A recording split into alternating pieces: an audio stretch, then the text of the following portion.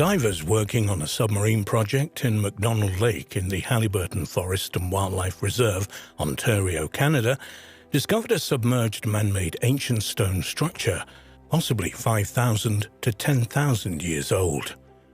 For some, this is irrefutable evidence of a long-lost civilization that inhabited the region before the last ice age. One or two researchers have linked the discovery to Canada's Stonehenge, a huge 5,000-year-old stone wheel discovered south of Alberta.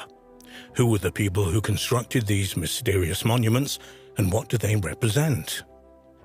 The Haliburton Forest and Wildlife Reserve Limited is a privately owned forest comprising 120 square miles in Haliburton County, Ontario, Canada.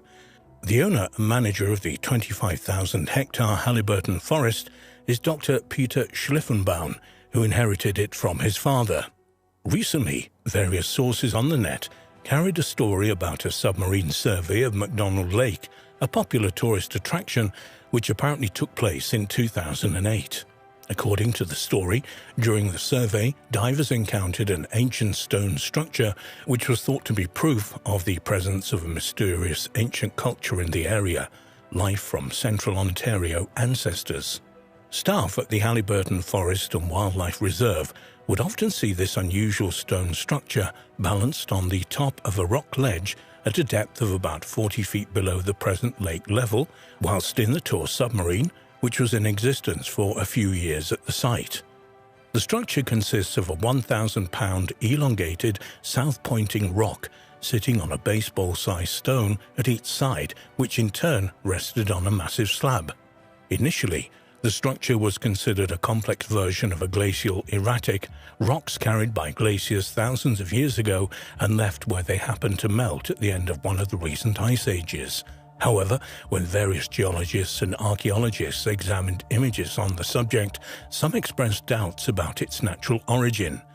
Their main objection was that the structure has straight edges rather than rounded, which would normally characterize rocks scoured by glaciers.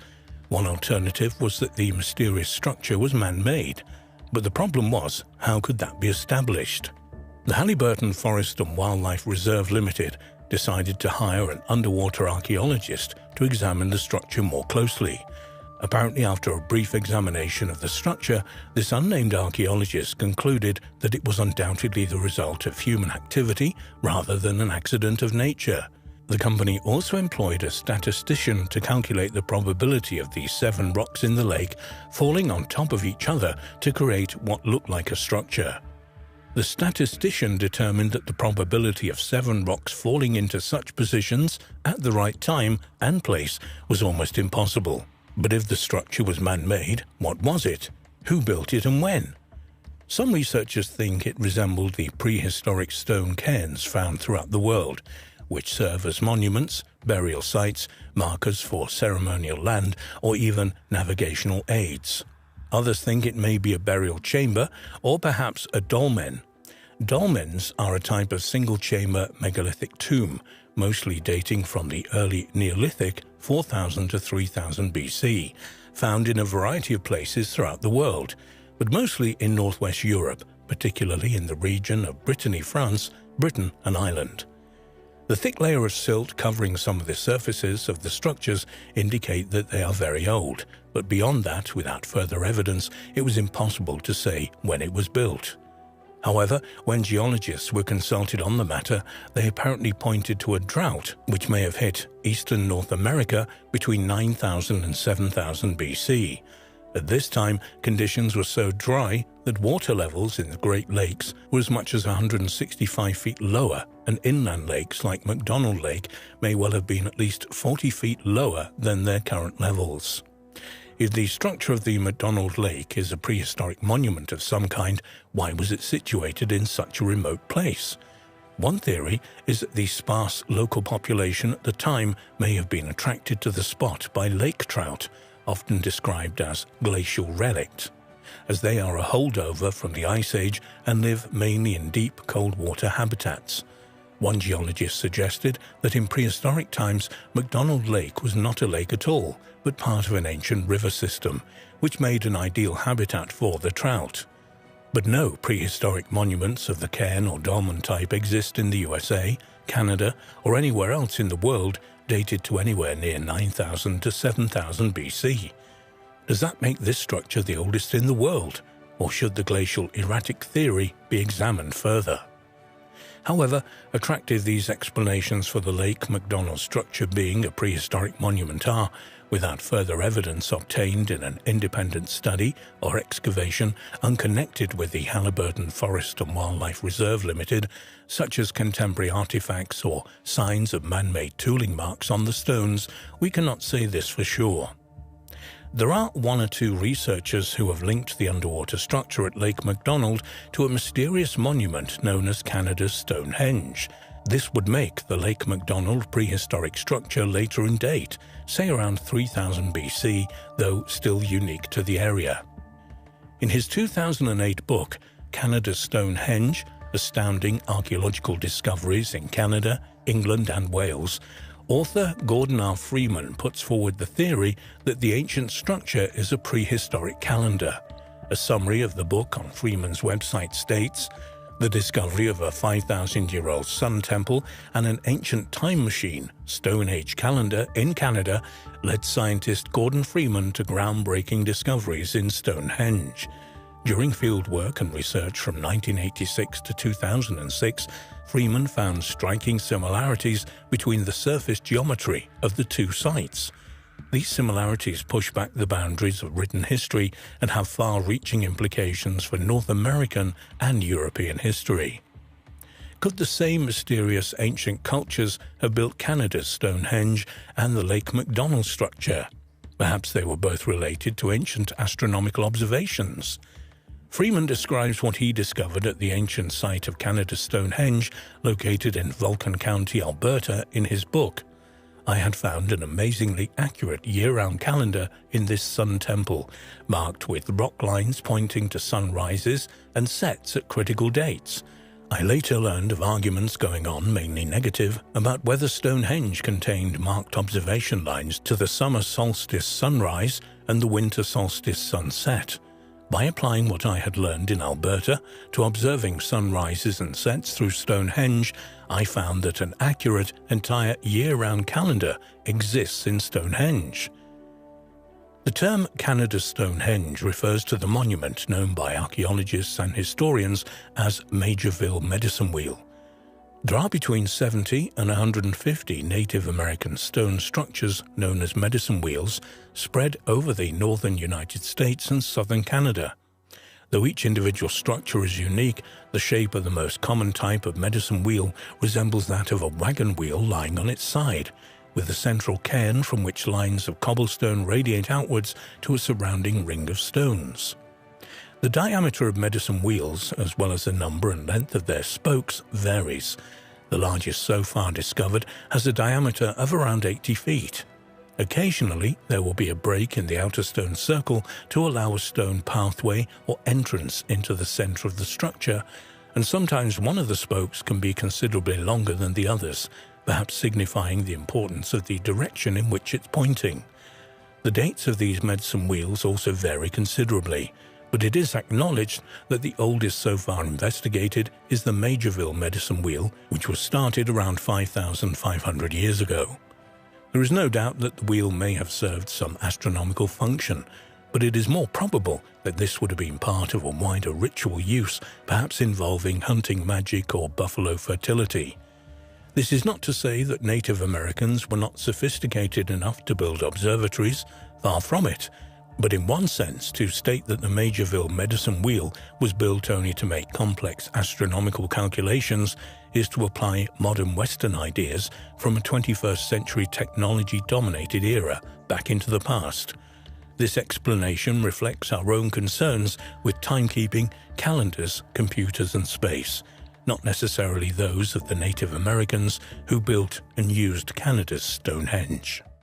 Fantasy, myths, ancient beginnings. Elevate your historical exploration to unparalleled heights with a History Hits subscription. Don't miss out on our latest releases, where classicist Natalie Haynes travels to Corfu to unravel the story of the Gorgon Medusa, one of the most iconic yet misconstrued figures of Greek mythology. Join Jasmine Elmer as she dives into something that people have been obsessed with throughout history: dragons. Where did they come from? What exactly is a dragon? Finally, Dan Snow explores the ancient history of the Isles of Scilly and discovers burial grounds built thousands of years ago. Discover hundreds of hours of award-winning documentaries and ad-free podcasts with History Hit.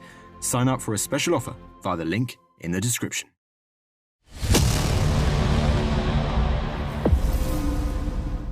The ruins of a 2,500-year-old lost ancient civilization were recently found in a lake in Kyrgyzstan. Some researchers believe that these ancient remains may include an ancient Armenian monastery where, according to legend, the body of St. Matthew, one of Jesus' disciples, and his many relics were buried. A number of Orthodox Christians have long believed that Matthew was finally laid to rest here long after his death. Since the 19th century, Russian scientists, archaeologists and researchers from the Kyrgyz Academy of Sciences have studied ancient relics around Issyk-Kul hot lake, one of the world's highest and deepest lakes, located in a valley in the high Central Asian mountains in the Republic of Kyrgyzstan.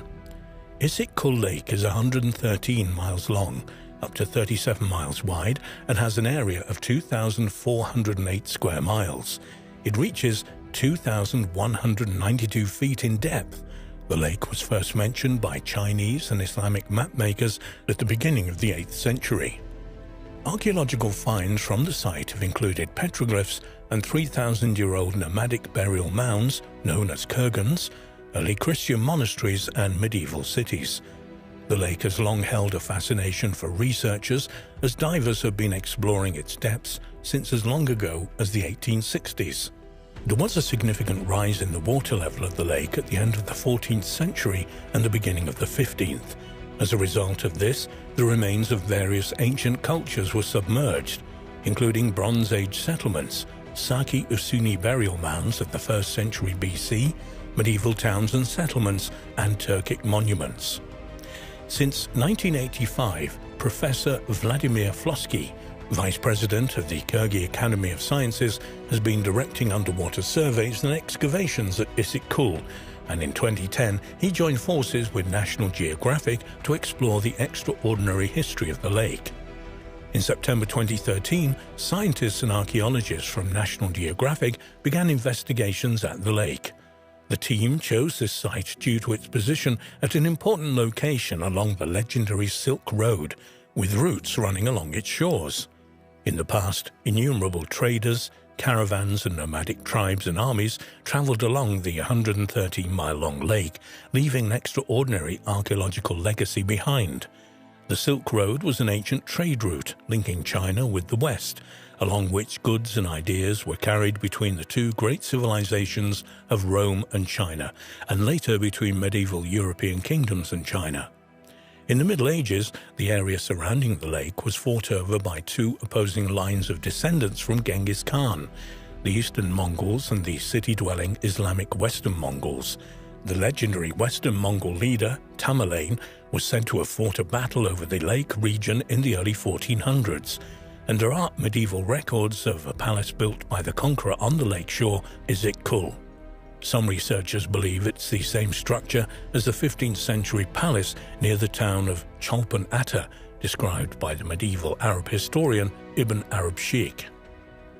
In December 2007, it was announced that Russian researchers had discovered important ancient remains of previously unknown culture beneath the lake. According to reports, Russian archaeologists discovered traces of a large city with an area of several square kilometers. In other words, it was a metropolis in its time. We also found Scythian burial mounds, eroded by waves over the centuries, and numerous well-preserved artifacts. Bronze battle axes, arrowheads, self-sharpening daggers, objects discarded by smiths, casting molds, and a faceted gold bar, which was a monetary unit of the time. In August of 2014, Russian news outlets published a story that divers from Tomsk State University had located another previously unknown ancient settlement beneath the lake, along with 200 artifacts. Perhaps the most fascinating find was a piece of large ceramic pot which had a stamp on it written in Armenian and Syrian scripts. This find may have been supporting evidence for the story that an Armenian monastery existed on this site in medieval times. According to Dmitry Gorn, who led the diving team, the inscribed pot fragment was truly unique. He added, "Experts are now working on the identification of the writings of the stamps, but it's supposed to be Armenian Syrian script.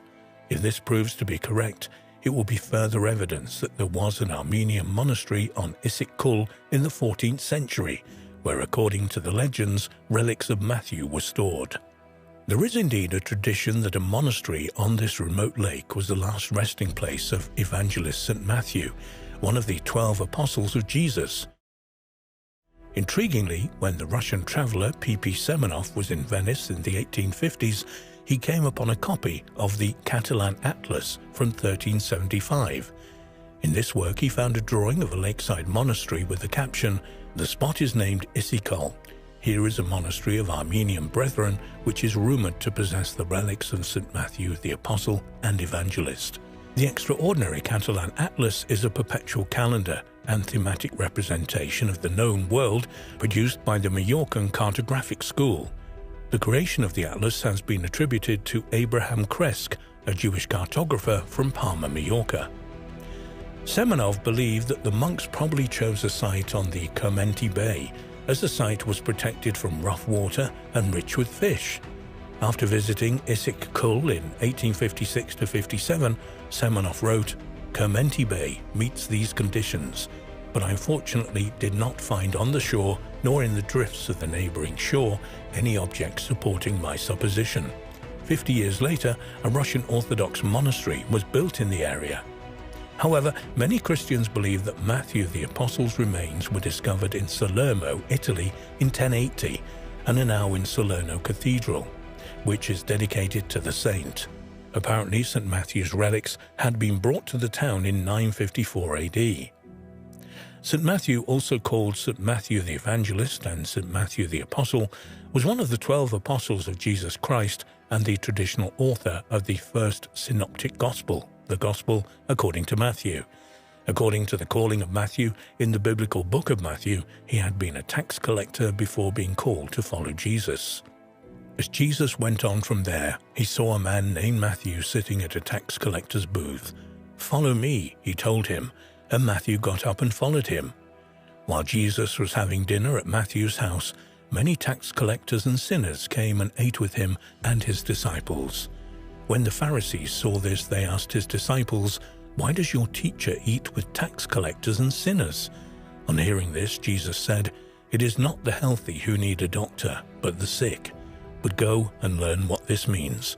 I desire mercy, not sacrifice, for I have not come to call the righteous, but sinners." According to tradition, Matthew's missions later brought him to the east, perhaps Ethiopia and Persia. Stories differ as to whether he died a natural death or that of a martyr. According to another tradition, he died as a martyr in Syria, and his relics were kept there for 150 years. Apparently, his followers later fled from persecution to the depths of Asia, bringing the relics of the apostle with them. Yet another tradition holds that St. Matthew died while traveling to India and established several Christian communities on his way, one of which was Issyk-Kul.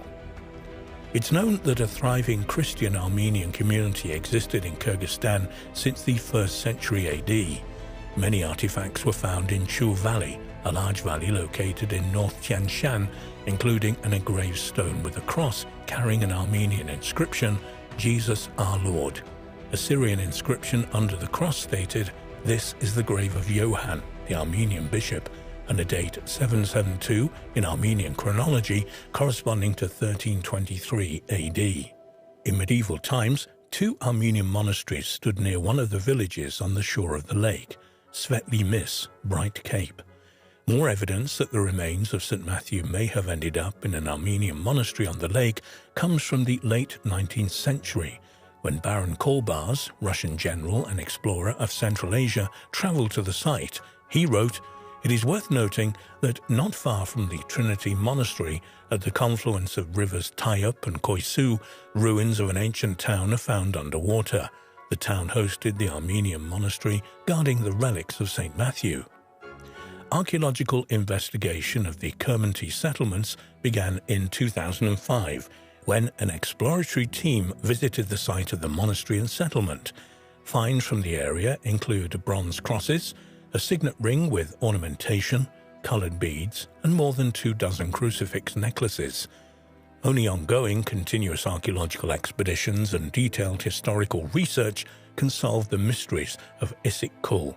Nevertheless, some people are convinced that this site is indeed the location of the lost Armenian monastery, and possibly the remains of St. Matthew.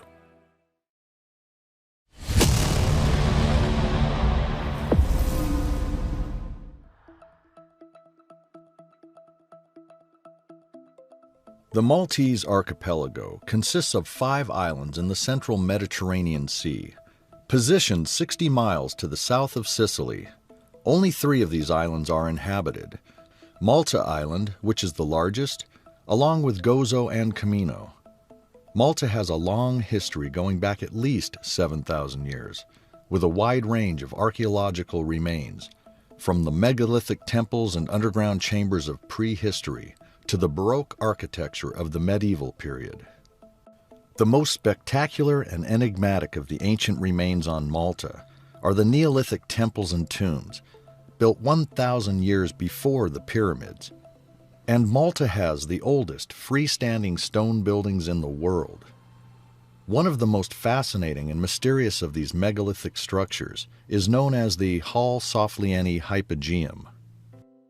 A hypogeum is a subterranean rock-cut chamber of an ancient building, and there are a number of these type of monuments spread across the Mediterranean, in southern France, Sicily, Sardinia, and Crete. The Hal Saflieni Hypogeum is an underground tomb and temple complex, extending for around 5,380 square feet, and is located in the town of Paola, which is in the south of Malta Island. The site was discovered by accident in 1902 when workers digging cisterns for new houses above broke through the roof of one of the chambers. The first excavations at the site were performed by Father Emmanuel Magri of the Society of Jesus, and later continued by Dr. Tamiz Zamit, the first curator of Malta's museums department. Between 1905 and 1911, Zamit excavated a fascinating collection of archaeological material from the complex, including human remains, pottery, beads, amulets, and figurines, and he wrote a series of reports of his work at the site that was published from 1910 onward. The Hypogeum was first opened to the public in 1908, while excavations were still taking place. The Hal Saflieni Hypogeum consists of a series of oval chambers, halls, and niches, set on 3 levels, one underneath the other. Incredibly, the underground structures were all carved out of solid rock in semi-darkness, allegedly using stone mallets and antler picks, and later smoothed over using flint implements. The upper level of the complex consists of a hollow with a central passageway, with burial chambers cut into the natural caves on each side. This is the oldest level of the Hypogeum, in use from 3600 BC to 3300 BC, and is similar in plan to earlier rock-cut tombs found elsewhere on the islands, such as the Shemshia tombs, which date to around 4000 BC. The middle level, 3300 to 3000 BC, was cut into the subsurface rock as an extension of the upper level of the structure. This level exhibits exquisite stoneworking skill in the elaborately carved trilithons, which are a construction with 2 upright posts, with a horizontal one set on top. The trilithons are set in imitation of the built masonry of the above-ground megalithic structures found elsewhere on Malta. This level also contains some of the most important features of the Hypogeum monument, such as the main chamber, the oracle room, and the Holy of the Holies. Most of the wall surfaces in the main chamber originally had a wash of red ochre, tracing out spiral and honeycomb designs, some of which are still visible today. The famous Sleeping Lady, a 12-centimeter long reclining terracotta figure with traces of red ochre, was recovered either from here or a nearby room which is known as the Snake Pit. Believed to date from around 3000 BC, this corpulent ceramic figure is naked to the waist and wears a fringed skirt. She appears to be in a deep, tranquil sleep on a bed with a rush mattress, along with other similar figurines from the Neolithic sites on Malta and elsewhere in the Mediterranean. The sleeping lady has been used as evidence for the theory of universal peace-loving mother goddess or great goddess worship in prehistory, proposed by a number of researchers. One interesting theory regarding the sleeping lady, whether goddess or not, is that either in a trance or asleep, she may represent a place in the hypogeum where dreams or trance visions were interpreted by priests or priestesses. Such a dark subterranean context would have been ideal for the stimulation of such states as it would induce dreams and visions. Alternatively, because the area was used for burials, the statue may be a representation of eternal sleep. The enigmatic sleeping lady figurine is now on display at the National Museum of Archaeology in Valletta, the capital city of Malta. Also on the middle level, the roughly rectangular oracle room has an elaborately decorated ceiling of ochre-painted spirals and a fascinating side chamber, which has the property to amplify and echo a deep human voice. This is referred to as a resonance chamber.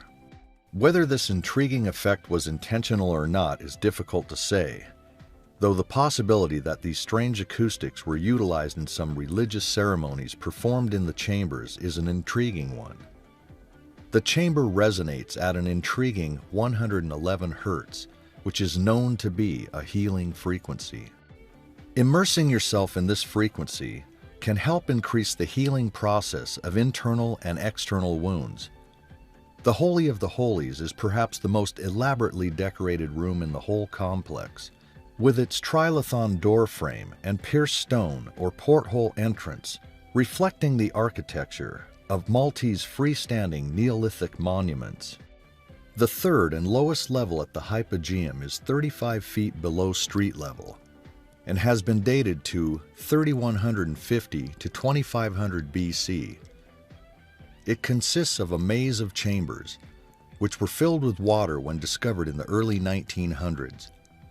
As there have been no finds of either bones or artifacts from this level, it has been suggested that these chambers here may have been designed as storage for water or grain. Water storage has also been put forward as the possible function of the hypogeum at Knossos on Crete, dated between 2150 and 2000 BC. The primary function of the hypogeum site was certainly as a cemetery, as around 7,000 skeletons have been found in the chambers, ranging in date from 3600 to 2500 BC, in other words, spanning the life of the site itself. This amount of human remains is significantly higher than the tombs could have housed at any one period, indicating, along with the dates of the skeletons, that the complex was used for burials over several centuries. The fact that no human remains were discovered in some rooms, such as the Holy of Holies, would suggest other functions for these parts of the site. Perhaps they were used for funerary rituals involving priests contacting the ancestors. An interesting clue to one of the original functions of the hypogeum is the resemblance of the site to natural caves. The near darkness of the original subterranean chambers and passageways is a little difficult to imagine nowadays with the brightness of the artificial lighting at the site. But originally, whoever was allowed to venture down into the depths of the hypogeum would only have had the dim light of animal fat lamps to help them through the maze of rooms, passageways, and niches. Perhaps what took place inside the hypogeum involved some kind of procession or ritual initiation through the disorienting labyrinth structure, which included passing through porthole entrances into particularly restricted shrines. Such a mysterious subterranean structure as the hypogeum is bound to generate its own legends and folklore. Indeed, there are a host of legendary tales associated with the hypogeum, from disappearing parties of school children to subterranean monsters and underground alien bases. The majority of these stories can be traced back to an article by Richard Walter in the August 1940 edition of the National Geographic magazine entitled Wanderers Awheel in Malta. This wartime piece discusses the various underground passageways on Malta being used as part of the fortifications and defense system of the island.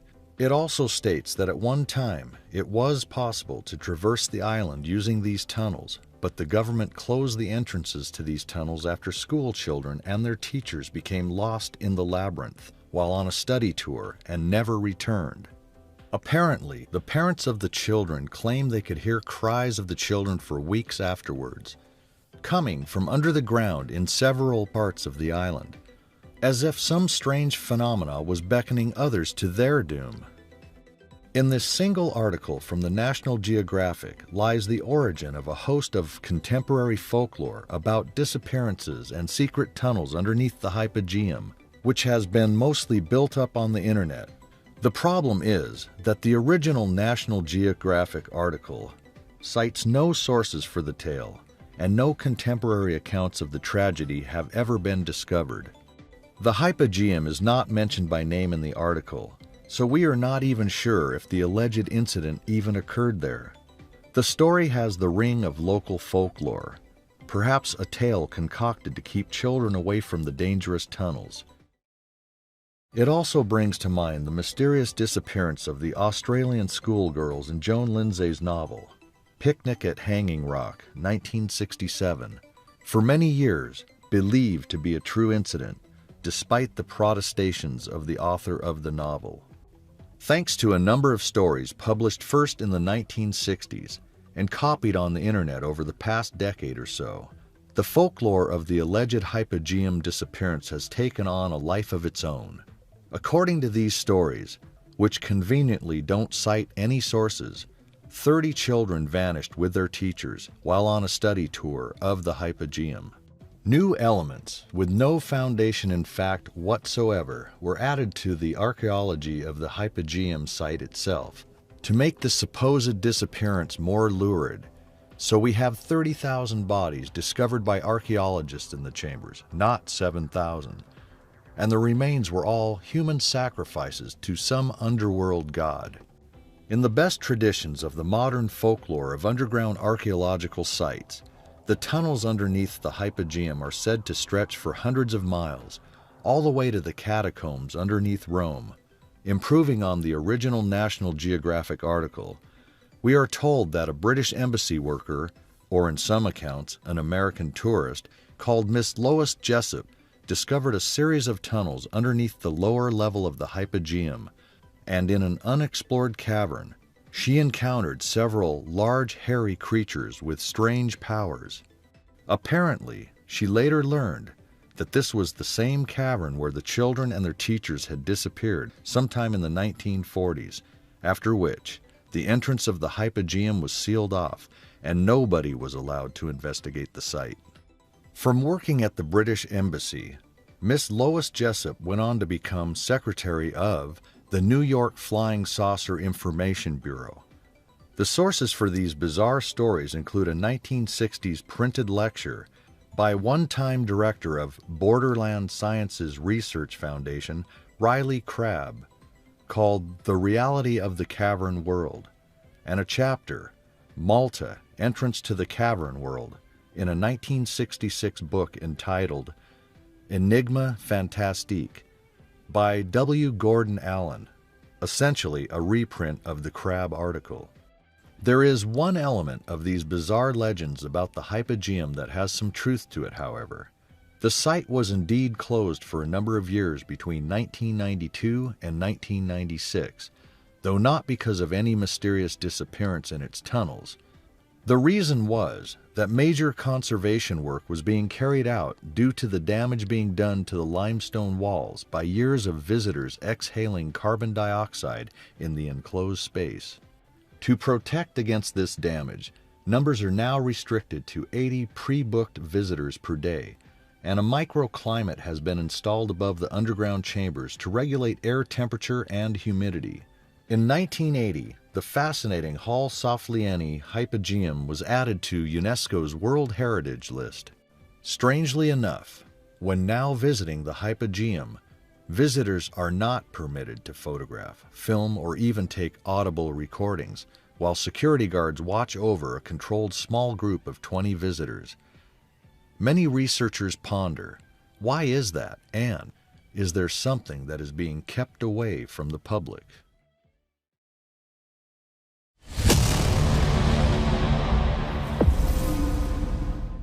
Recent research in Brazil has revealed the discovery of an ancient megalithic observatory built at least 5 centuries before the European conquest of the Americas began.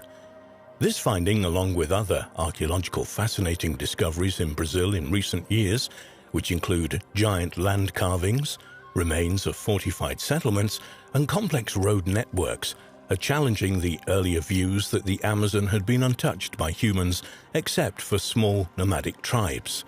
Nearly all the discoveries were made after a period of widespread deforestation in the Amazon in the early 90s through to the mid-2000s. The archaeology of the Amazon. For decades, the Amazon was thought by archaeologists to have been almost uninhabited rainforest, but recently were made after a period of widespread deforestation in the Amazon in the early 90s through to the mid-2000s. For decades, the Amazon was thought by archaeologists to have been almost uninhabited rainforest, but recently researchers have been finding new evidence that the area was in fact a hive of human activity and home to millions of people. In March 2018, a study funded by National Geographic and the European Research Council Project PAST revealed details of 81 sites in the previously unexplored territory of the Amazon's upper Tapajós basin. Settlements discovered in the area ranged from small villages of around 100 feet wide to a large site covering 19 hectares. The sites were first discovered by satellite imagery of the area revealed by deforestation. The remains of the settlements are represented by ditches enclosing the sites for fortification, sunken roads, and earth platforms on which houses would once have stood. Dr. Jonas Gregoria de Souza from the University of Exeter was the first author of the study.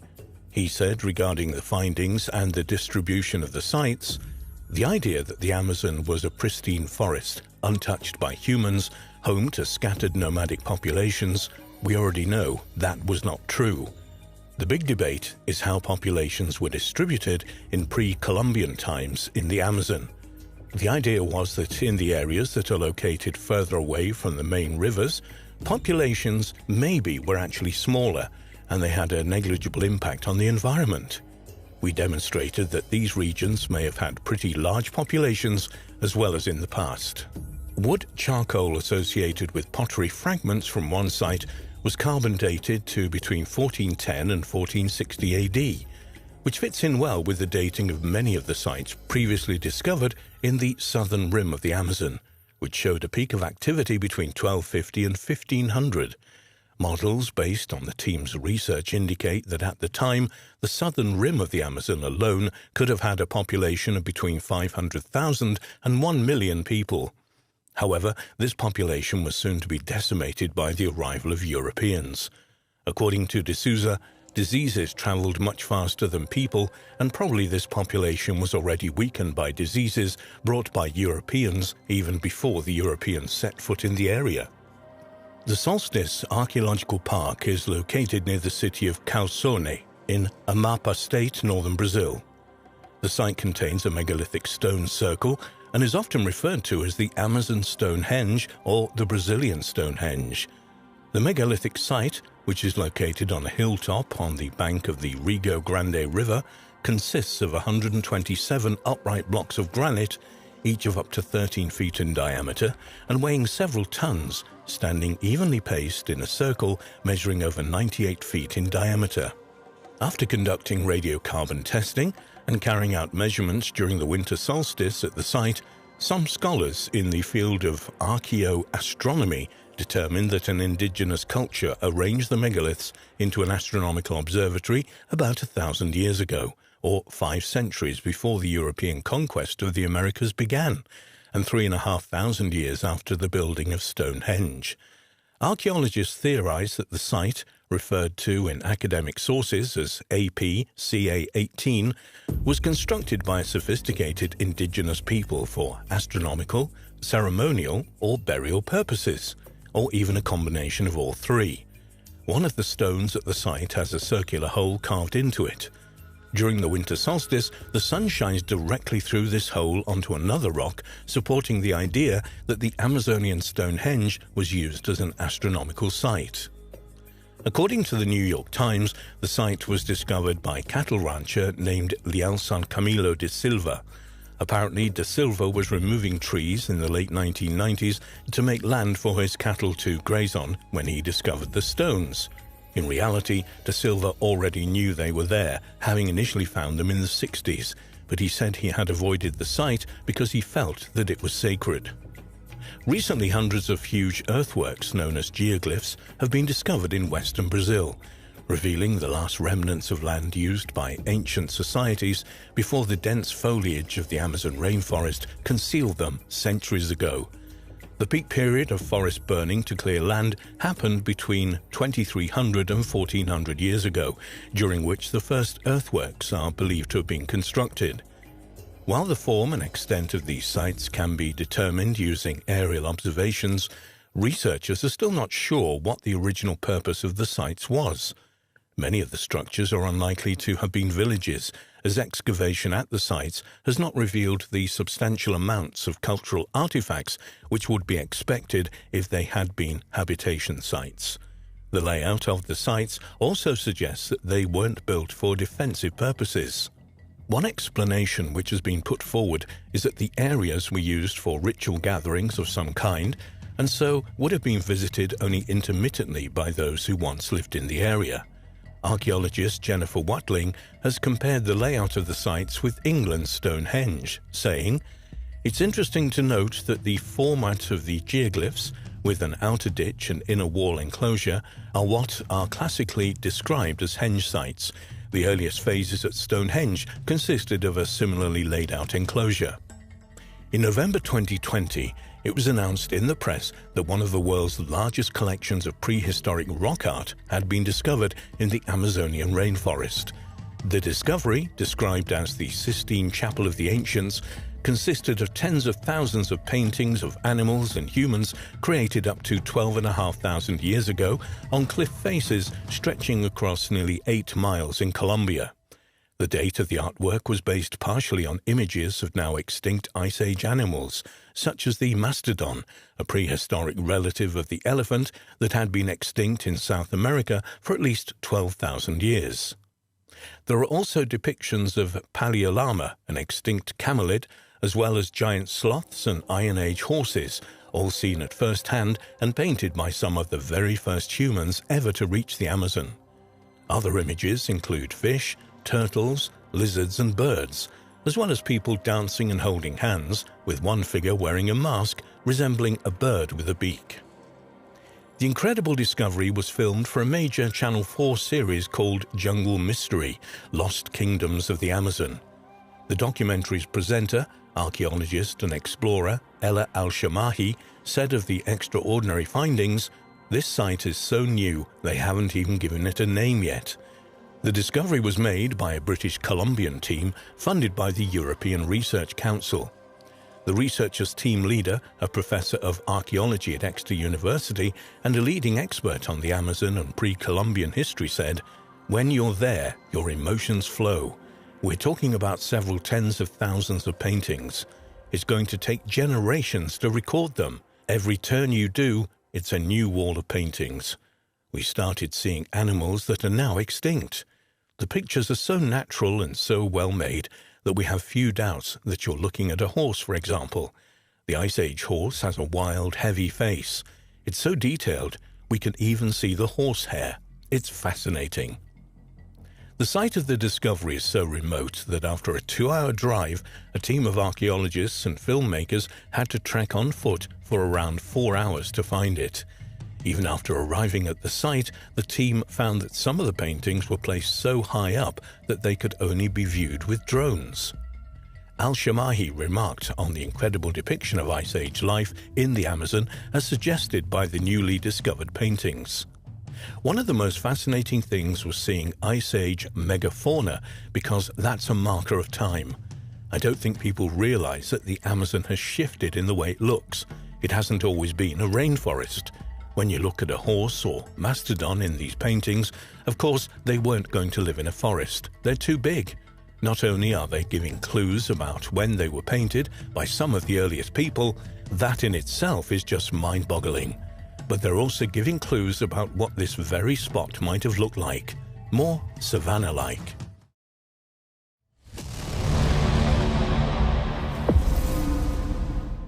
The Imperial Library of Constantinople was believed to be the greatest in the world outside the Vatican.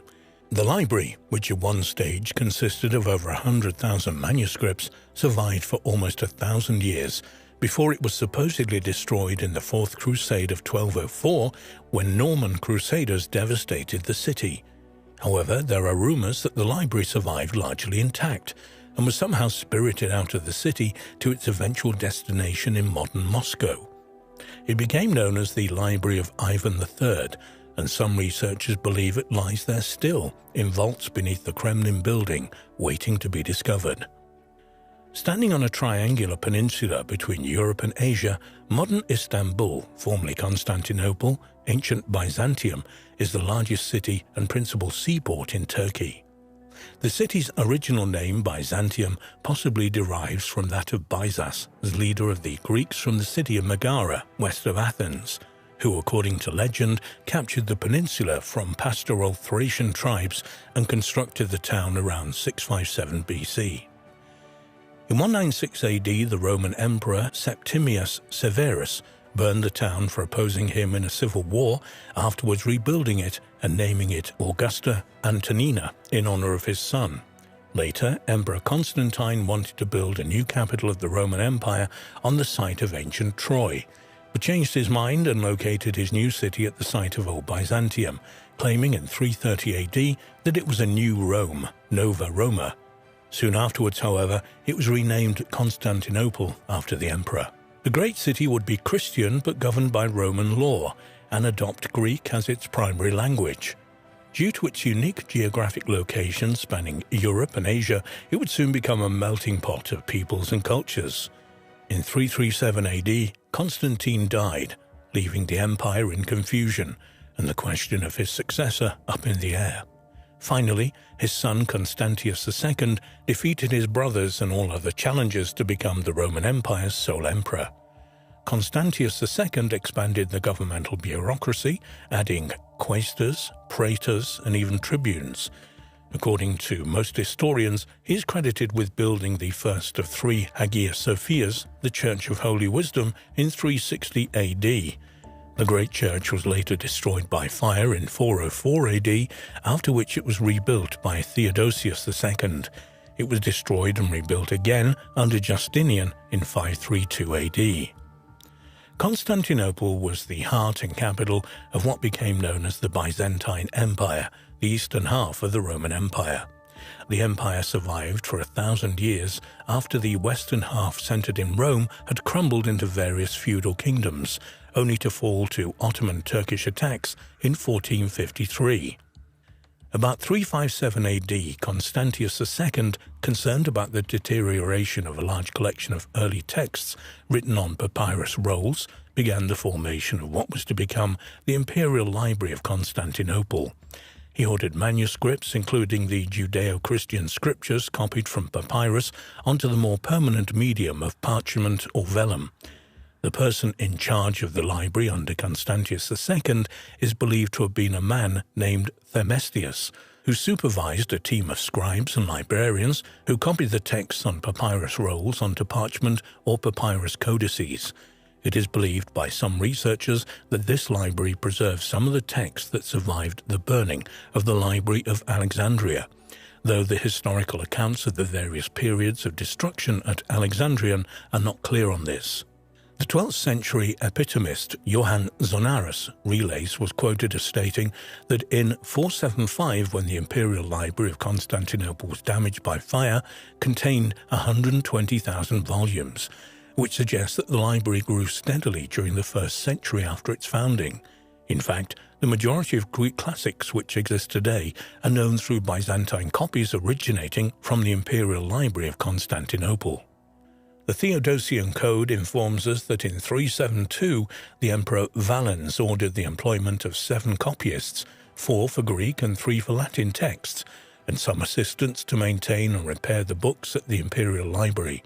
Thus we know that the library housed both Greek and Latin texts, but not necessarily in separate libraries, as was the practice in Rome.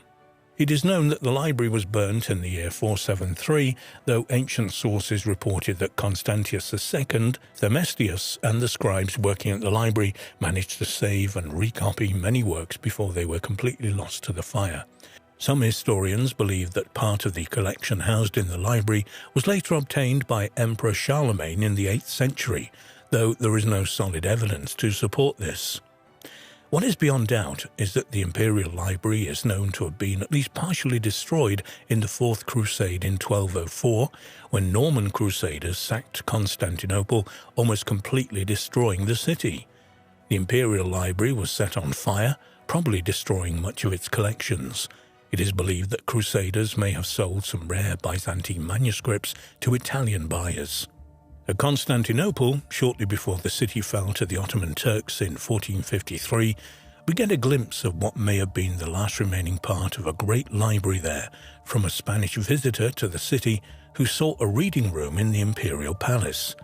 At the entrance to the palace, beneath certain chambers, is an open loggia of marble with stone benches around it, and stones like tables raised on low pillars in front of them, placed end to end.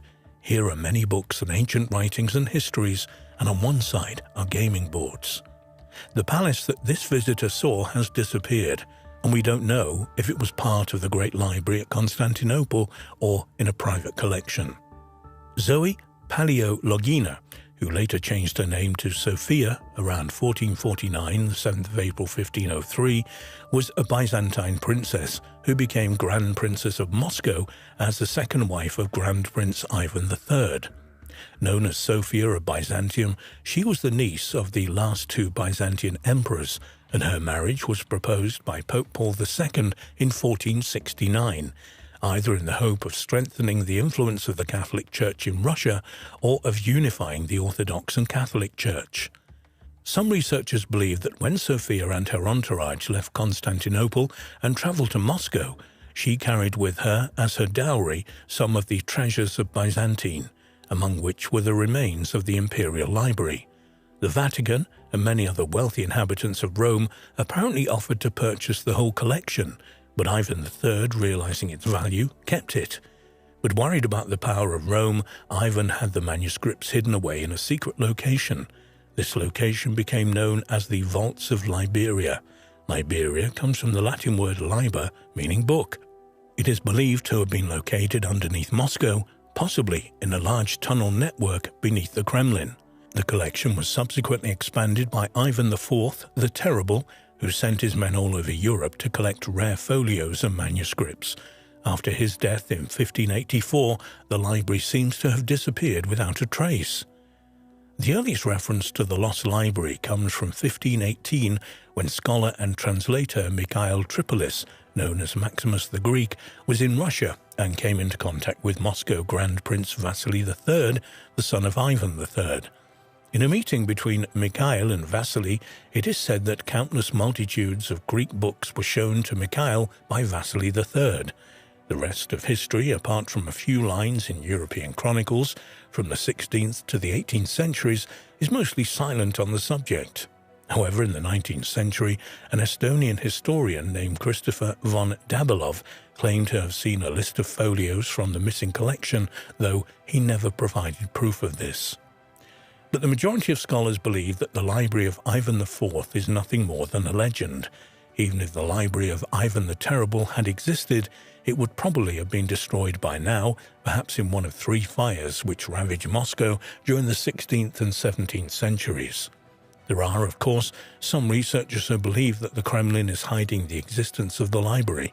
Indeed, every few years, believers, apparently acting on leaked secret information, undertake clandestine excavations in the Russian capital in the hope of chancing upon the long-lost library of Ivan IV.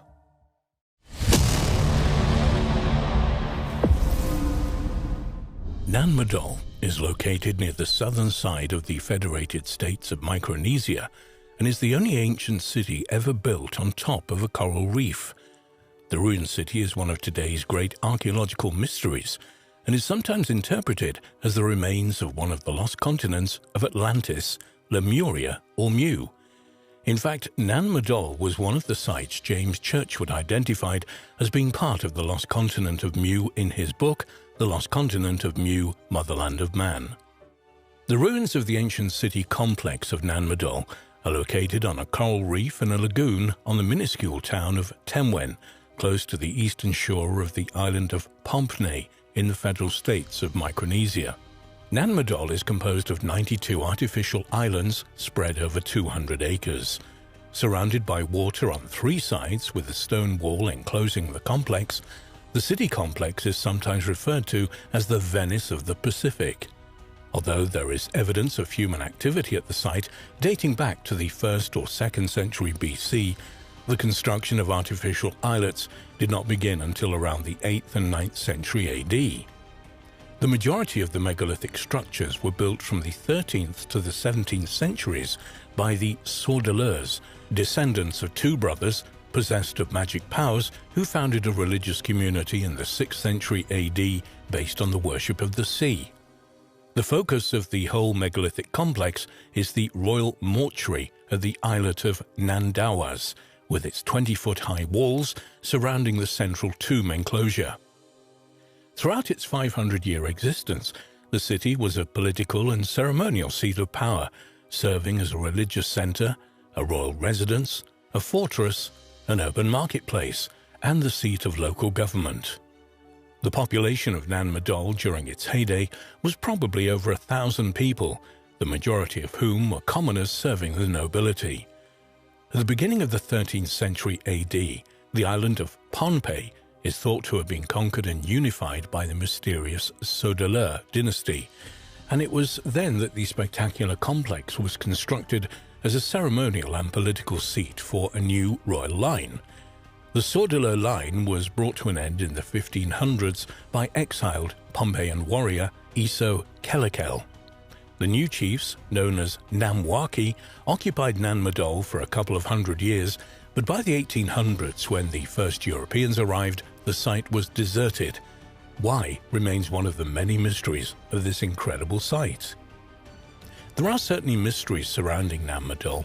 Some of the stones and columns at Nan Madol are so substantial that no one has been able to work out how the site was constructed. The Pompeians had nothing to fix the stones together like concrete, nor are they known to have had diving equipment, so it's a mystery how they sank the heavy stones into the lagoon. A clue to how the transportation of the great megaliths were moved may lie in crystal basalt columns discovered at the bottom of the lagoon near Temwen Island and on the shores of other islets in the area, which would suggest that the stones were transported by raft. According to local legend, the stones used in the construction of Nan Madol were magically flown to the site by the 2 brothers who supposedly founded the complex. Although archaeologists have located several possible quarry sites on the main island, the exact method of transportation of the construction material has still not been determined. But the site of Nan Madol has been linked with much greater enigmas than the method of its construction. One controversial theory connects the site with lost continents beneath the Pacific Ocean. Lemuria and Mu are interchangeable names given to the lost land believed to have been located somewhere in either the southern Pacific or Indian Oceans. This ancient continent was apparently the home of an advanced and highly spiritual culture, perhaps the mother race of all mankind, but it sank beneath the waves many thousands of years ago as a result of a geological cataclysm of some kind. The thousands of rocky islands scattered throughout the Pacific, including Easter Island, Tahiti, Hawaii and Samoa have been claimed by some to be the only surviving remains of this once great continent. Lemuria, the alternative name for the lost continent, also originated in the 19th century. Ernst Heinrich Haeckel, from 1834 to 1919, a German naturalist and supporter of Darwin, proposed that a land bridge spanning the Indian Ocean separating Madagascar from India could explain the widespread distribution of lemurs, small, primitive tree-dwelling mammals found in Africa, Madagascar, India, and the East Indian archipelago. More bizarrely, Haeckel also suggested that lemurs were the ancestors of the human race and that this land bridge was the probable cradle of the human race. Other well-known scientists, such as the evolutionist T.H. Huxley and the naturalist Alfred Russel Wallace, had no doubt about the existence of a huge continent in the Pacific millions of years previously, which had been destroyed in a disastrous earthquake that submerged it between the waves, much as Atlantis was thought to have been drowned. Before the discovery of continental drift, it was not unusual in the mid-late 19th century for scientists to propose submerged land masses and land bridges to explain the distribution of the world's flora and fauna.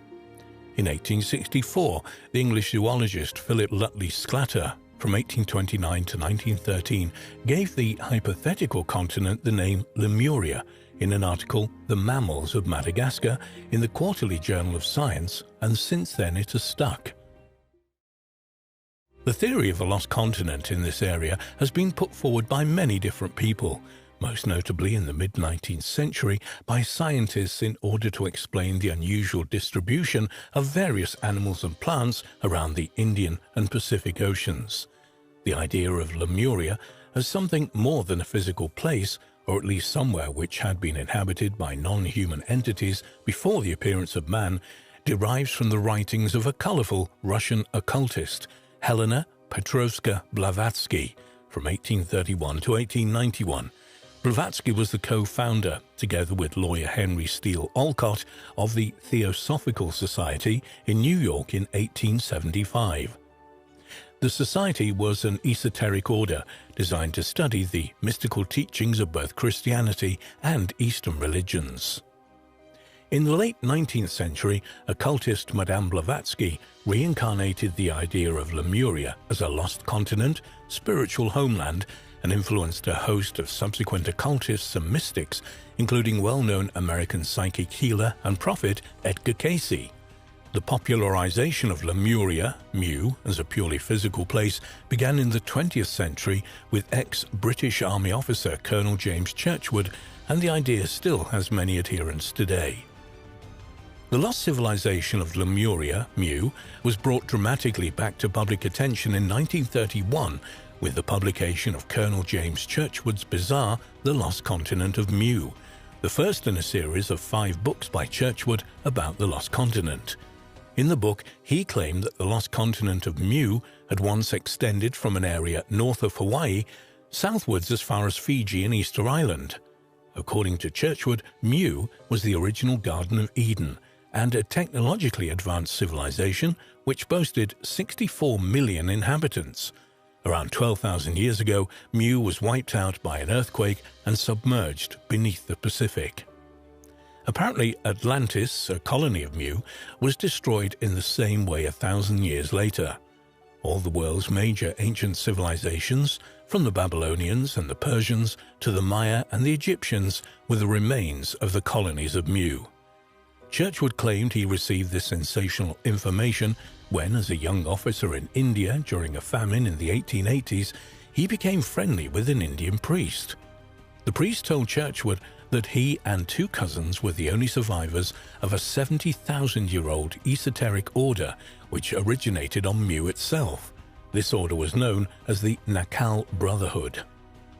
The priest showed Churchward a number of ancient tablets written by the Nakal order in a forgotten ancient language, supposed to be the original language of mankind, which he taught the officer to read. Churchward later asserted that certain stone artifacts recovered in Mexico contain parts of the sacred inspired writings of Mu, perhaps taking ideas from Augustus Le Plongeon and his use of the Troana Codex to provide evidence for the existence of Mu.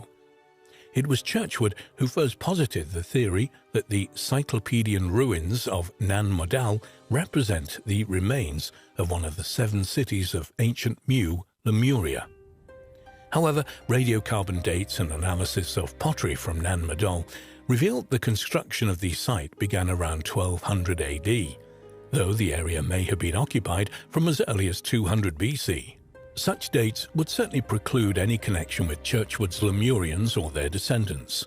Indeed, Churchward never produced any evidence to back up his exotic claims, and he never published translations of the enigmatic Nakal tablets. Though they still have many followers today, Churchward books are perhaps better read as entertainment rather than factual studies of Lemuria.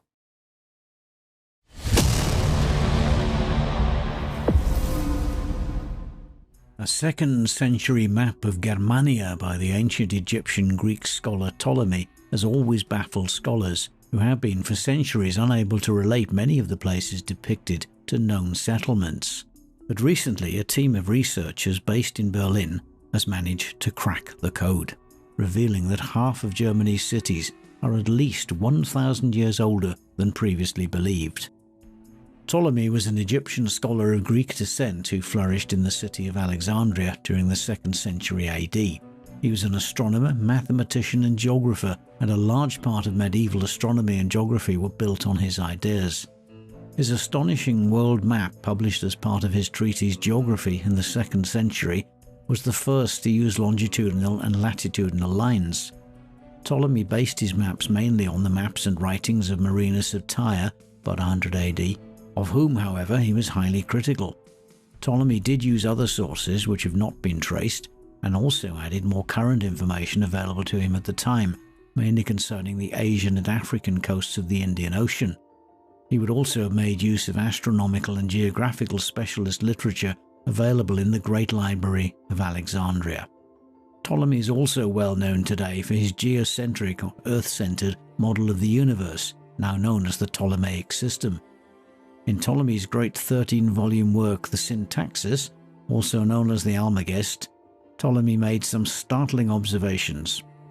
When compared with modern astronomical tables, some of them are so accurate that Isaac Newton claimed he couldn't have made them with the instruments he said he used. Frustratingly, some of Ptolemy's other observations are full of errors. Ptolemy also wrote a treatise on astrology called Archaeological Influences, in which he stated his belief that astrology was a legitimate science which describes the physical effects of the heavens on life on Earth. Ptolemy's geography was written around AD 150 in 8 volumes and contained 26 maps in coloured ink on dried animal skin. It was essentially what today would be called an atlas, though unfortunately his maps have subsequently disappeared and nothing remains of the work but his index. His work was painstakingly copied by hand at the time and redistributed, but many of his maps were not redrawn when copies were made. The majority of copies known to exist today do not include Ptolemy's original drawings. Instead, the books include maps made hundreds of years later based on his descriptions. However, over the years various scholars have been able to redraw Ptolemy's maps accurately from the longitudes and latitudes in degrees for roughly 8,000 locations on his world map. So in essence, what we have in Ptolemy's map is a clear and thorough picture of the world as it was known by an inhabitant of the Roman Empire at its height. This vast world extended from the Shetland Islands north of Scotland to the sources of the Nile in Uganda in the south, from the Canary Islands in the west to China and Southeast Asia in the east. Ptolemy believed the world as it was known then covered about a quarter of the Earth's surface, and in this he was fairly accurate. Like numerous ancient books and scholarly works, especially those housed at the now disappeared library at Alexandria, Ptolemy's geography was lost for over a millennium to Western scholarship. But towards the end of the 1400s, during the Renaissance period, his work was rediscovered and translated into Latin, the language of Western scholars at the time. The work became popular once again and over 40 editions were printed. In fact, it wouldn't be going too far to say that the new edition caused a sensation, challenging the very foundation of medieval map-making, which had been that map-makers up until then had based the sizes of countries and cities on their importance rather than on mathematical calculations. Therefore, the more important a country was perceived as being, the larger it would appear on the map. Ptolemy's geography is an astonishing achievement when one considers that for over 15 centuries it was the most detailed topography of Europe and Asia available, and the best reference on how to collect data and draw maps. The most authentic copy of Ptolemy's map still in existence is an edition produced around the year 1300 and kept by the Vatican.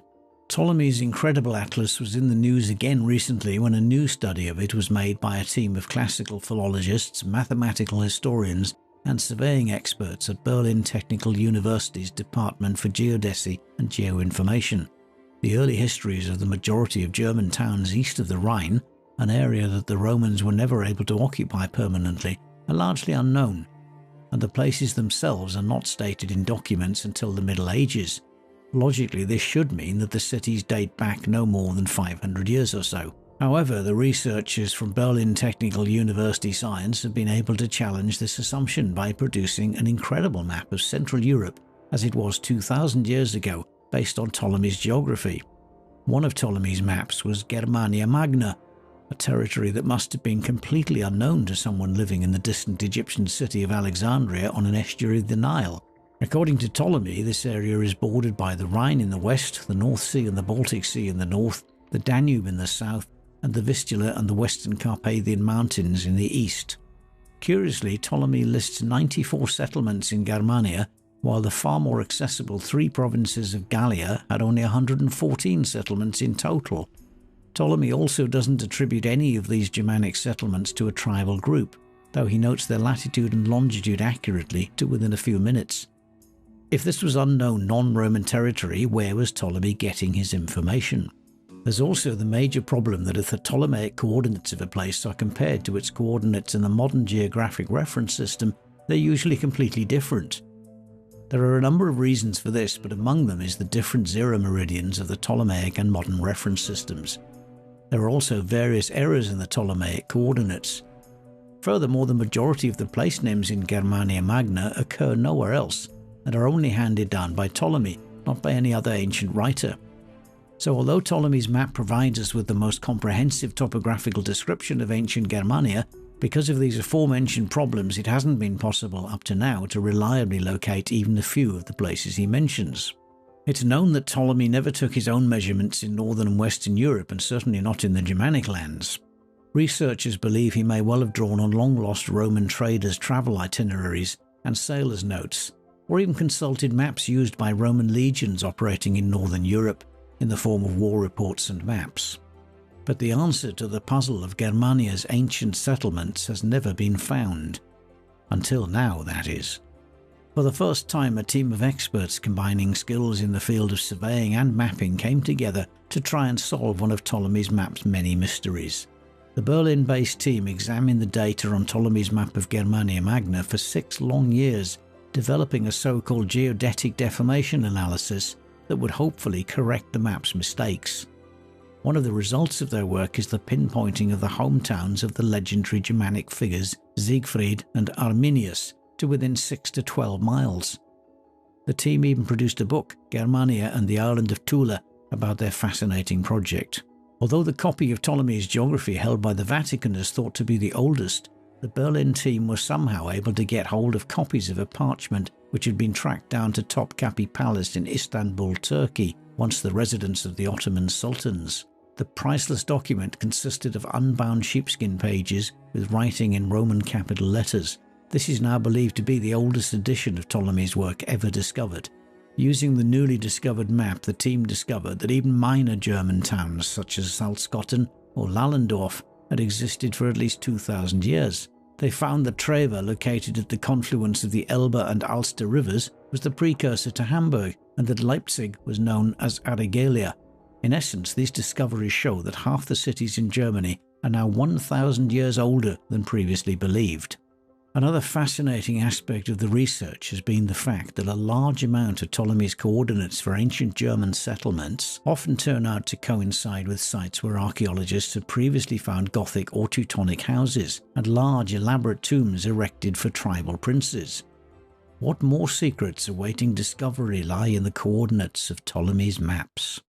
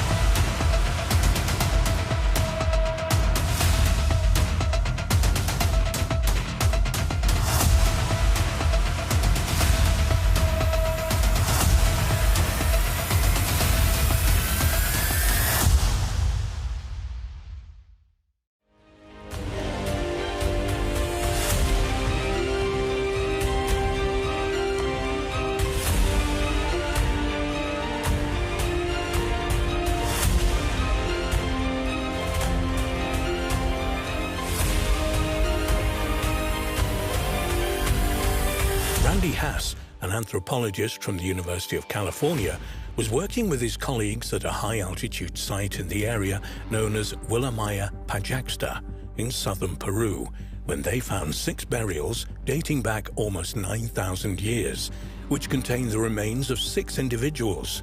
During their work, the team collaborated with the local Amara community. Teenage female huntress buried with her tools. One burial pit was not like the others. Based on the hunting toolkit found with the deceased, the team initially thought that the burial was of a male hunter. However, the bones were very slender, light, and appeared to be those of a female. Science quotes one of the team members, bioarchaeologist Jim Watson, as saying, "I think your hunter might be female." Indeed, the grave contained the remains of a young woman who died between the ages of 17 and 19. Her gender and age were determined based on an analysis of proteins in her teeth. Anthropologist Randy Hass has told Sky News that the female hunter had been buried with stone projectile points for felling large animals, a knife and flakes of rock for removing internal organs, and tools for scraping and tanning hides. The stone points would have been attached to shafts and used as spear throwers and hurled at animals with great force. A pigment chunk was also found with her, which was used in the treatment of hides. Was the discovery an outlier? The female hunter was found near the grave of a male who was also buried with a hunting toolkit. The team of researchers also found evidence of animal bones in the sediment of the burial ground, including Andean deer and visuna. Hass told Science News that these 2 animals were the main targets of ancient hunters in that part of the Andes. However, many believe that the find was a one-off and that the female big game hunter was an outlier. Science quotes Meg Conkey, an archaeologist who didn't take part in the study, as stating that skeptics may say it's a one-off. Moreover, the presence of hunting gear in a grave does not necessarily mean that the deceased was a hunter. Hass and his team set out to prove that there had once been other female hunters in the Americas. Hass and his colleagues were prepared for this and conducted an exhaustive study of the research literature on 107 burial sites in the Americas. All of these sites are between 6,000 and 12,500 years old. In total, the researchers found 10 women who had been buried with hunting toolkits. Their research has led them to conclude that women routinely participated in big game hunts. The researchers wrote in Science Advances that the findings are consistent with non-gendered label practices in which early hunter-gatherer females were big game hunters.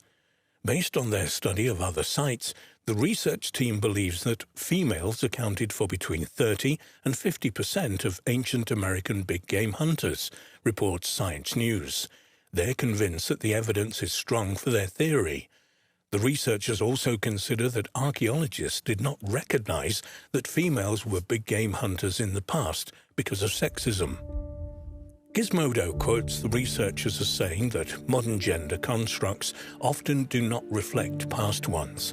In other words, just because women in the recent past were not big game hunters, this does not mean that there weren't any female big game hunters in the Americas 9,000 years ago. Up until recently, the man-the-hunter hypothesis was widely accepted according to science. This held that women did women's work and that males engaged in activities such as hunting and as a result were the dominant gender. This was based in part on modern studies of hunter-gatherer groups such as the Hasda of Tasmania. Inspired by their groundbreaking discovery in Peru, the researchers argue that this was not the case. Big game hunting would have required teamwork, a group of people working together and a great deal of labor. Therefore, women would have had to have cooperated with men to ensure success in hunting expeditions. Quoted in Gizmodo, the researchers argue that there was a broad participation from both females and males in the hunting of big game. Ashley Smallwood of the University of Louisville in Kentucky tells Science News that it's time to stop thinking of ancient female large-game hunters as outliers. The discovery of the ancient female huntress in Peru could transform our knowledge of gender roles in the past. If women hunted, this would imply that there was more equality between the genders in prehistoric societies. However, some have argued against these findings and state that the researchers cannot prove their arguments about female hunters because the sample that they investigated is simply too small. However, the research is aligned with recent discoveries that challenge the traditional assumptions about gender roles in prehistory. Archaeologists have found evidence of a 5,000-year-old female warrior in California, while other finds suggest that there were female fighters in both Mongolian and Viking societies in the distant past. A team of Spanish researchers theorizes, based on grooves and nicks on the teeth of Neanderthals, that gender roles among that species were similar to gender roles of modern Homo sapiens. Neanderthal men prepared the cutting tools and weapons, while women saw to the leather garments and clothing. But there was at least one duty that men and women may have shared. Neanderthal women, these researchers think, hunted big game with the men. Almudena Estelarich, a researcher at the Spanish National Museum of Natural Sciences, said, "We believe that the specialization of labor by sex of the individuals was probably limited to a few tasks, as it is possible that both men and women participated equally in the hunting of big animals." Another researcher on the project, Antonio Rosas, along with the museum, told Phys.org, "The study of Neanderthals has provided numerous discoveries in recent years. We have moved from thinking of them as little evolved beings to know that they took care of the sick people, buried their deceased, ate seafood, and even had different physical features than expected. There were red-headed individuals and with light skin and eyes. So far, we thought that the sexual division of labor was typical of sapient societies, but apparently that's not true." A study of ancient DNA by other researchers showed a mutation that may have resulted in red hair and light skin among Neanderthals, according to the Smithsonian Museum of Natural History. An article on the Smithsonian's website says 2 Neanderthals, one from Spain and one from Italy, had a mutation in a gene controlling skin and hair color. The mutation changes an amino acid, making the resulting protein less efficient. Modern humans have other MCR1 variants that are also less active, resulting in red hair and pale skin. The less active Neanderthal mutation probably also resulted in red hair and pale skin, as in modern humans. Phys.org says that one of the main conclusions of a study of 99 incisors and canines of 19 Neanderthal people showed that their communities divided work according to sex. The study, by the Spanish National Research Council, was published in the Journal of Human Evolution. The Neanderthals' teeth came from sites at El Sidron, Asturias, Spain, Spy, Belgium, and Lourdes, France. The study said grooves in the teeth of women appeared to follow the same pattern. The pattern of the grooves in women's teeth differed from that in men's. Analysis shows that all Neanderthals, regardless of age, had grooves in their teeth. This is due to the custom of these societies to use the mouth as a third hand, as in some current populations, for tasks such as preparing the furs for chopping meat, for instance. The researchers found that the grooves in men's teeth were longer than women's and made the assumption from this that the tasks the two sexes performed differed. Also, they found tiny nicks in the enamel and dentin of the upper teeth of men and in the lower teeth of women. Researchers are unable to make rock-solid conclusions about which tasks men performed and which tasks women performed, but they said in modern hunter-gatherer society, women typically prepare furs and other garments, and men retouch the edges of stone tools. They say this may have been how it was among the Neanderthals they studied.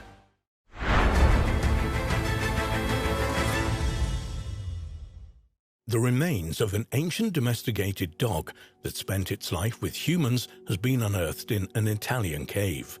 Believe it or not, this ancient domesticated dog is now considered to be Europe's earliest pet dog and might be 20,000 years old.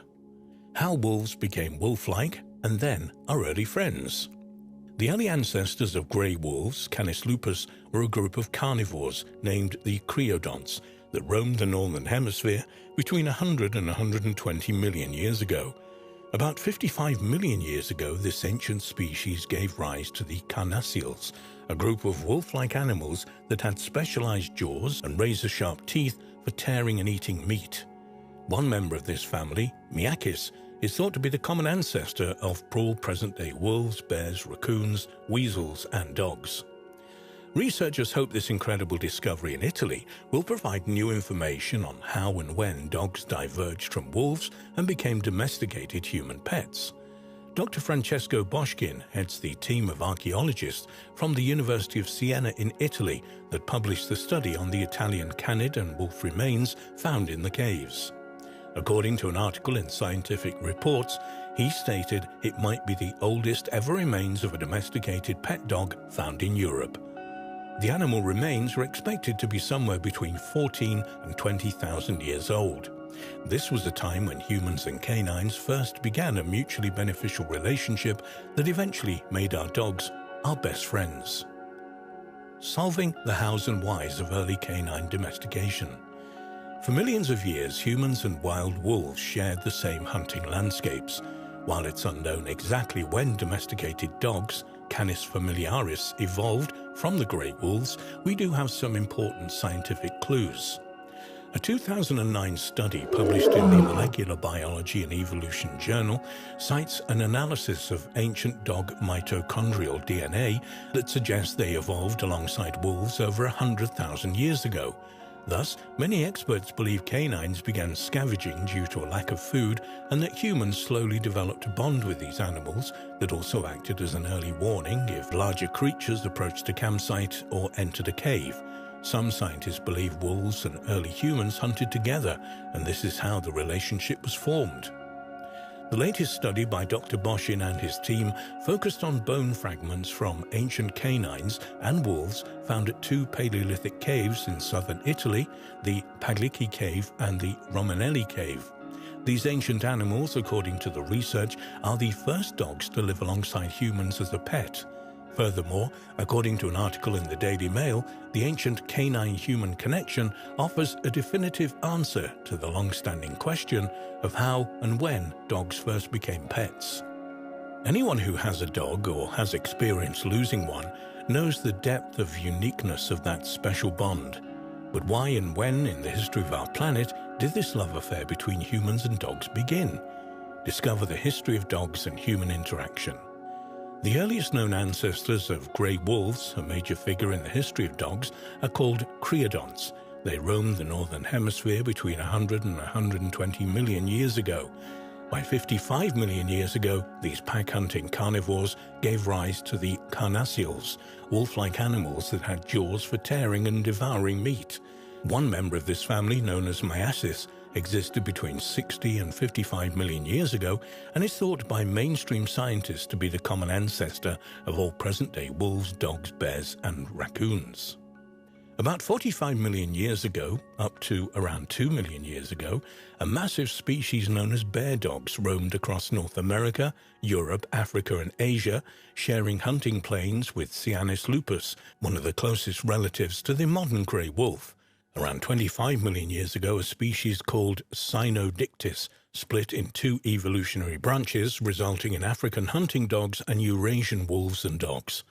At this time in North America, the plains were dominated by the fearsome Tomarctus, equipped with razor-sharp claws, a powerful biting jaw, and a long tail for balance while hunting and fighting.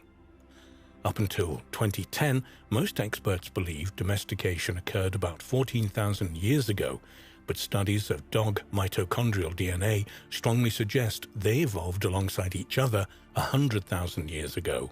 Supporting this new paradigm, in 2009, several ritually buried dog skulls were discovered in a cave in the Czech Republic, which dated to 30,000 BC.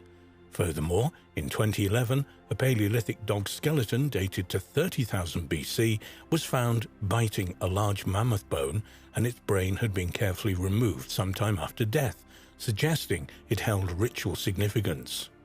Another dog skull dated to 31,000 BC was found buried with a human body in a cave in Siberia, not only telling archaeologists that the man had domesticated hunting dogs, but they had played an important role within his supernatural belief system.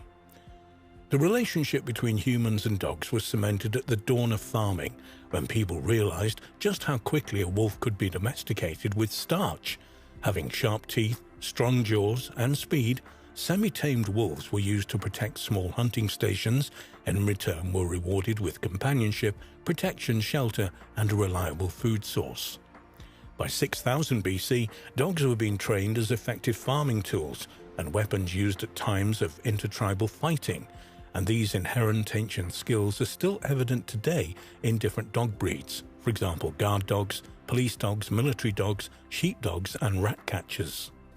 The rise of organized religions led to the ritualization of dogs, and they were generally associated with the human soul's journey in the afterlife. Canine deities were worshipped in ancient China, Egypt, and South America, where they were carved into statues and temples and featured centrally in mythologies and legends.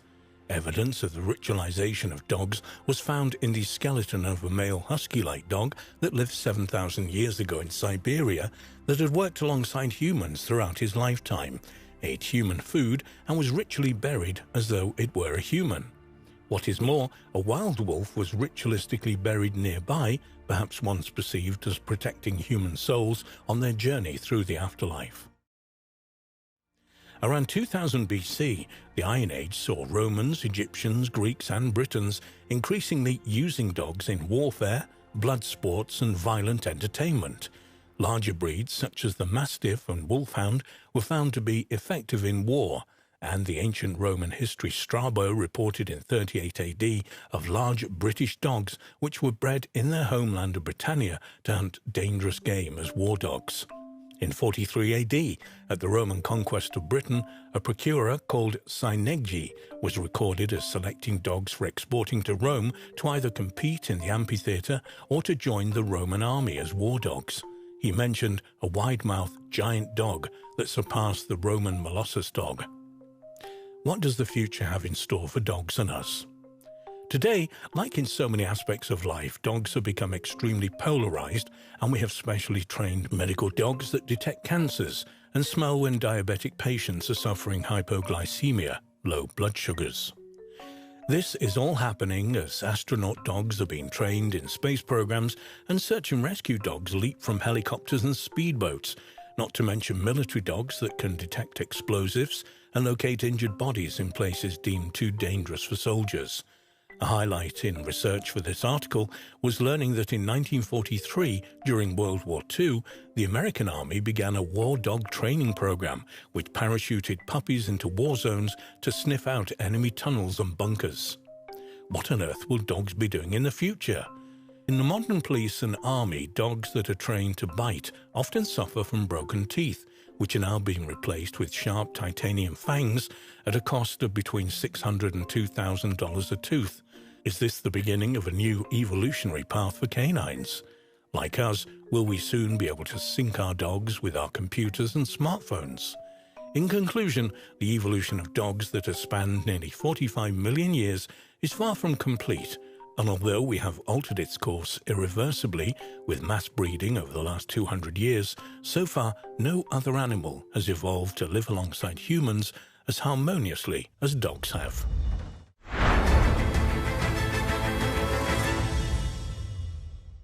Scientists have uncovered decorated artifacts dating from between 40,000 and 75,000 years ago from Tanzania and the southern tip of South Africa that show that man developed the capacity for symbolic thought long before previously believed. The discovery of these artifacts could present huge problems to conventional thinking about human history. The earliest kind of decoration used by humans was probably ochre, which we know was used over 200,000 years ago in the Middle Stone Age and Middle Paleolithic. The earliest evidence of its use in Africa dates back 285,000 years. Ochre is an umbrella term for a range of earthy, iron-rich rocks composed of iron oxides or oxyhydroxides such as shales, sandstones, mudstones, and specularite. In Africa, ochre is still used for protection from the sun and against insects such as mosquitoes. It has also been scientifically proven to inhibit the effect of UV radiation and also has many other uses. Fascinatingly, ochre appears in the archaeological record around the same time as anatomically modern humans and became more frequently used from about 100,000 years ago at many Middle Stone Age sites. One of the most often debated questions in the study of early man is, when did the origins of modern human behavior begin? When and where did our common ancestors first begin to behave in ways similar to ourselves? Although it is well known that Homo sapiens were anatomically modern by 200,000 years ago in Africa, there's never been evidence to support the idea that these humans could be capable of modern behavior. But all that changed with the discovery of the Blombos heads on the 24th of April 2004 by a team of scientists led by Dr. Christopher Henshelwood, a South African archaeologist affiliated with the University of Bergen in Norway and the State University of New York at Stony Brook. The discovery was made at Blombos Cave on the shore of the Indian Ocean 200 miles east of Cape Town. Archaeologists now believe that due to these and other findings, most ancient symbolic traditions in Africa date back at least 100,000 years. Years after these amazing discoveries, new discoveries relating to early Homo sapiens' cognitive abilities are still challenging mainstream views. The archaeological site at Blombos Cave contains Middle Stone Age archaeological deposits, including hearths, bone, stone, marine shells, and sand in discrete layers dated to between 100,000 and 72,000 years ago. This is seen by many researchers as probably the most important period in the early development of modern human behavior. Published results from Blombos Cave indicate that some aspects of modern behavior evolved during the early-late Pleistocene, after 100,000 years ago, in Africa. Excavations at the cave match recent and older findings from a number of African Middle Stone Age sites that date to this time period. The discoveries at the cave show that people apparently had the intention to make a statement about themselves with jewelry about 30,000 years earlier than any previously identified personal ornaments used by our human ancestors. This was the conclusion of the archaeologists who discovered a collection of tiny shells pierced with holes, as if they had been prepared for stringing as primitive beads. The 41 pea-sized shell beads were uncovered in groups arranged by sizes and shade, each cluster probably representing a single piece of jewelry. According to researchers, the strings of bead represent the oldest, well-dated examples of people making and wearing jewelry. This can be interpreted as further evidence that these people possessed a language capable of sharing the symbolic meanings of these objects. 2 years before the discovery of the beads, Dr. Henshelwood reported the discovery of other evidence of possibly complex symbolic thinking by the inhabitants of Blombos Cave, including abstract engravings and finely worked bone tools and weapon points. The shell beads of Blombos Cave were from a small snail-like mollusk, which must have been brought by the group from rivers more than 10 miles away. All the recovered shells from Blombos Cave were carefully pierced around 75,000 years ago using a bone tool to create a keyhole perforation. These were then strung and worn as a personal ornament. Archaeologists discovered signs of repeated rubbing on the beads, a sign that they had been rubbed against one another and against the cord, resulting in discrete use-wear surfaces on each bead. Such patterns of wear are not present on the shells in their natural environment. Microscopic residues of ochre discovered inside some of the beads probably resulted from deliberate coloring by the wearer or perhaps by transfer when worn. Henshelwood and other researchers believe that this small but growing record of very early artistic artifacts from Africa are vital evidence that modern behavioral traits, such as the use of external symbols, developed slowly over a couple of 100,000 years, not abruptly after our ancestors emerged from Africa, as some archaeologists have suggested. However, not all researchers agreed with Dr. Henshelwood's interpretation that these mysterious artifacts were expressions of a modern type of creativity. Indeed, a few of them have even questioned whether the shells were actually used as beads. Archaeologist Randall White of New York University, for example, does not believe that humans made the holes in the snail shells, saying, "I'm disturbed by the fact that there are no tool traces." Up until the discoveries in Blombos Cave, the earliest African personal ornaments were 13 ostrich eggshell beads from Kenya, dated to 40 to 45,000 years ago. Other, slightly more recent evidence includes a 43,000-year-old perforated teeth from Bulgaria and 41,000-year-old marine beads from Turkey. Discoveries in Tanzania. In 2000, archaeologists reported finding ostrich eggshell beads as well as ochre pencils and fish bones at a site in the Serengeti National Park of Tanzania. The archaeologists were not able to date the two carved donut-shaped pieces of ostrich shell precisely, but they came from the same layer as tools from the African Middle Stone Age between 280,000 and 45,000 years ago. For some reason, the mysterious discovery was not announced until 4 years later, in March 2004, at the Paleoanthropology Society meeting in Montreal. Despite the uncertainty over their exact age, one of the archaeologists who discovered the beads, Curtis Marian, from the Institute of Human Origins and Department of Anthropology at Arizona State University, stated that they were unambiguous examples of symbolic behavior. What is modern human behavior? But why do decorated beads mean that we may have discovered the earliest examples of modern human thinking? Research has shown that symbols cannot exist in isolation, but generally form a part of interlinked systems. Modern human behavior is usually defined as behavior that is caused by socially constructed patterns of symbolic thinking, actions, and communication. The capacity for symbolic thought is not the main defining factor for modern human behavior, but rather it is the use of symbolism to organize behavior that defines us.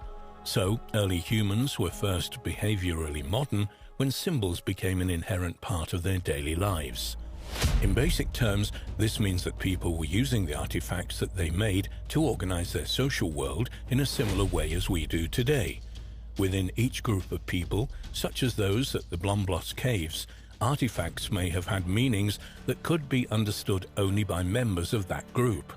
A good example is the design of the bead necklace discovered in the cave, which may have carried a significant meaning that was not understood by people outside the group. The findings from Blombos Cave and from Tanzania, and the subsequent reanalysis and excavation of other relevant sites, have resulted in a clear change in our understanding of the timing and location of the development of modern human behavior.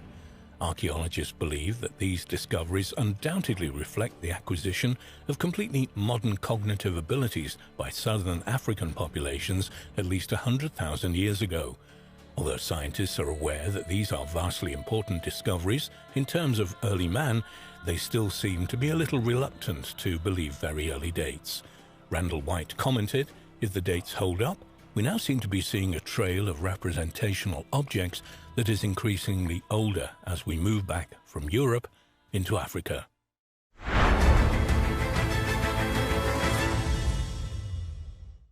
A skeleton dubbed Littlefoot, discovered in South Africa in the 1990s, is claimed to be the most complete ancient hominin in the fossil record.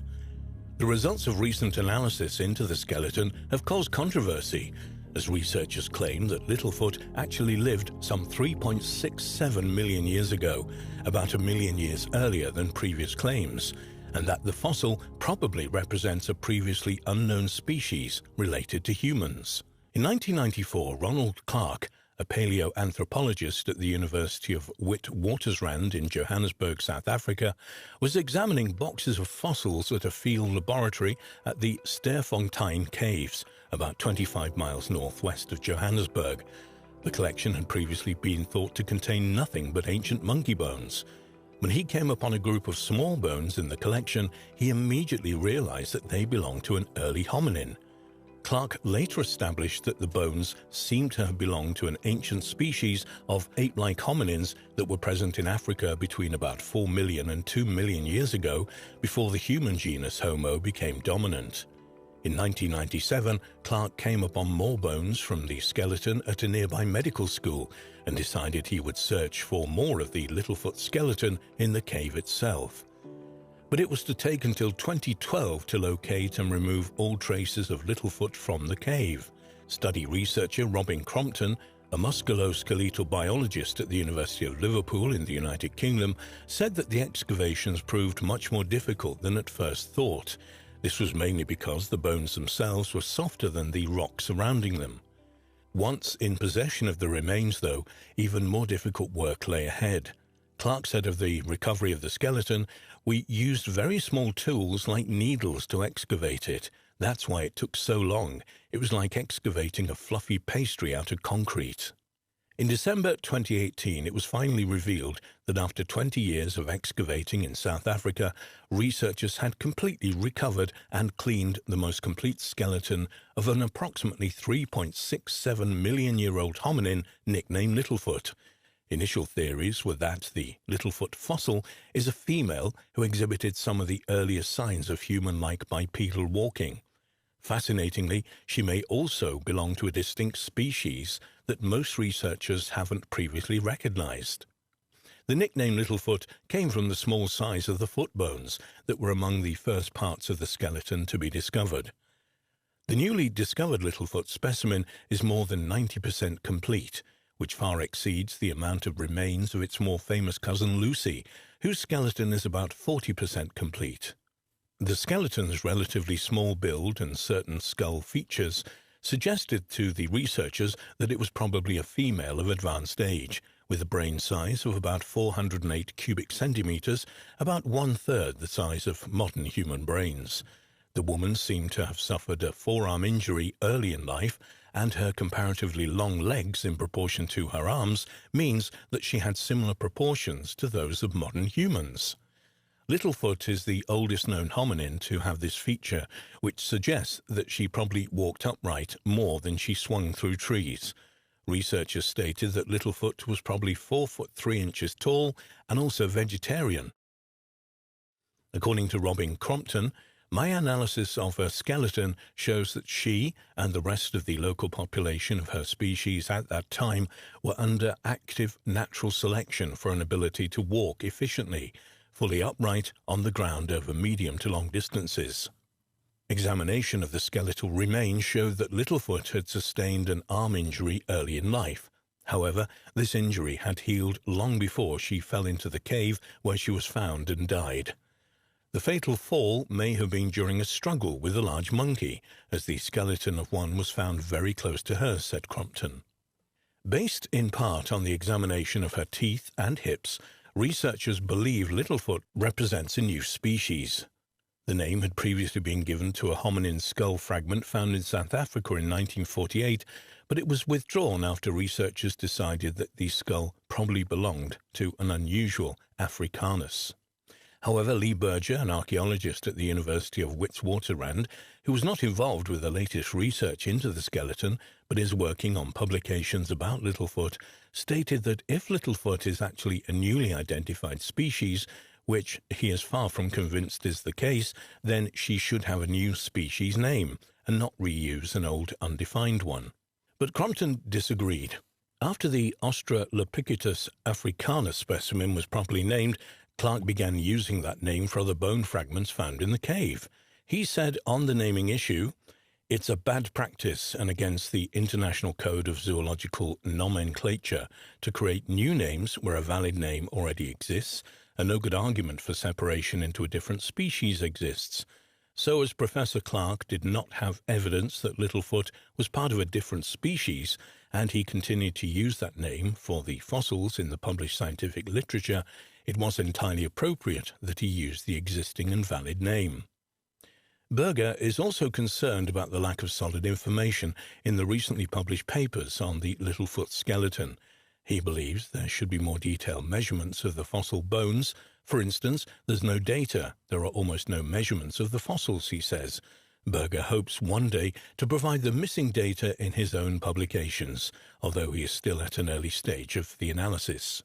The researchers suggest that these specimens are potentially an ancestor of a group of hominins called the Paranthropus 4, which coexisted with early Homo species for about 1 million years.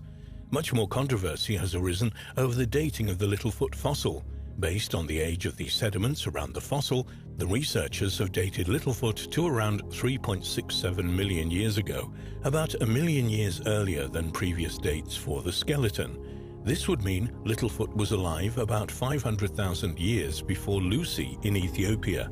The date would mean that our ancient ancestors were almost certainly scattered across Africa. Some researchers are unconvinced that the skeleton itself is as old as the sediments in which it was found. Fred Grein, a paleoanthropologist at Stony Brook, New York, quipped, "We buried a dead squirrel in our backyard in November 2014, but I think the sand surrounds it dates back to the last glacial retreat on Long Island." He argues that millions of years after the sand crystals washed into the cave, a larger opening could have formed, allowing an ancient human ancestor to fall in. Dal Granger, however, is aware of the dating problems. Dating cave sediments and their fossils is difficult. We know so much about the timing of hominid evolution in East Africa because there are many datable volcanic ashes associated with the fossil sites. In places like South Africa, there are no volcanic ashes to date. The cave sediments themselves can be very complicated, with sediment falling into multiple entrances, collapsing into lower sections, and overlapping each other. In March 2020, it was reported in the media that a high-resolution micro-CT scanning of the skull of Littlefoot has revealed some aspects of how this species used to live more than 3 million years ago. The work was undertaken by University of Witwatersrand team, which included lead researcher Dr. Amélie Boudet. By comparing the Littlefoot with other fossils from South and East Africa, as well as living humans and chimpanzees, the team showed that it was capable of head movements that differ from modern humans. In the summary of the paper, the doctor states, "In particular, the nearly complete atlas of Littlefoot has the potential to provide new insights into the evolution of head mobility and the arterial supply to the brain in the human lineage. Our study shows that it was capable of head movements that differ from us. This could be explained by the greater ability of them to climb and move in trees. However, a southern African specimen younger than Littlefoot, probably younger by about a million years, may have partially lost this capacity and spent more time on the ground, like us today." One aspect of the new research appears to contradict, to some extent, earlier conclusions about Littlefoot's movement. The new study found that the overall dimensions and shape of the atlas, the topmost bone sitting just below the skull of Littlefoot, are similar to living chimpanzees. More specifically, the ligament insertions and the morphology of the facet joints linking the head and the neck all suggest that Littlefoot was moving regularly in trees rather than mainly on the ground, as was previously believed.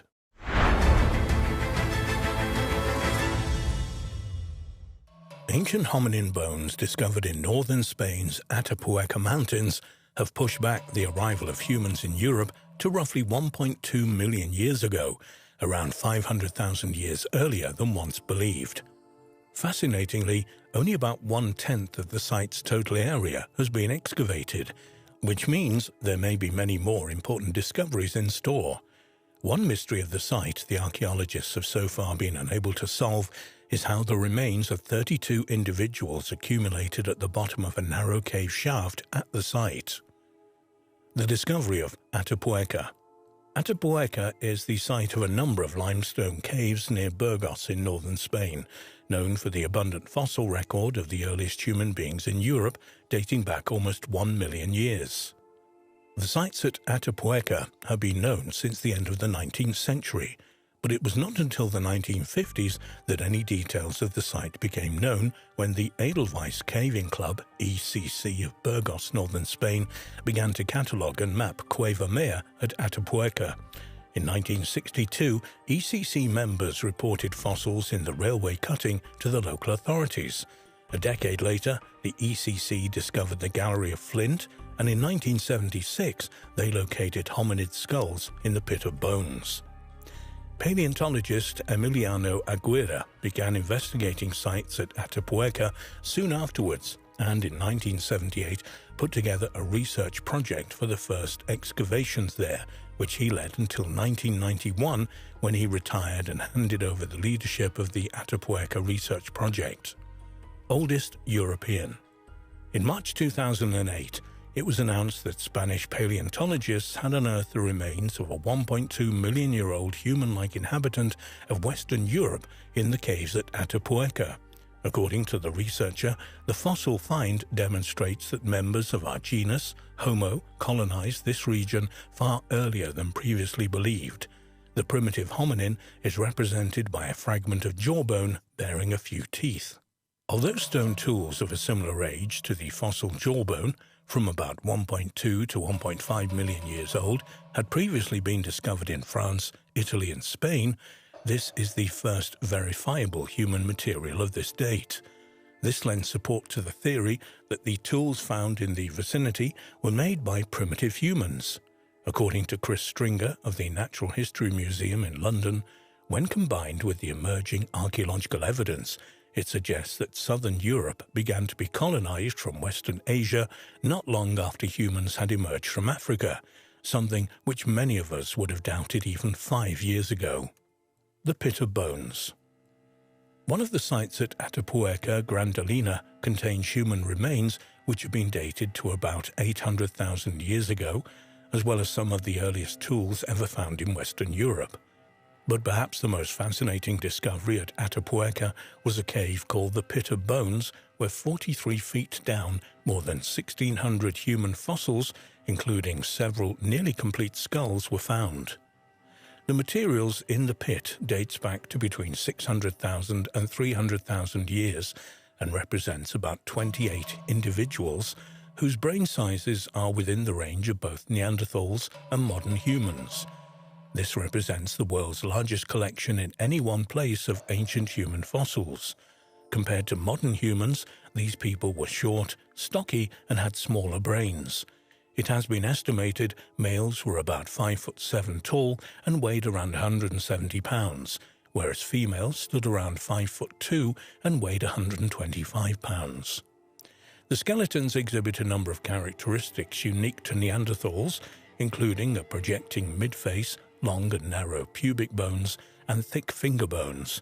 However, unlike later Neanderthals, they do not fully express the characteristic Neanderthal form.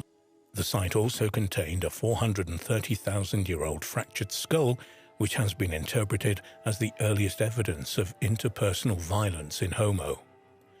Also discovered in the pit were the bones of cave bears. It's believed that the bears fell down the shaft by accident, probably while seeking places to hibernate. But what the human bones were doing there can only be imagined. No signs of tool butchery or other food remains were discovered, and a single stone hand axe was the only tool discovered in the pit, fashioned from a type of stone not known in the area. Researchers have proposed various hypotheses to explain how the fossils got there. According to one theory, the bodies may have been purposely dropped by their relatives in some kind of ritual burial. This would push back the origin of mortuary practices in humans substantially. Thus far, the earliest accepted burials only occur after 130,000 years ago among Neanderthals and Homo sapiens. However, other researchers believe it is more than likely that the bodies were deliberately dropped there after meeting violent ends. The hominins may also have been dragged there by carnivores, carried by floodwaters, or even been trapped after venturing too far. In August 2016, a study of the human remains from the Pit of Bones was published in the Journal of Archaeological Science. It identified trauma on 8 skulls from the pit. Part of the abstract of the study reads, "The fractures found in 17 crania from SH display a post-mortem fracturation pattern, which occurred in the dry bone stage and is compatible with collective burial assemblages. Nevertheless, in addition to the post-mortem fractures, 8 crania also display some typical peri-mortem traumas. Interpersonal violence as a cause for the peri-mortem fractures can be confirmed for one of the skulls, cranium 17, and also probable for cranium 5 and cranium 11. For the rest of the crania, although other causes cannot be absolutely ruled out, the violence-related traumas are the most plausible scenario for the peri-mortem fractures. If this hypothesis is confirmed, we could interpret that interpersonal violence was a recurrent behavior in this population from the Middle Pleistocene. It would appear from the results of this study that at least some of those in the pit suffered a violent end at the hands of other members of the population in the area. However, this still doesn't explain how and why the dead bodies were taken into the cave chamber. Perhaps the perpetrators wanted to hide their victims, or maybe relatives interred the corpses in the pit. We shall probably never know for sure. DNA evidence. In December 2013, it was revealed that a thigh bone from the Pit of Bones had yielded 400,000-year-old DNA, by far the oldest human DNA ever sequenced. Previously, the oldest human DNA sequenced came from bones that were less than 120,000 years old. Astonishingly, the results suggested that the thigh bone belonged to a previously unknown human species, which some researchers believe may even be a missing link between Neanderthals and their mysterious cousins, the Denisovans. Paleontologists believe this result brings us nearer than ever before to understanding who our own common ancestor with the Neanderthals was. According to Chris Stringer, the genomes we have up until now are really very recent. This takes us at least a few 100,000 years back towards our common ancestor with other hominins. The researchers had expected the DNA to resemble Neanderthal, but it proved to be quite distinct, most closely resembling that of the mysterious Denisovans, a species known only from a finger bone and 2 teeth discovered in a Siberian cave. Stringer admitted that they were somewhat baffled by this result, and there is no evidence that the Denisovans ranged anywhere near Atapuerca. One possibility considered by the researchers is that the fossils belong to the common ancestor of Neanderthals and Denisovans, and some of their descendants later travelled east and became the Denisovans. The genome recovered from the Pit of Bones is particularly relevant, as it is from a period that is extremely close to the origin of our human line. The archaeological evidence indicates that these early humans were developing important new ways of behaving, though they were still using fairly primitive stone tools like the crafted hand axe, which researchers have nicknamed Excalibur, that was found in the pit. But the bones also suggest more sophisticated traits. One of these traits is the use of the pit as an early burial site, part of a very simple funeral rite. Chris Stringer has even suggested that Excalibur may have been some kind of tribute to the dead. The discovery in the pit of the deformed skull of a girl, who lived to be about 12 years old, also reiterates this more modern behavior, suggesting that the tribe cared for her. There's a hint of something human caring for the disabled, says Stringer. Latest research. In March 2016, a paper was published in the journal Nature, describing a DNA study which, to the surprise of many, identified the remains of the pit bones as Neanderthal. Using this information, the researchers were able to push back the date when the separation between our family branch and that of Neanderthals to sometime between 550,000 and almost 800,000 years ago. In 2019, a comparative study was published of the dental evolution of a number of human species, including the Neanderthals of the Pit of Bones. These results revealed that the divergence between modern humans and Neanderthals must have occurred at least 800,000 years ago.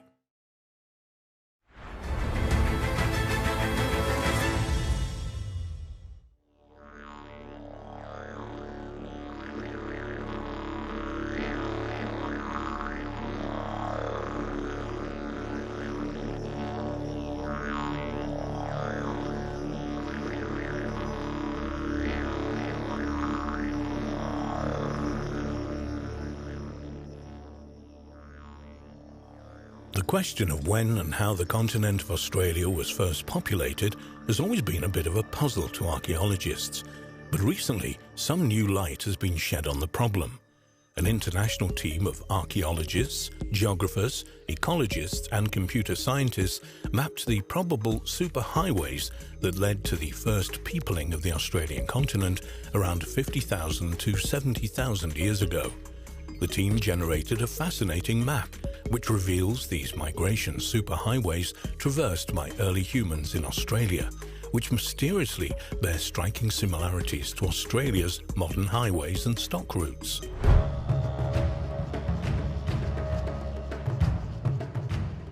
Some researchers have also suggested a connection between these newly discovered superhighways and the mysterious Aboriginal dreaming tracks. Over the years, there have been many theories about where the indigenous ancestors first settled in Australia tens of thousands of years ago, but evidence for this activity is extremely scarce. Only a very small number of archaeological sites date from these early times when sea levels were much lower and northern Australia was joined by a land bridge to present-day southern New Guinea and eastern Indonesia, and people and animals were able to walk at various times across to Tasmania from the mainland. This megacontinent, known as Sahul, was 30% larger than Australia is today. One of these early archaeological sites was at the now dry Lake Mungo in western New South Wales. Here, in 1968, Earth scientist Jim Bowler uncovered the cremated remains of an Aboriginal woman in an eroding dune close to the shoreline of the lake. In 1974, the ancient remains of a man were found nearby. Both of these remains, now called Mungo Lady and Mungo Man, were found to date back to a staggering 40,000 years, thus doubling scientific estimates of how long Aboriginal people had lived in Australia. The amazing discoveries at Lake Mungo reveal that Aboriginal history stretched back at times so remote that the only humans in Europe were Neanderthals, and people had not yet reached America. By about 70,000 years ago, modern humans, Homo sapiens, began moving into Southeast Asia, where they would probably have encountered existing groups of archaic humans like Homo erectus, Homo floresiensis, often referred to as the hobbits, and possibly also the mysterious Denisovans. In May 2021, it was announced that researchers had used supercomputers to simulate 125 billion possible travel routes and reconstruct the most likely superhighways. The first humans to arrive in Australia used to navigate across this new land more than 65,000 years ago. The international team of scientists who undertook the research was led by researchers from the Australian Research Council Centre of Excellence for Australian Biodiversity and Heritage, CABAR, and recently revealed some of their methods to the press. They said, "We think people navigated in new territories much as people do today, by focusing on prominent land features protruding above the relative flatness of the Australian continent. To map these features, we built the most complete digital elevation model for Sahul ever constructed, including areas now underwater. We used this digital elevation model to understand what was visible to early travelers. Essentially, from each point in the continent we asked, what can you see from here? This moving window calculates the largest viewshed map ever created. When our virtual travelers move, they reorient based on visible terrain everywhere they go." For their work, the researchers created an imaginary traveler, a 25-year-old woman carrying 10 kilograms of supplies to traverse the landscape. They collected all the various pieces of data they accumulated into a mega model known as From Everywhere to Everywhere, FEAT, and created over 125 billion possible pathways from every spot on the continent to everywhere else. Each route represented the easiest way to move from one location to another. Obviously, the researchers could not possibly examine every path of the 125 billion pathways that they had created, so they reduced the number by comparing all plausible pathways with the distribution of the oldest known archaeological sites on the ancient continent, providing weighted possibilities for each path. This work produced a scale of pathways going from the most likely to the least likely chosen paths.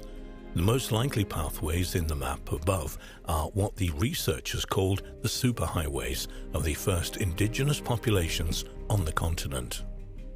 The team's conclusion, drawn from their computer-generated maps, is that the early populations spread across the now submerged wide plains on the western and eastern margins of the continent and through to the region that now forms the Gulf of Carpentaria, the large shallow sea which now connects Australia to New Guinea.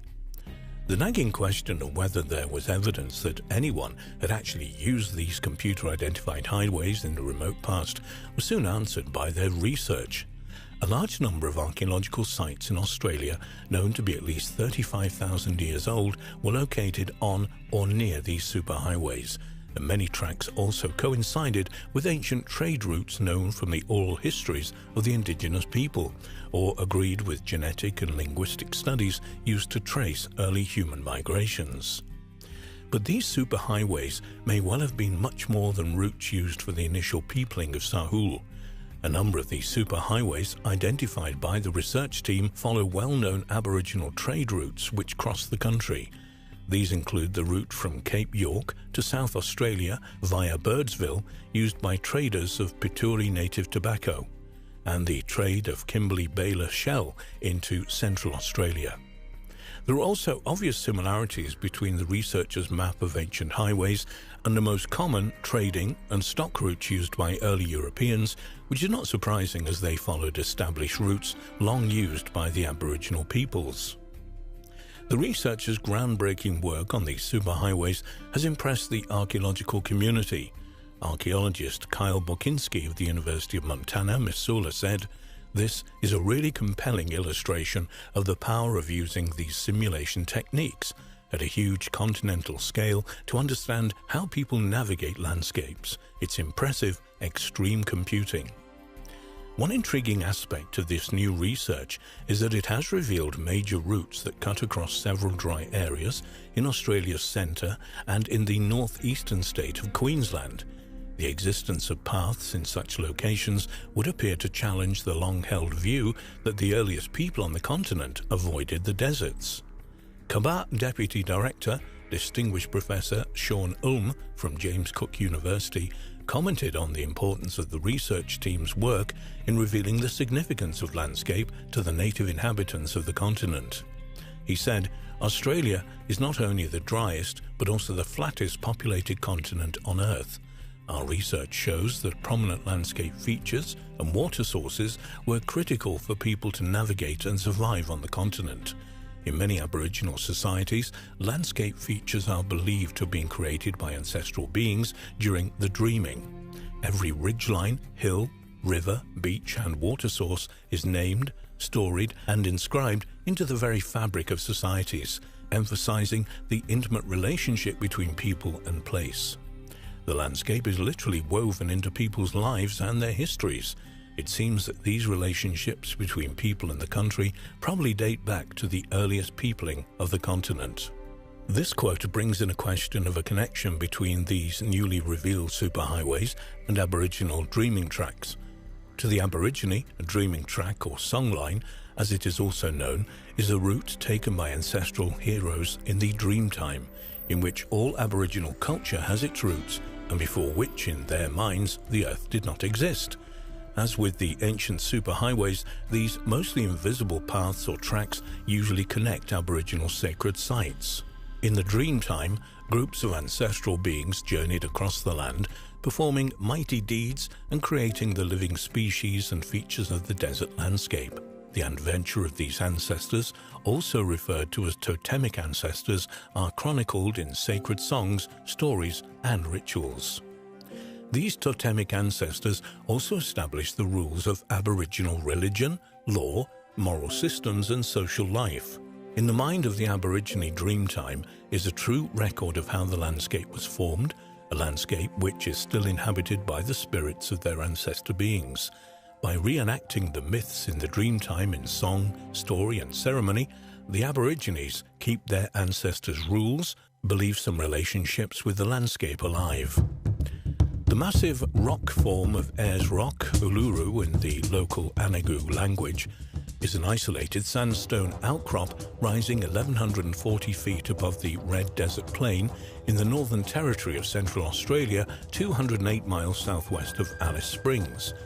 This sacred place is seen by the Anangu as a living record of the dreamtime activities of their ancestors, and the appearance and origin of every feature of the giant rock is present on the mental map carried around by the Anangu people of the area. One reason why the local Anangu population prefer tourists not to climb the rock is that the hiking path crosses one of the many traditional dreaming tracks on the site.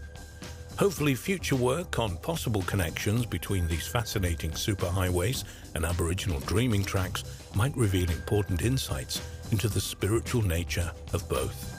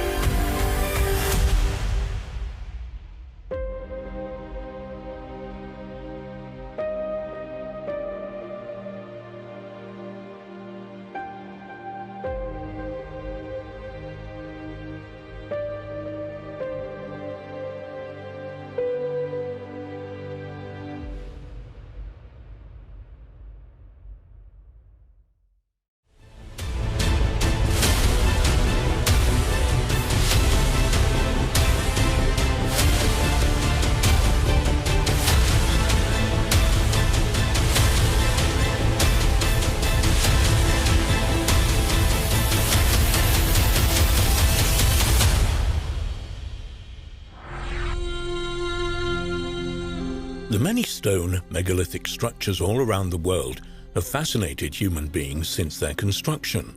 Dates that, regardless of official estimates, we're not entirely certain of. Perhaps above when these respective stone monuments were built is why and how. There is also the idea to consider that many of these stone megalithic monuments and structures, at least parts of them, are quite literally data storage units. Many ancient sites are known to use stone with a particularly high crystal content, and why there could be, and are various potential reasons for this, it's claimed by some researchers, particularly those in ancient civilization and astronaut circles, that crystal was a known means of storing data to those in antiquity. If we look at the pyramids of Giza, for example, we know that quartz crystal is featured heavily in the stone used. There have been various reasons put forward for this, not least of which is perhaps strength.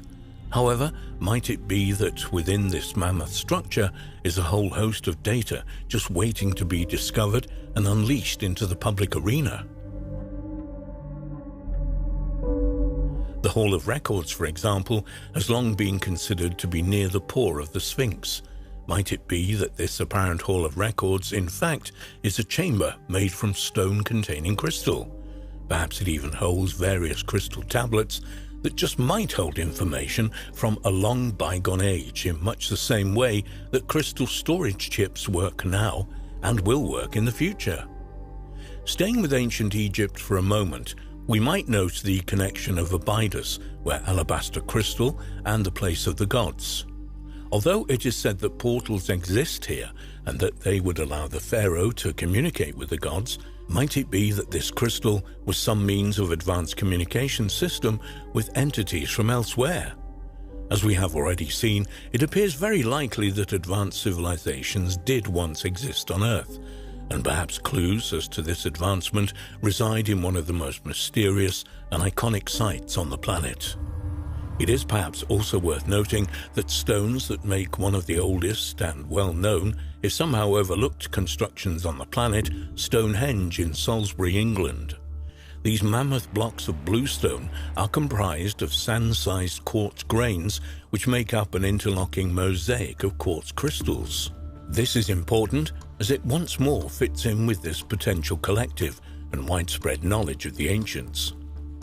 While it is known that this structure of the stones is what makes them so impervious to crumbling or erosion, might there have been another additional reason that such stones were used? Might it have been so that storage could be stored here, or so that communication with entities from elsewhere could be achieved? Might it even be evidence, tentative and speculative as it is, like other ancient sites, a potential portal can be activated there? A portal that might have been activated many times in the distant past. Taking that idea a stage further, and given that many of the points that these ancient sites exist on connect with each other through alignment, might these portals, perhaps created through the manipulation of naturally occurring energy with crystals, be able to transport someone from one such site to another? For example, from Stonehenge to the pyramids of Giza.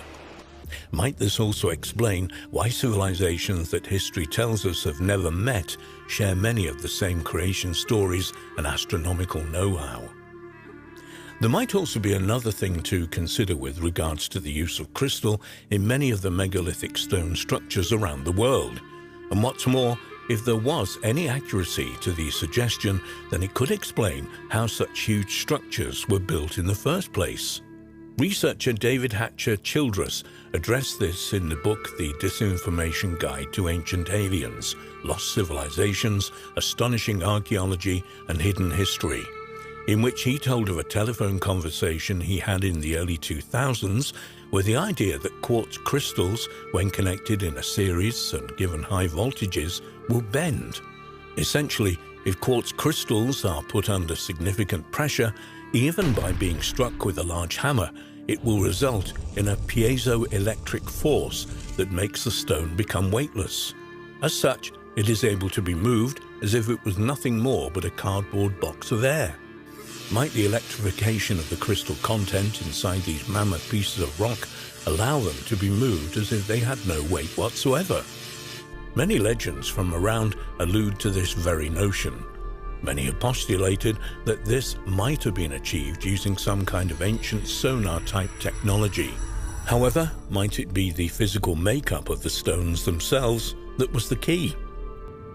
We might note that there have been signs of electrification noted in the Great Pyramids of Giza, and while this has been suggested by, perhaps rightly so, that is an indication that these ancient structures were in fact ancient power stations. It might be that this electrification was used to bring the pyramids together in the first place. That so many of the megalithic stone structures have such crystal content within them at least makes such a suggestion reasonable and possible. And furthermore, we might consider if the location of these sites, essentially along ley lines and energy vortexes, might have also played a part in this electrification resulting in weightlessness. Might that be why such ancient sites all lie along these lines? Because the energy there is required to build such huge monuments and buildings to begin with. It is perhaps worth examining some of the legends and suggestions of how some of the ancient megalithic stone sites might have been constructed, and how that might tie in with such intriguing writings as the Voynich manuscript. Several stories exist around the world of a time when rocks or stone could be made soft using the sap from a certain plant. Many legends of the Inca civilization, for example, contain many legends of melting rock so as to make it workable. Writing in the book The Disinformation Guide to Ancient Aliens, Lost Civilizations, Astonishing Archaeology and Hidden History, David Hatcher Childress relays how Hiram Bingham, the person who discovered the Incan site Machu Picchu, was told of a plant whose juices softened rock so that it could be worked into tightly fitted masonry. It wasn't just Bingham who heard such accounts of this apparent long-lost knowledge of making it possible to fashion rock and stone as easily as you would clay. Childress, in the same book, goes on to tell how Colonel Fawcett also heard these same stories while in Peru of a liquid that softened stone to the consistency of clay. What's more, Fawcett's son, Brian, would tell of his own account in the footnotes of his father's book, Exploration Fawcett, while editing it. According to Brian, a colleague of his who was working in central Peru discovered an ancient sealed jar in an Incan grave. At first, he believed the jar would contain some kind of drink, possibly containing alcohol. However, before he had the chance to see, the jar was knocked onto some rocks and liquid spilled out. Unbelievably, when Fawcett's friend looked down at the rocks, they were now as soft as wet cement. Elaborating, it was as if the stone had melted, like wax under the influence of heat. Although he wasn't certain, he would claim that the plant in question had dark red-coloured leaves. Might the plant he be referring to be somewhere in the Voynich manuscript? Might such a plant have existed in ancient times that when the ground and its liquid released onto the stone made soft, it could be manipulated? And if so, might that plant be somewhere in the Voynich manuscript? Might this book indeed contain past wisdom from ancient times? We might consider just how many plants, fruits, and even animals that will have become extinct and will remain completely unknown to us simply because there were no records of their existence, at least none that have been taken seriously. And if this plant has long since ceased to exist, might scientists be able to recreate its effects in the laboratory? Might such know-how not only help in potentially explaining just how such huge, mammoth structures were built in the past, but also assist in the construction of buildings in the future? Ones, like the ones of ancient times, have such structural integrity that they last thousands of years, largely undamaged from the elements.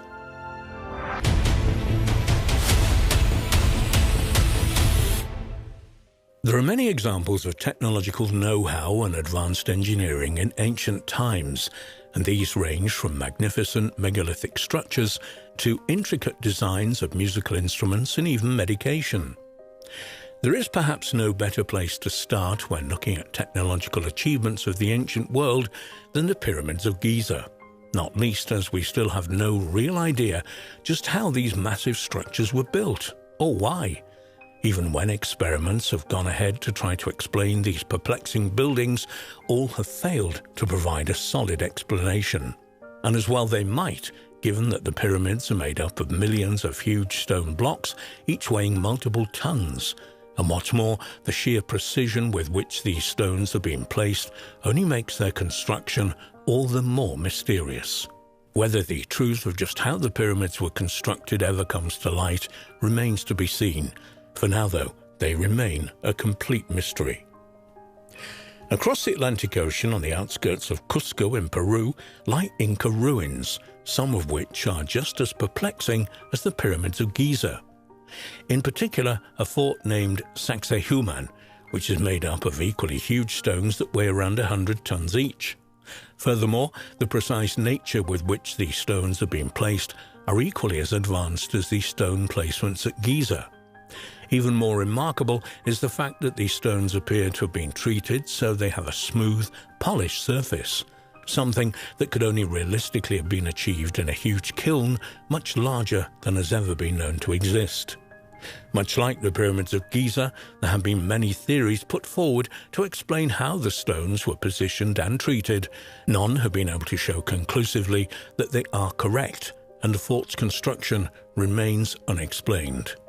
If we cross back over the ancient lands of Europe, there is the Antikythera mechanism, which was discovered off the coast of the Greek island of Antikythera in 1901. Upon examination, it appears clear that the device is some kind of advanced mechanical reproduction of the solar system. This device is said to date back to around 200 BC, leaving those who have investigated it completely at a loss as to how such a device was built almost 2,000 years previously. In total, almost 40 separate intermeshing gears are contained within the device, which is entirely accurate in its workings, and is truly a peek into the past and the technological know-how that was clearly present in antiquity.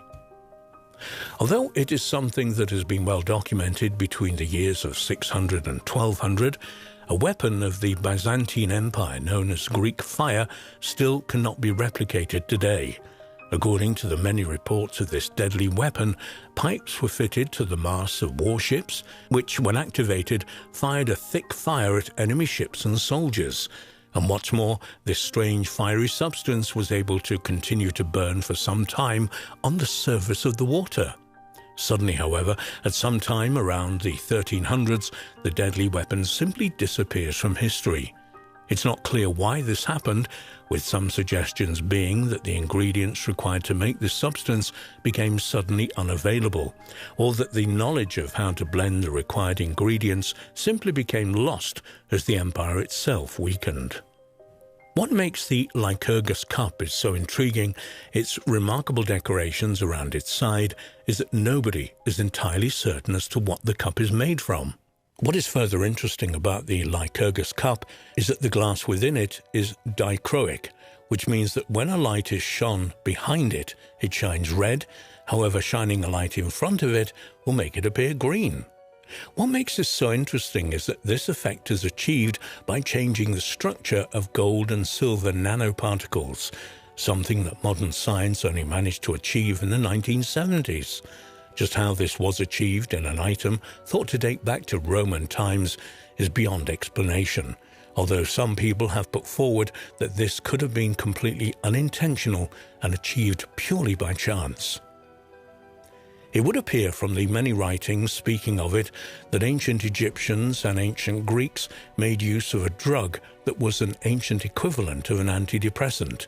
Known as nepenthe, it translates to anti-sorrow and was seemingly given to those who were feeling sorrowful or sad, what we would call in the modern world depressed. Although there is documentation of its use, it's not certain exactly what the drug is, whether it's a single plant or herb, or an ancient combination of different ingredients. Some researchers have suggested such drugs as cannabis or opium to be the true nature of nepenthe. However, both drugs were widely known and used in the ancient world, and we would assume that they would simply be referred to as such. Whether nepenthe contained a mixture of cannabis, opium, and other such drugs remains a mystery. Perhaps one of the strange mysteries from history is that of the Stradivari violin. Widely considered to be the finest violins ever built, the Stradivari family produced these masterful instruments throughout the 17th and 18th centuries. It is thought that around 600 still exist today. However, there is no one who knows just how to make or recreate them, meaning their numbers will continue to dwindle, and it's unlikely an exact replica will ever be reproduced. Although they can't be reproduced, some scientific studies of these instruments suggest that the wood they are made from is particularly dense, which is likely to contribute to their unique sound. Another substance that the modern world has collectively forgotten how to produce is Damascus steel, a particularly hard and strong metal used in the Middle Ages throughout the Middle East. Its ability to be shaped into particularly sharp edges made this metal ideal for making blades for swords and other weaponry.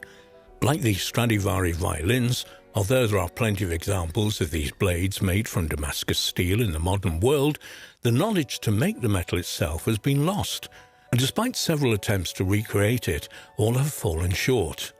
While this knowledge was likely lost as empires fell and demographics changed, there was also likely an element of keeping such knowledge secret, meaning even in the Middle Ages, only a select few would have been privy on how to produce the metal.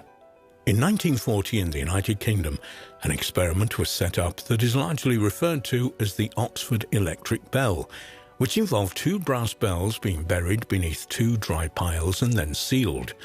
This apparent makeshift battery then produces enough power to create an electrical charge that swings a hammer of sorts that chimes the bell.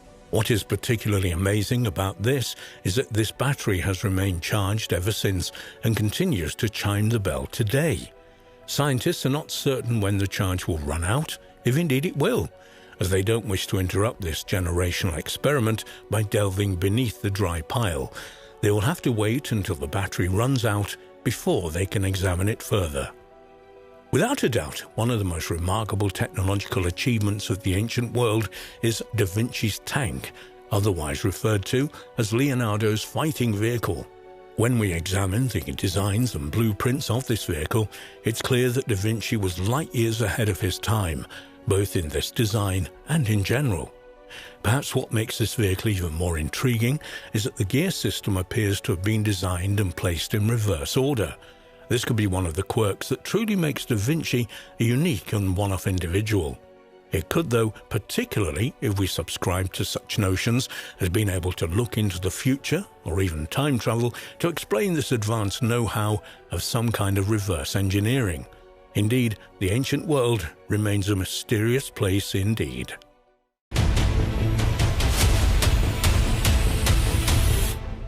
Portmahomack Monastery in eastern Scotland is believed to have been built by the ancient Picts, a mysterious ancient people who once inhabited the north and east of Scotland.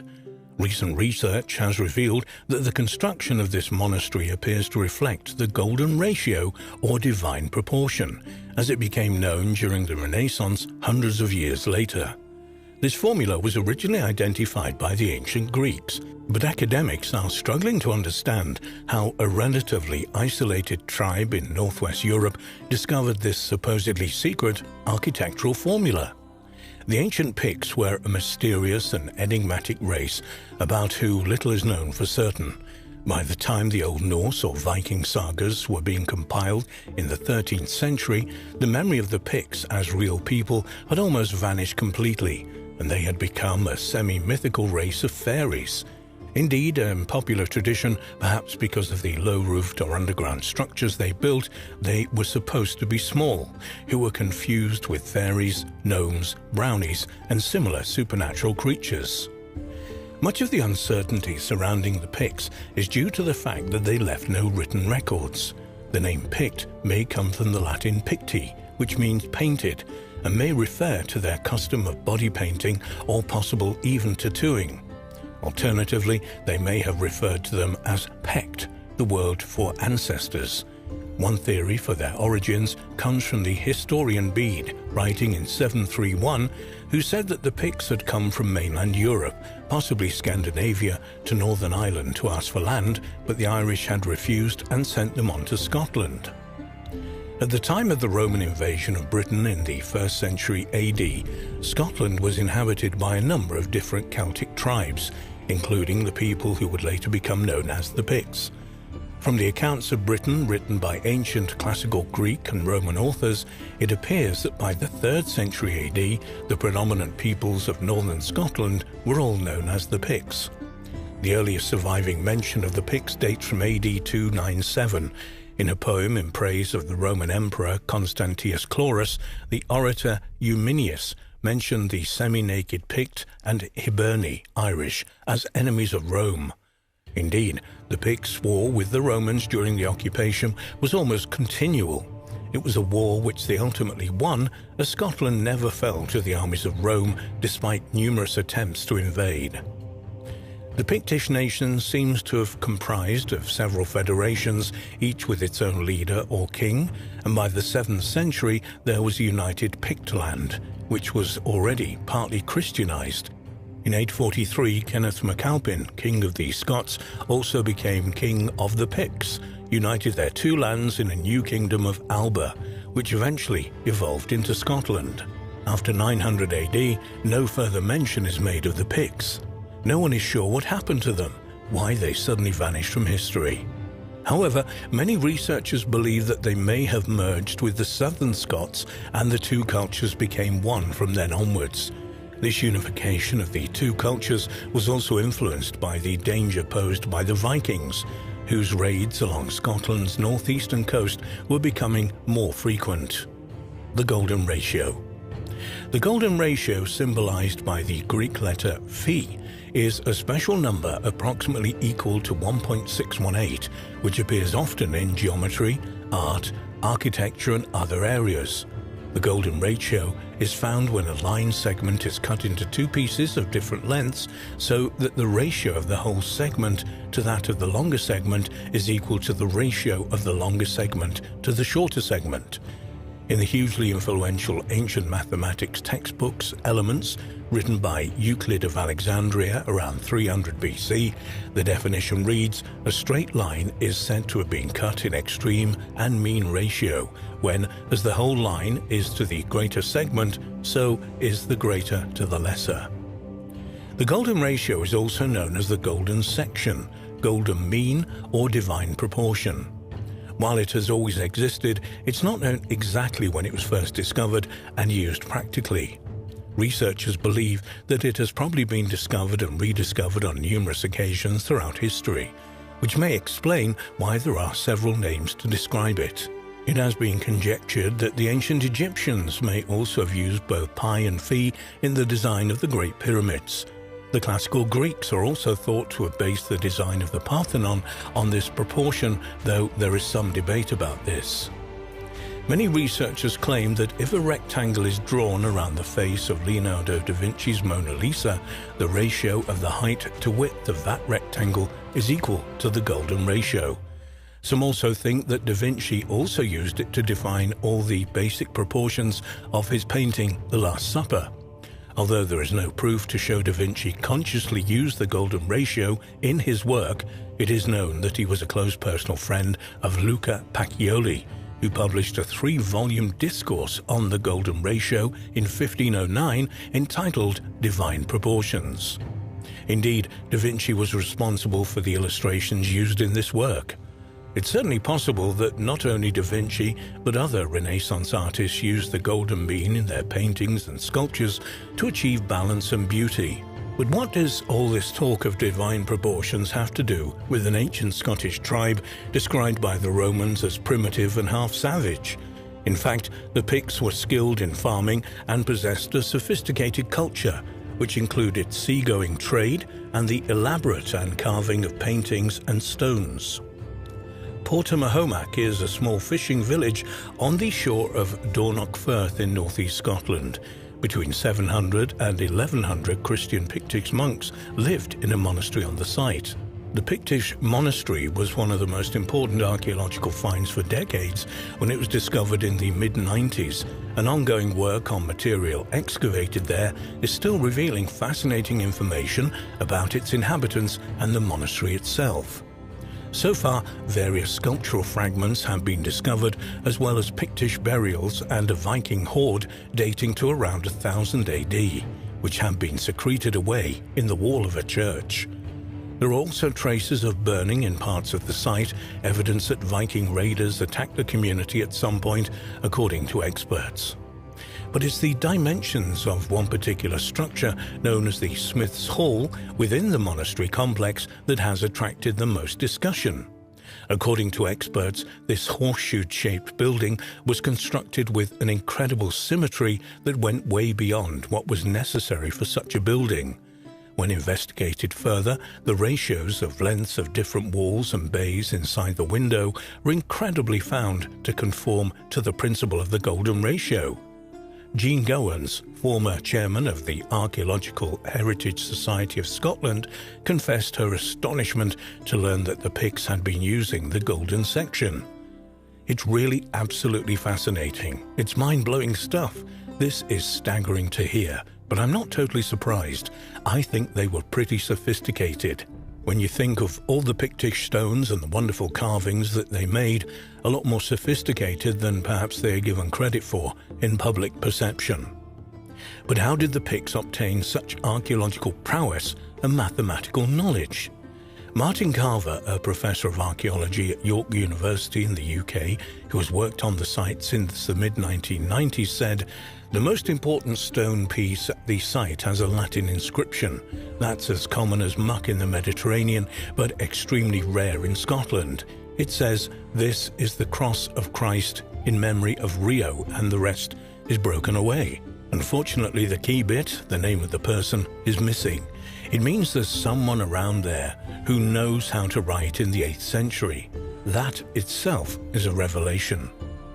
This indicates that at least some of the monks at the site had an extremely sophisticated education for the time, but this alone would not be enough to account for the use of the golden ratio at the monastery.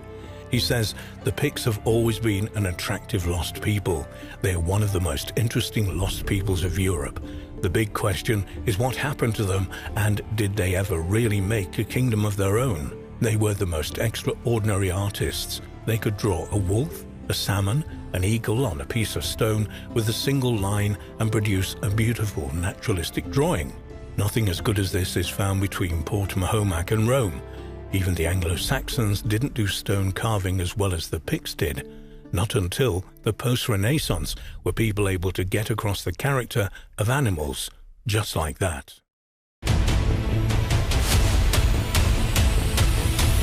The recent discovery of Roman coins during excavations of a castle in Japan have prompted the question of how in the world they got there. Perhaps Rome's empire stretched much further than previously believed, or there were Romans trading with the ancient inhabitants in Okinawa 1800 years ago.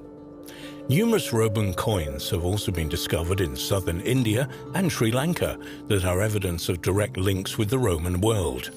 Could there have been direct links with Japan too? Could the Roman legions themselves have even travelled that far east?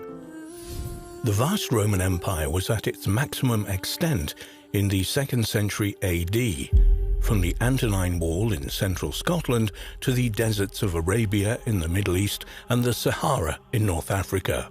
But the commercial and diplomatic influence of the Roman Empire reached far beyond the physical borders of the empire. This trade was absolutely vital to ancient Rome. The empire cost a huge sum of money to run, and trade brought in a large amount of money. The population of the city of Rome at its height may have reached 1 million people, and such a vast population required numerous amounts which could only be obtained via trade with other areas. It's no exaggeration to say that trade was such a vital part of the success of the Roman Empire that once the empire collapsed, trade throughout the lands that had once made up that empire collapsed too. A very obvious sign of such trade is the presence of Roman coins. Indeed, coins are the most durable example of such contacts. Roman coins were first produced in the late 4th century BC in Italy and continued to be minted for another 800 years across the vast lands of the empire. It was recently announced in the media that Roman coins had been found in an extremely unusual location. a medieval castle in central Okinawa Honto, in the middle of the Yokatsu Peninsula. From 2013, a team of archaeologists from Irma City's local Board of Education had been excavating Katsuren Castle, the seat of Lord Amorari in the 15th century. A couple of years later, Toshio Tsukamoto, a researcher from Gangoji Temple Cultural Properties Department, was visiting the excavations, examining the finds, when he spotted something strange. In his own words, "I'd come to analyze artifacts like Japanese samurai armor that had been found there when I spotted the coins. I'd been on excavation sites in Egypt and Italy and had seen a lot of Roman coins before, so I recognized them immediately." But the news was greeted with disbelief in the archaeological community. When archaeologist Hiroyuki Miyagi heard of the 10 Roman and Ottoman Turkish coins had been unearthed from the ruins of a medieval castle in Okinawa, he first thought it was a hoax. "I couldn't believe they'd found coins from the Roman Empire in Katsuren Castle. I thought that they were replicas that had been dropped there by tourists." However, when Miyagi later examined the coins using X-ray technology, he changed his mind. "You can see the engravings on the coins clearer when you use X-rays," he said. Miyagi found that the Ottoman coin contained an inscription that dated it to 1687, but the Roman coins appear to be much older, from 3 to 400 AD.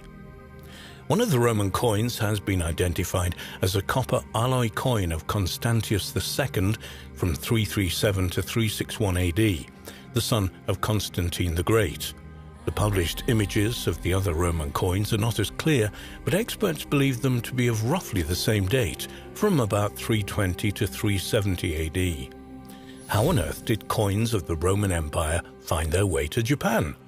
Was there some kind of connection between the empire and the Far East? Could the Roman legions have travelled that far? Katsuren Castle was built in the 13th or 14th century AD and was occupied until the 15th century. So the coins cannot represent direct commercial links between the inhabitants of the castle and the Roman Empire, which had fallen many hundreds of years earlier. Furthermore, other finds from excavations at the site include pottery from the same geological layer as the Roman coins, which dates to the 14th or 15th century, much later than the coins. Other finds from the castle, such as coins and ceramics, suggest trade links with China, so it's possible that the coins arrived there indirectly through trade with China or Southeast Asia. Masakai Yuko, a spokesman from Uruma City's Board of Education, said that he didn't believe the Roman coins indicated direct trade, saying, "We don't think there's a direct link between the Roman Empire and Katsuren Castle, but the discovery confirms how this region had trade relations with the rest of Asia." Most Japanese archaeologists are of the opinion that the Roman coins ended up in the castle after passing along different trade routes that linked the West to Asia. Some have suggested that Roman coins like those found at Katsuren Castle may have been in circulation as currency among merchants at the time, as many used Chinese coins. But Hiroki Miyagi believes that this could not have been the case. East Asian merchants in the 14th to 15th centuries mainly used Chinese currency, a round coin with a square hole in the middle, so it's unlikely that the Western coins were used as a means of currency. Another mystery connected with the coins, which attracted much less publicity than the possible Roman Empire connection with Japan, is the presence of the Ottoman coin. This dates to 1688, long after the castle was supposed to have been abandoned in the 15th century. What was an Ottoman coin doing at an abandoned Japanese castle? Links between Rome and the Far East. Numerous Roman coins have been discovered in southern India and Sri Lanka that may well have been evidence of direct links with the Roman world, and direct trade with these areas has been proven. Some fascinating recent research has shown that it's possible that merchants from the Roman world may have travelled to Southeast Asia from at least the 2nd century AD. If this is the case, perhaps they travelled as far as Japan as well. Another possibility is that the coins at Katsuren Castle made their way there via Southeast Asia. Fascinating archaeological evidence from the Isthmus of Kra on the Thai Peninsula includes imported materials from both Han China and the Roman Empire. It's known that gold pendants imitating Roman gold coins were used in the ancient Thailand and Vietnam, and a stone mold for casting such objects had been discovered in southern Thailand. But these pendants copy Roman gold coins of the 1st and 2nd centuries, much earlier than the examples from Katsuran Castle. One genuine Roman coin has been discovered in this area, a 3rd century coin of the Gallo-Roman usurper Victorinus, 268 to 270 AD, minted in Cologne, Germany. Roman coins from the 3rd and 4th centuries have been discovered at a site in Cambodia, but none of that period have so far been found in southern China. There is one particularly interesting recent discovery from Java. In 2017, a large group of ancient coins was said to have been discovered in the Brantas River near Trualan in the Indonesian province of East Java. The finds were not made by archaeologists, but by local gold panners, and include 10 Roman coins and a number of medieval coins from China. This find of Roman coins in Java is as puzzling as the one from Katsuran Castle. How did these coins travel to eastern Java, and how and why did they end up in the Brantas River, together with several much later Chinese coins? Another important point about the Roman coins from East Java and those from Katsuran Castle is that they were not high value in silver or gold, but small copper alloy coins that were fairly low value in the Roman world. This only adds to the mystery of their presence at these sites. Further studies of the artifacts discovered that with these Roman coins and of the archaeological context in which they were found is obviously needed. Hopefully, then we'll be able to understand how and why they ended up in the Far East before the age of collectors and mass transport.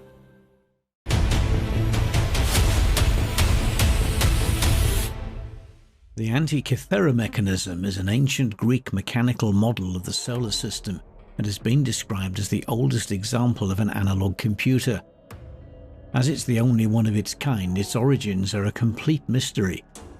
However, recent research has indicated that the Antikythera mechanism might in fact be the famous planetarium made by the Sicilian astronomer, engineer and mathematician Archimedes. However, ancient sources mention that Archimedes made 2 of these machines, which means that the other one is out there somewhere, waiting to be discovered. At Easter 1900, Elias Stadiatos and his party of Greek sponge fishermen were fishing off the coast of the tiny rocky island of Antikythera between the southern Greek mainland and Crete. Surfacing after one of his descents, Stadiatos began babbling about a heap of dead naked women on the seabed.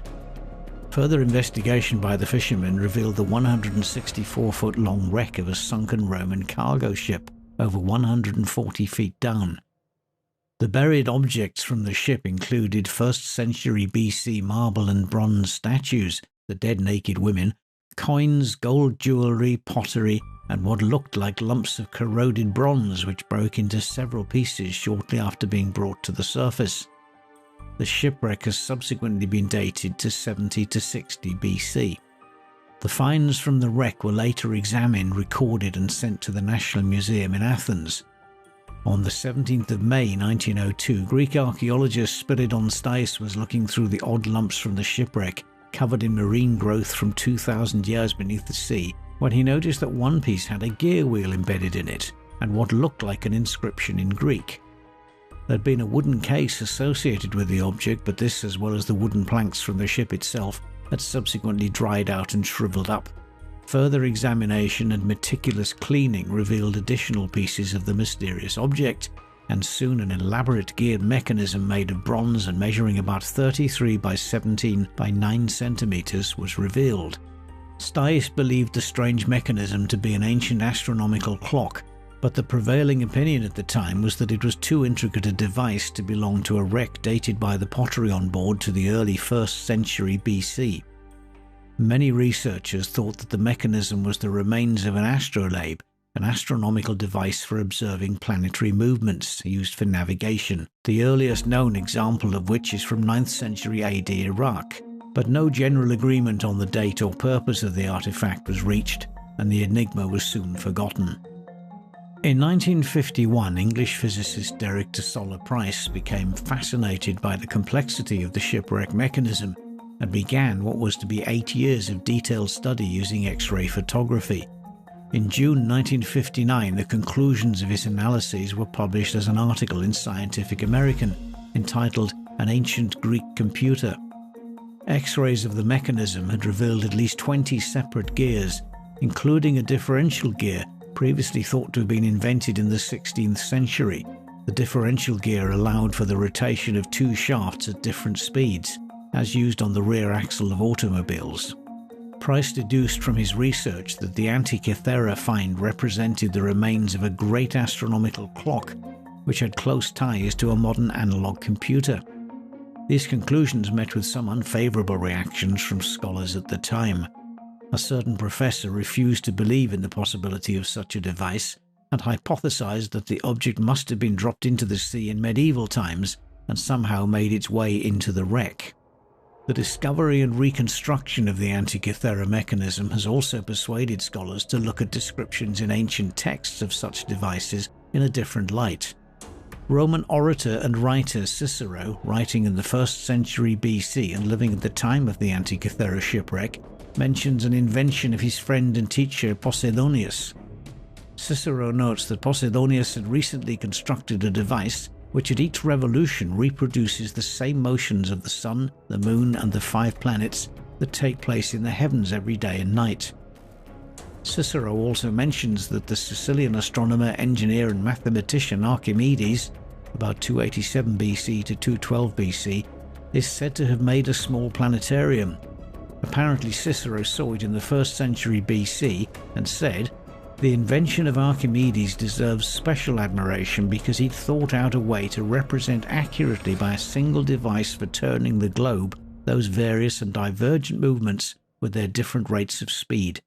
The moon was always as many revolutions behind the sun on the bronze contrivance as would agree with the number of days it was behind it in the sky." Some researchers have even proposed that it was an astronomical device designed and built by Archimedes that was rescued from the Antikythera shipwreck. Credited with the first calculation of pi, the volumes of spheres and the distance from the Earth to the Moon, Archimedes may well have had the skill and knowledge to craft something like the Antikythera mechanism.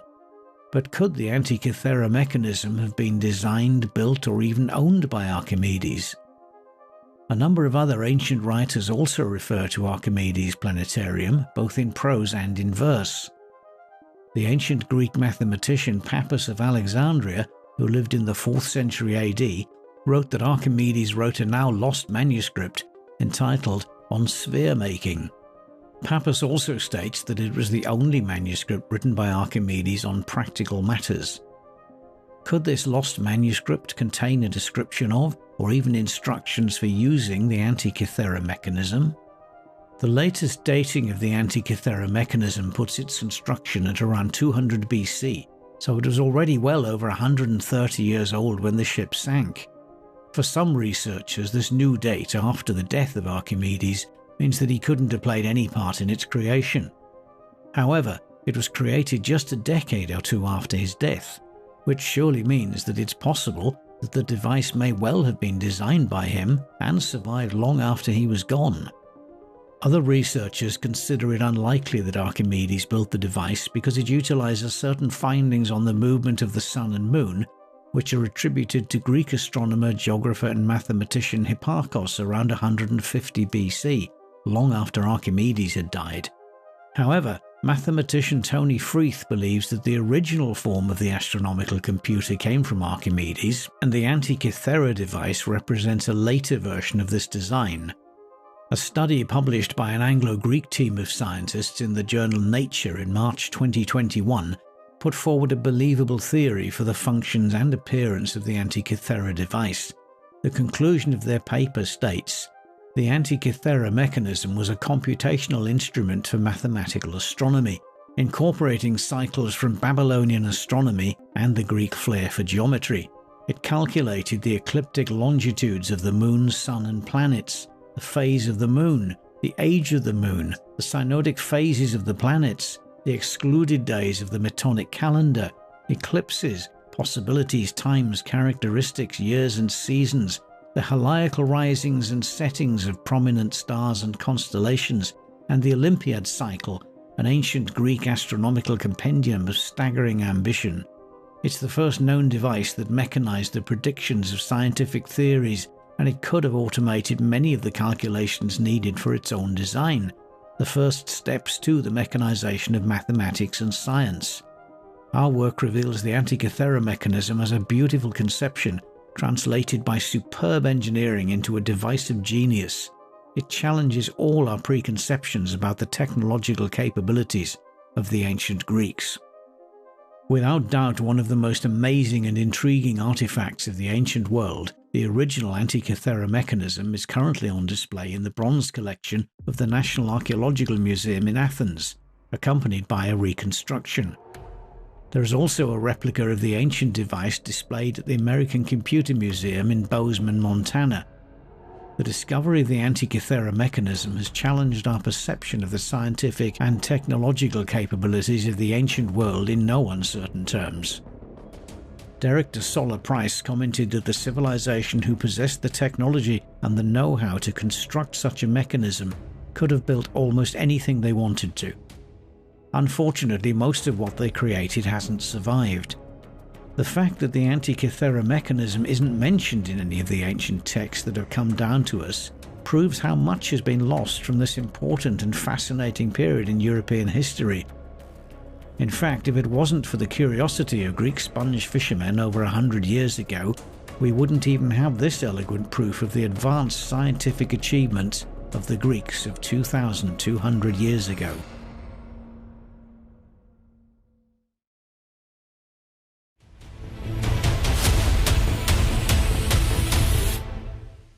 The Vikings were one of the most mysterious and brutal groups known in history.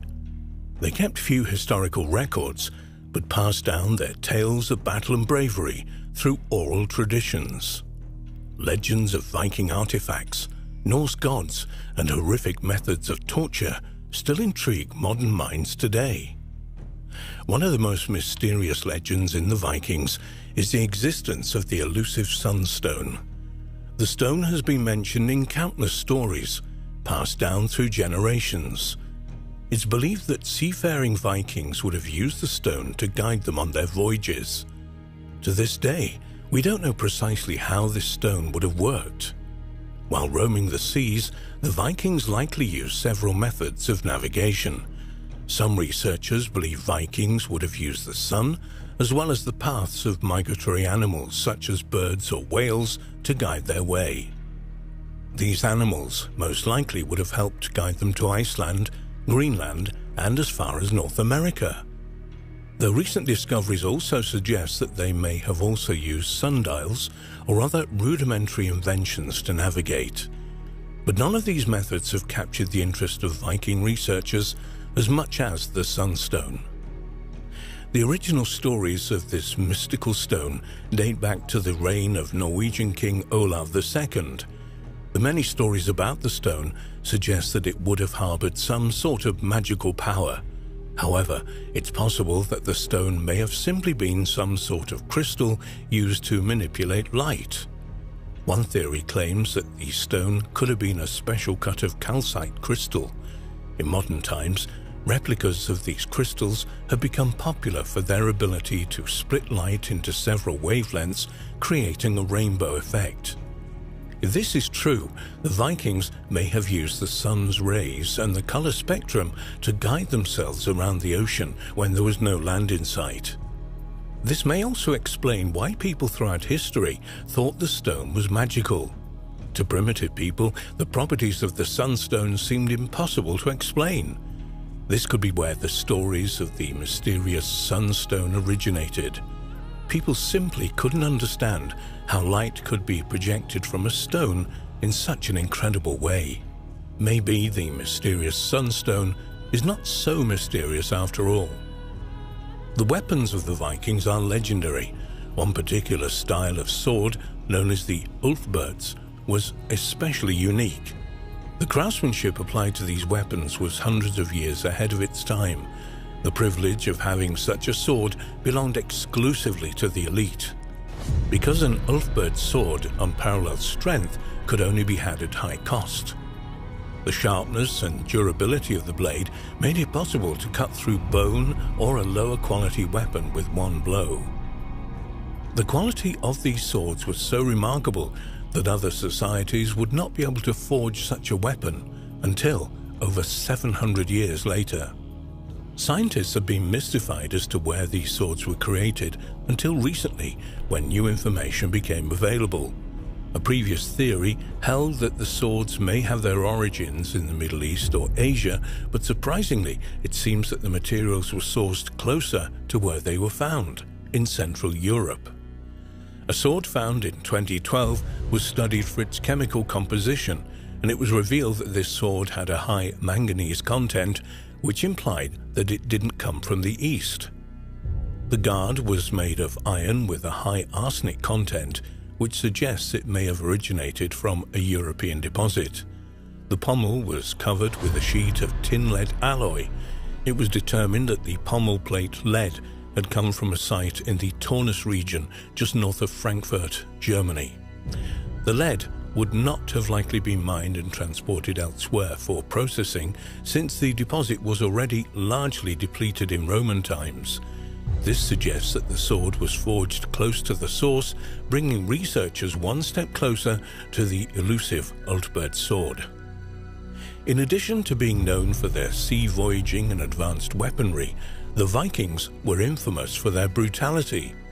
One particular infamous method of punishment is the blood eagle, a glory ritual Vikings are said to have performed on their most loathed enemies. The ritual involved carving the victim's back open and cutting their ribs away from the spine before the lungs were ripped out through the wounds. The fluttering of the lungs splayed out on the outspread ribs would supposedly resemble the movement of a bird's wings, giving the horrific practice its name. For years, researchers have dismissed the blood eagle as a legend.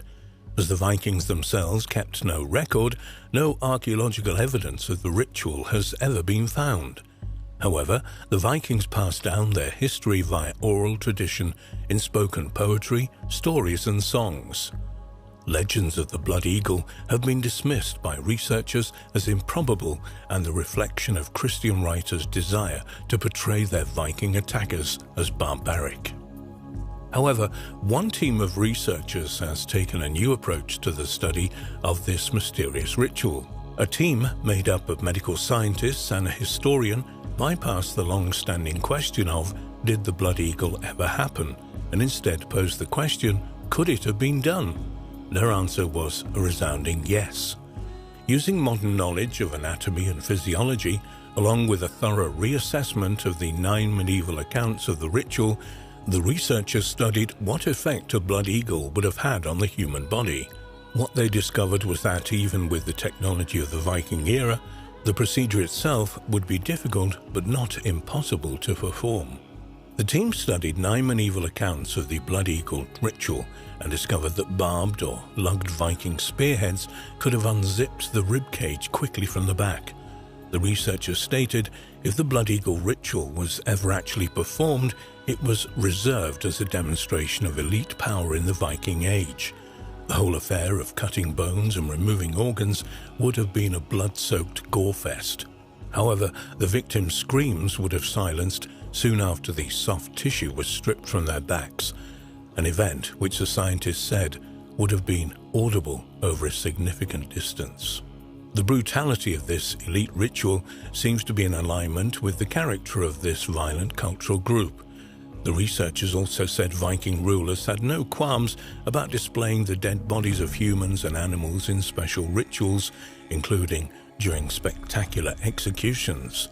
The Vikings routinely used fear to establish dominance, and the scientists concluded that the anatomical realities of the blood eagle make it clear that the procedure would be attention-grabbing, to say the least.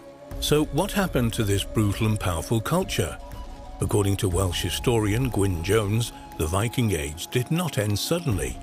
Their downfall was the result of a combination of factors. principally a string of debilitating defeats in battle and the rise of Christianity. Between 950 to 1050 AD, Christianity experienced rapid growth in Europe. Christians went from being targeted by Scandinavian Vikings to successfully converting the villagers from the religion of Norse paganism to the faith of Jesus Christ.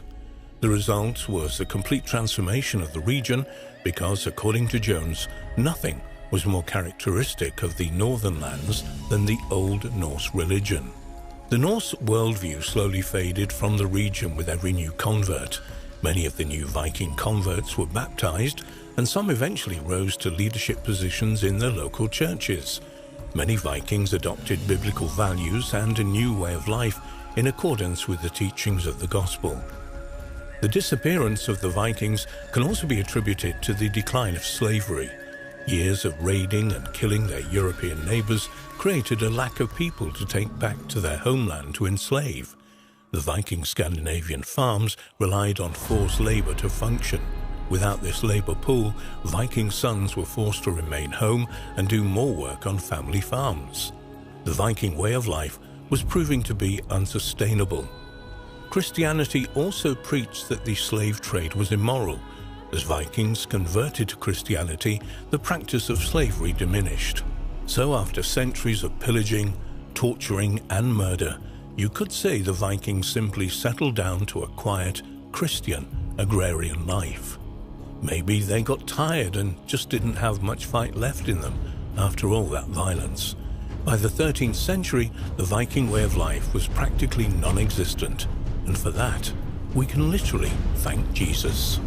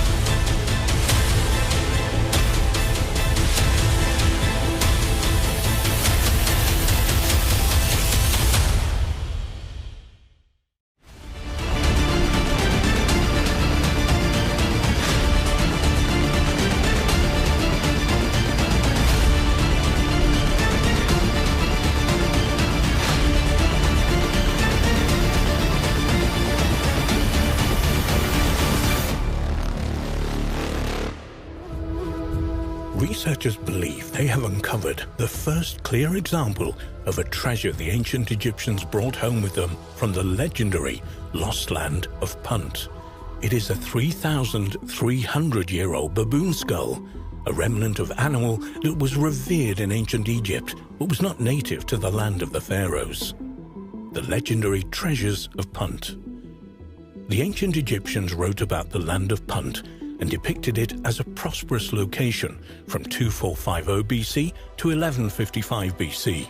They went to Punt, which they referred to as God's land, to acquire gold, African blackwood, ebony, ivory, aromatic raisins, wild animals, and slaves. One of the most famous artworks created about this location is the Punt Colonnade on Hatshepsut's temple at Deir el-Bahari, demonstrating that her people brought her myrrh trees, gold, ivory, panther skins, and apes back from Punt.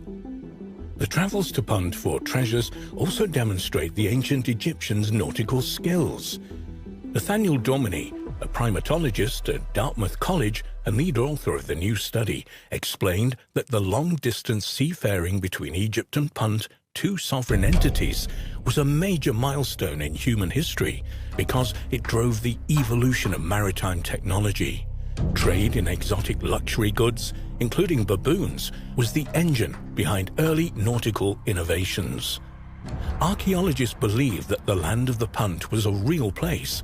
However, there is still a debate about where it was actually located. Ethiopia, Eritrea, and Somalia are just a few of the proposed locations. This is why researchers have taken a particular interest in the 3,300-year-old baboon skull. If this baboon really did come from Punt, and they could identify its homeland, the mystery may be solved. Domini states in a press release, "Many scholars view trade between Egypt and Punt as the first long maritime step in a trade network known as the Spice Route, which would go on to shape geopolitical fortunes for millennia." Other scholars put it more simply, describing the Egypt-Punt relationship as the beginning of economic globalization. Baboons were central to this commerce, so determining the location of Punt is important. For over 150 years, Punt has been a geographic mystery. Domini says, "Our analysis is the first to show how mummified baboons can be used to inform this enduring debate." Analyzing the baboon skull. Even though there are records and artwork listing and depicting the goods Egyptians took from Punt, Science magazine reports that archaeologists have found little hard evidence for treasures from Punt to date. Domini and his colleagues believe that their research will change that. They identified a Hamadryas baboon skull tucked away in the British Museum's archives and think that the fossil that was discovered in Thebes, Luxor, in the 19th century came from Punt. The results of their study, published on eLife, explains that they studied the chemical isotopes in the baboon's tooth enamel to try to pinpoint the animal's birthplace.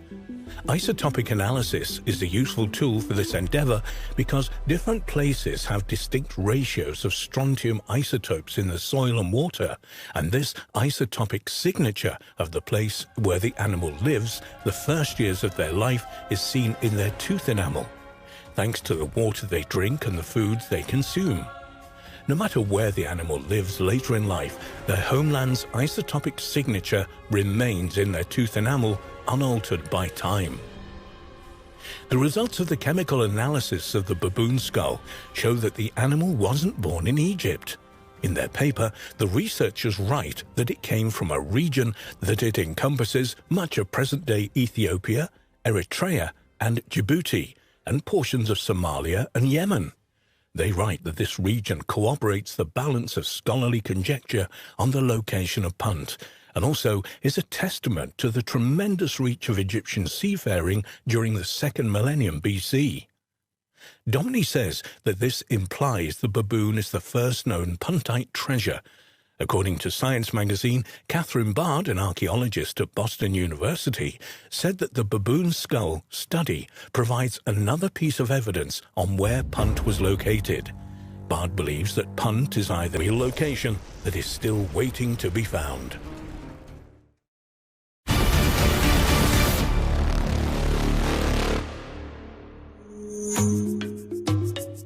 A spectacular recent find from Kenya by Meave Leakey of the National Museum of Kenya and her colleagues has caused controversy in the scientific world.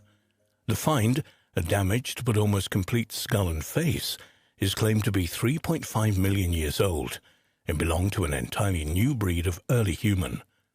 However, many scientists have objected to this identification due to apparent damage to the fossil, and the debate over whether it is indeed a new species is still continuing. Born on the 28th of July 1942 in London, English paleoanthropologist Dr. Meave Leakey is part of a family that has gained worldwide renown for decades of pioneering hominin research in Eastern Africa. She is the daughter-in-law of Lewis and Mary Leakey and wife of Richard Leakey, the famous paleontologists who have made several significant hominid finds in the last 50 years. In 2002, Maeve Leakey, along with her daughter Louise, was named an Explorer in Residence by the National Geographic Society. In 2007, Leakey was a lead author of a study in the journal Nature that went against the predominant view of the ancestral lineage of Homo sapiens, namely that the species Homo habilis evolved into Homo erectus in linear succession. Currently, Dr. Leakey is a research professor in the Department of Anthropology, Stony Brook University, New York, Director of Pleo-Pleistocene Research at the Turkana Basin Institute, Kenya, Explorer in Residence at the National Geographic Society, and co-leader with her daughter Louise of the Kubifora Research Project, the KFRP. In 2001, Maeve and her daughter Louise and colleagues reported on the discovery of a 3.5-million-year-old skull that they believed belonged to a previously unknown hominin genus and species, the Kenyan flatface. Research assistant Justus Eris had made the find 2 years earlier while working with members of the Leakey family near the Lomkwi River in northern Kenya. The almost complete skull was battered and weathered, but for the Leakeys cleverly represented a new breed of early human. It is the oldest near-complete human skull ever found. For the previous 2 decades, scientists had believed that a species better known as Lucy, named after the partial Ethiopian skeleton discovered in 1974, was our single common ancestor. Maeve and Louise's discovery apparently demonstrated that humans did not descend from Lucy, and that, rather than a neat ancestral line linking us to chimps, there were likely numerous species of hominids living at the same time. According to Maeve, the find was significant because it showed us that the situation was a lot more complex than we thought. Whilst Lucy was able to walk upright, she had an ape-like projecting mouth and heavy brow. The newly discovered skull, the only one of its kind so far identified, however, has a much flatter face and raised cheekbones. The brow is smaller, and teeth are intermediate between typical human and typical ape forms, with fairly small molars compared to Lucy and her later relatives. Dr. Leakey said of the huge importance of the find, "This shows persuasively that at least 2 lineages existed as far back as 3.5 million years. The early stages of human evolution are more complex than we previously thought. Kenyan flat-faced man still had a long way to go in terms of brain power, however, possessing a brain cage no bigger than a modern chimp." The new find is said to come from a completely new genus, though this new group may, according to some researchers, already have 2 members. They have noted that the features exhibited look very similar to those of a skull discovered in 1972 on the eastern shore of Lake Turkana in the Kenyan Rift Valley by Maeve Leakey's husband Richard. The skull, named 1470 Man, had a very human-like face, flat rather than protruding like an ape, and with small teeth. The age of 1470 Man was controversial for many years. It's believed by most researchers to be around 1.8 million years old and is assigned to the species Homo rudolphinus, usually regarded as a very primitive member of our own lineage. However, a few people believe the skull should not be attributed to Homo rudolphinus and needs to be re-examined. In Leakey's studies of the finds published in 2012, she stated that the specimen from Lake Turkana is a different species from the early Homo varieties previously known to have inhabited the area. These were Homo habilis, handyman, the assumed tool user, conventionally seen as the earliest known Homo species, and Homo erectus, the upright man, thought to be a direct ancestor of our own species. According to Leakey, with these new fossils we can definitely say there are 2 groups of non-erectus living side by side at Lake Turkana, as opposed to other species of Homo which had rather protruding faces. What would have struck you was how flat and broad the face was. Their brain case is beginning to get a little bit of a forehead because it's quite a big brain in there, but nothing like the brain of Homo erectus, which likely arose later. The study team wanted to avoid the previously proposed names for the flat-faced species Homo rudolphinus, as the relationships between the fossil specimens and the species names is still uncertain. The study team wanted to avoid the previously proposed name for the flat-faced species, Homo rudolphinus, as the relationships between the fossil specimens and the species names is still uncertain. One fascinating question is how the three early humans would have coexisted without friction over food supplies, for example, existing between them. According to physical anthropologist William Kimball, given the facts that they were all terrestrial bipeds of one sort or another, differences in how the three species made a living and where they chose to live would have come down to diet, as opposed to, say, climbing ability. Perhaps it may just be that these early human species simply had no problems getting along with each other. Modern primates are generally very good at living together, Leakey commented. You can see troops of monkeys composed of at least 2 species, if not more. The study of the origins of man is understandably a controversial and complex area. Since Meave Leakley's initial discovery, the picture has been complicated even more by the identification in 2000 of a hominin now called Oronin tugenensis. This creature could represent an entirely new group of hominids and is claimed to be the oldest human-like creature known to science, taking our lineage back to an astonishing 6 million years ago. In 2000, the research team of Bridget Sennett and Martin Pickford discovered fossil material consisting of a partial humerus, femur and mandible, a distant thumb bone and some teeth in the Tugen Hills of Kenya. The molars were covered with thick enamel like those of later hominins and were small like our own. The discovery was nicknamed at the time Millennium Man due to its discovery date and was dated to 6 million years ago and given the taxonomic classification Ororin tugenensis, original man from the Tugen Hills. Initially, paleoanthropologists were skeptical of the find, with many remaining so to this day, especially as the fossils were not made available to the scientific community. Although there is still a heated debate over the fossil, it is increasingly presented in published texts as hominin. Millennium Man lived around the time when genetic analysis suggests our oldest hominin ancestor split from the oldest ancestor of the great apes. This means there's a chance that Ororin tugenensis could be the fabled missing link, or at least one of them. In March 2003, paleontologist Tim White of the University of California, Berkeley, questioned the heritage of Meave Leakey's find. He argued that it was more likely to be a Kenyan variant of Lucy. White based his assertion on the fact that the cranium was cracked and distorted when discovered, making it possible that some of its apparently unique features, including its flat face and tall vertically oriented cheekbones, could have been caused by geological processes. Fred Spoor of the University College London, who was part of the team that found the Kenyan flat-faced man fossil, disputed such objections and made a new, detailed study of the skull. From examining computed tomography scans, Spoor concluded that the upper jaw had suffered much less distortion than the rest of the cranium. So he focused his studies on that bone, correcting for the distortion present, and concluded that Leakley and her colleagues had been correct in designating the fossil a new species.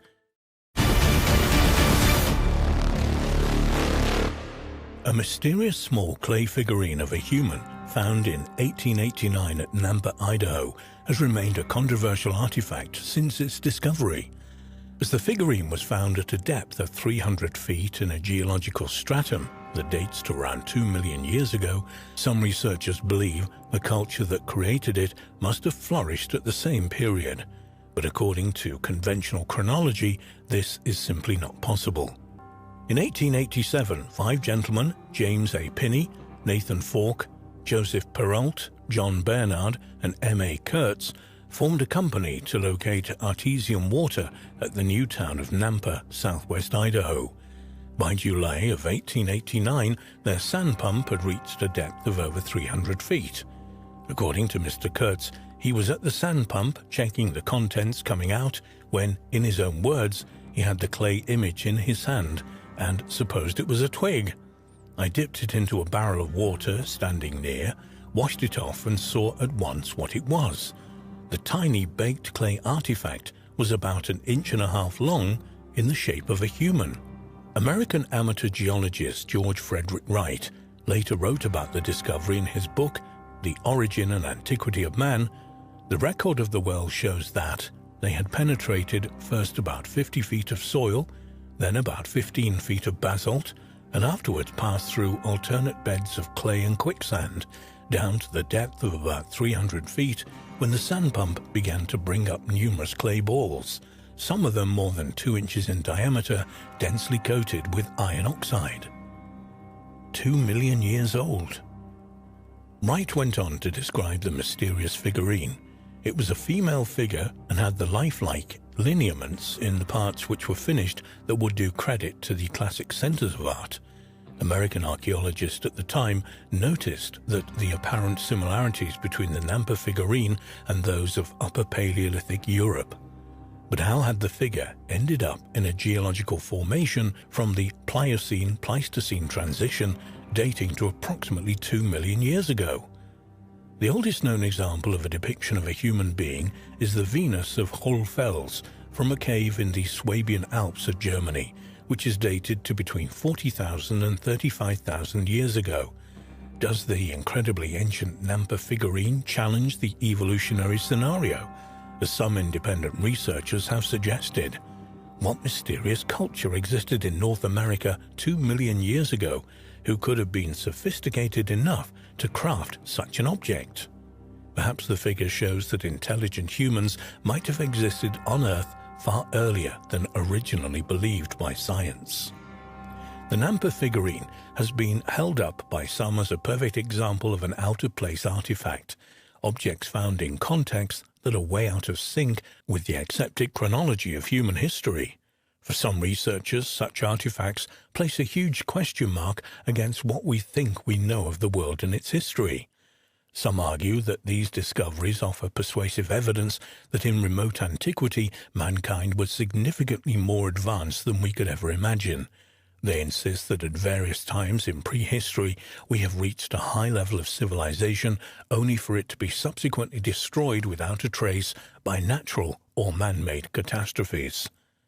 Two well-known examples of such out-of-place artifacts are the supposed fossilized human footprints discovered in the 1880s at the summit of Big Hill in the Cumberland Mountains in Jackson County, Kentucky, and an apparently man-made object enclosed in rock known as the Costco artifact, which to all intents and purposes resembles a modern spark plug.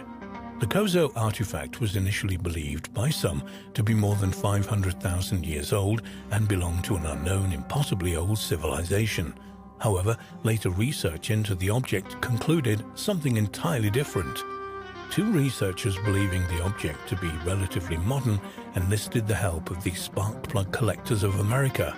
They sent letters and copies of the X-rays of the artifact to 4 different spark plug collectors who had no knowledge of the case and had never seen the pictures before.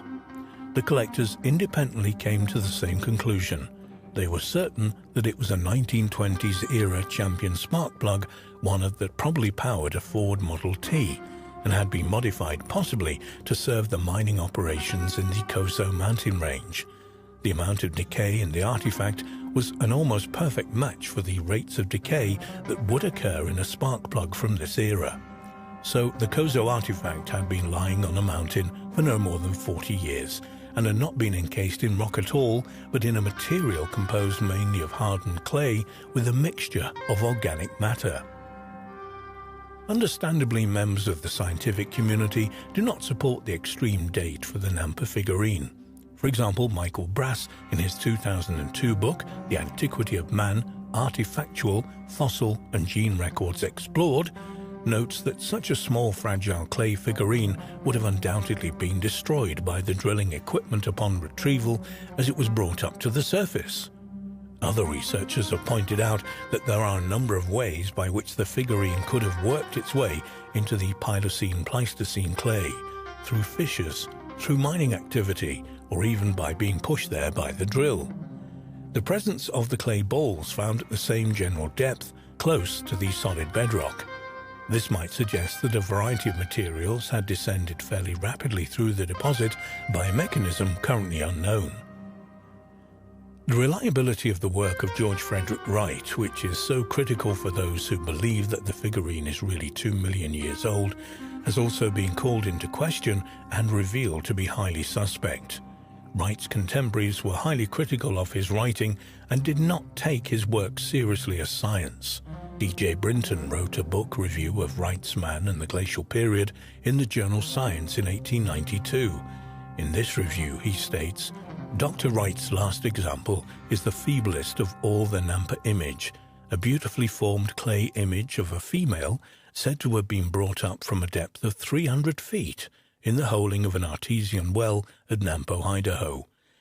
It is sad to destroy illusions, but when this same image with its story was laid before a well-known government geologist, and he at once recognized it's a clay toy manufactured by the neighboring Pocatello Indians, the person displaying it replied with engaging frankness, "Well, now, don't give me away." As if that were not enough, the well-known government geologist was in fact J.W. Powell, who wrote in Popular Science Monthly in 1893, "In the fall of 1889, the writer visited Boise City in Idaho.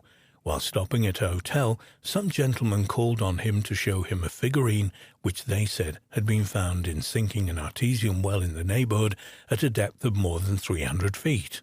It was claimed that this figurine had been brought up from the bottom of an artesian well while the men were working. When this story was told, the writer, Powell, he simply jested with those who claimed to have found it. He had known the Indians that live in the neighborhood had seen their children play with such figurines, and had no doubt that the little image had lately belonged to some Indian children, and said the same. While stopping at the hotel, different persons spoke about it, and it was always passed off as a jest, and various comments were made about it by various people, some of them claiming it had given them much sport. When Powell later read George Frederick Wright's book, he was extremely surprised to discover that Wright had obtained the Nampa figurine and that he had actually published it as evidence of the great antiquity of man in the valley of Snake River. A certain Mr. McGee also attacked the honesty of the supposed discoverers of the ancient artifact Kurtz and Doofs. In the 1894 second edition of Man and the Glacial Period, George Frederick Wright repeats McGee's assertions. "It is a fact," says McGee, that one of the best-known geologists of the world chanced to visit Nampa while the boring was in progress, and the figurine and the pretty fiction were laid before him. He recognized the figurine as a toy such as the neighboring Indians give their children, and laughed at the story, whereupon the owner of the object enjoined secrecy, pleading, "Don't give me away. I fooled a lot of fellows already, and I'd like to fool some more." What does the Nampa figurine represent? In the years since its discovery, a lot of research has been done into the culture of the Native Americans local to the area where the figure was found. These studies have found, as J.W. Powell stated 120 years ago, that small, fragile clay figurines like the ones discovered were common to these Native American tribes in the late 19th and early 20th centuries. The evidence overwhelmingly points to the Nampa figurine being a hoax, perpetrated at a time when such stunts were popular and people enjoyed their brief notoriety.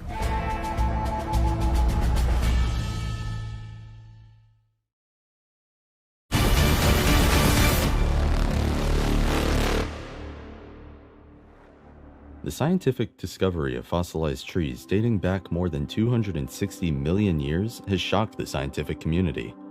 Together with other recently discovered fossilized plant and tree discoveries on Antarctica, these finds suggest something that should not be, that the world's coldest, driest continent was once green and forested.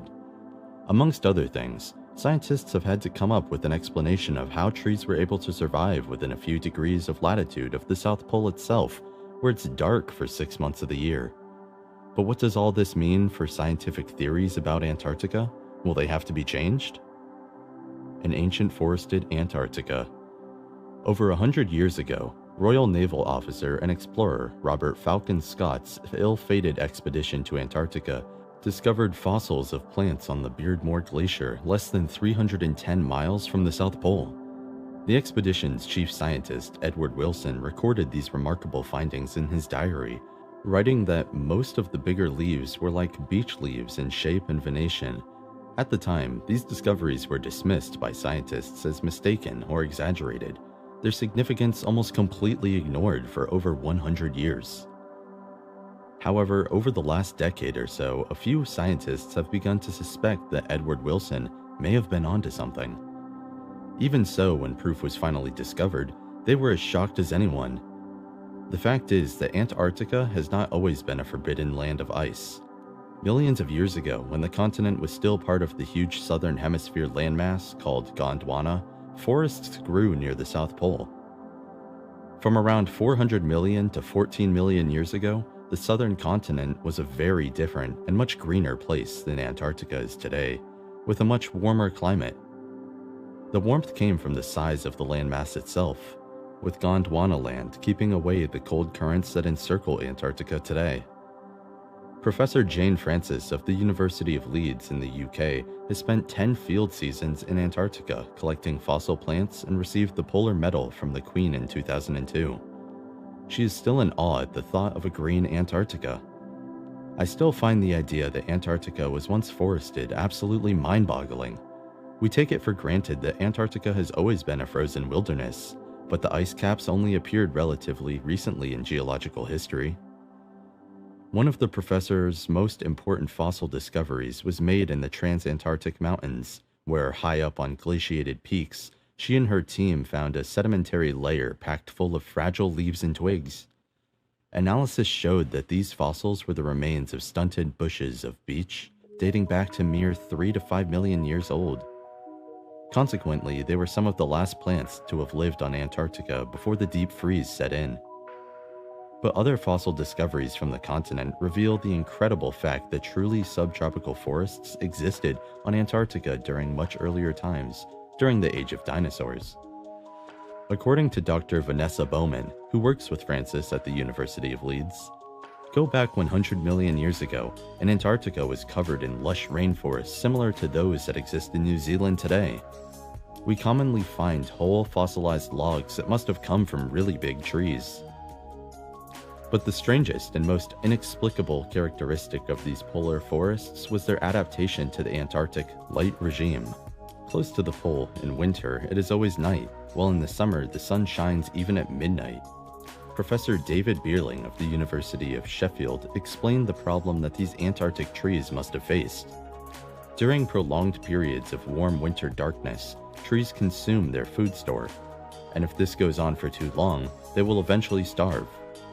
To understand how these Antarctic trees survived against such seemingly insurmountable odds, Professor Bierling investigated the types of plants that once grew on Antarctica. What we did was grow seedlings of these trees in blacked-out greenhouses where we could simulate Antarctic light conditions. We also raised temperature and CO2 concentration to match ancient growing conditions. We found that trees made so much food during the summers that this eventually caused photosynthesis to slow down. As a result, they couldn't fully take advantage of the long hot summers for photosynthesis.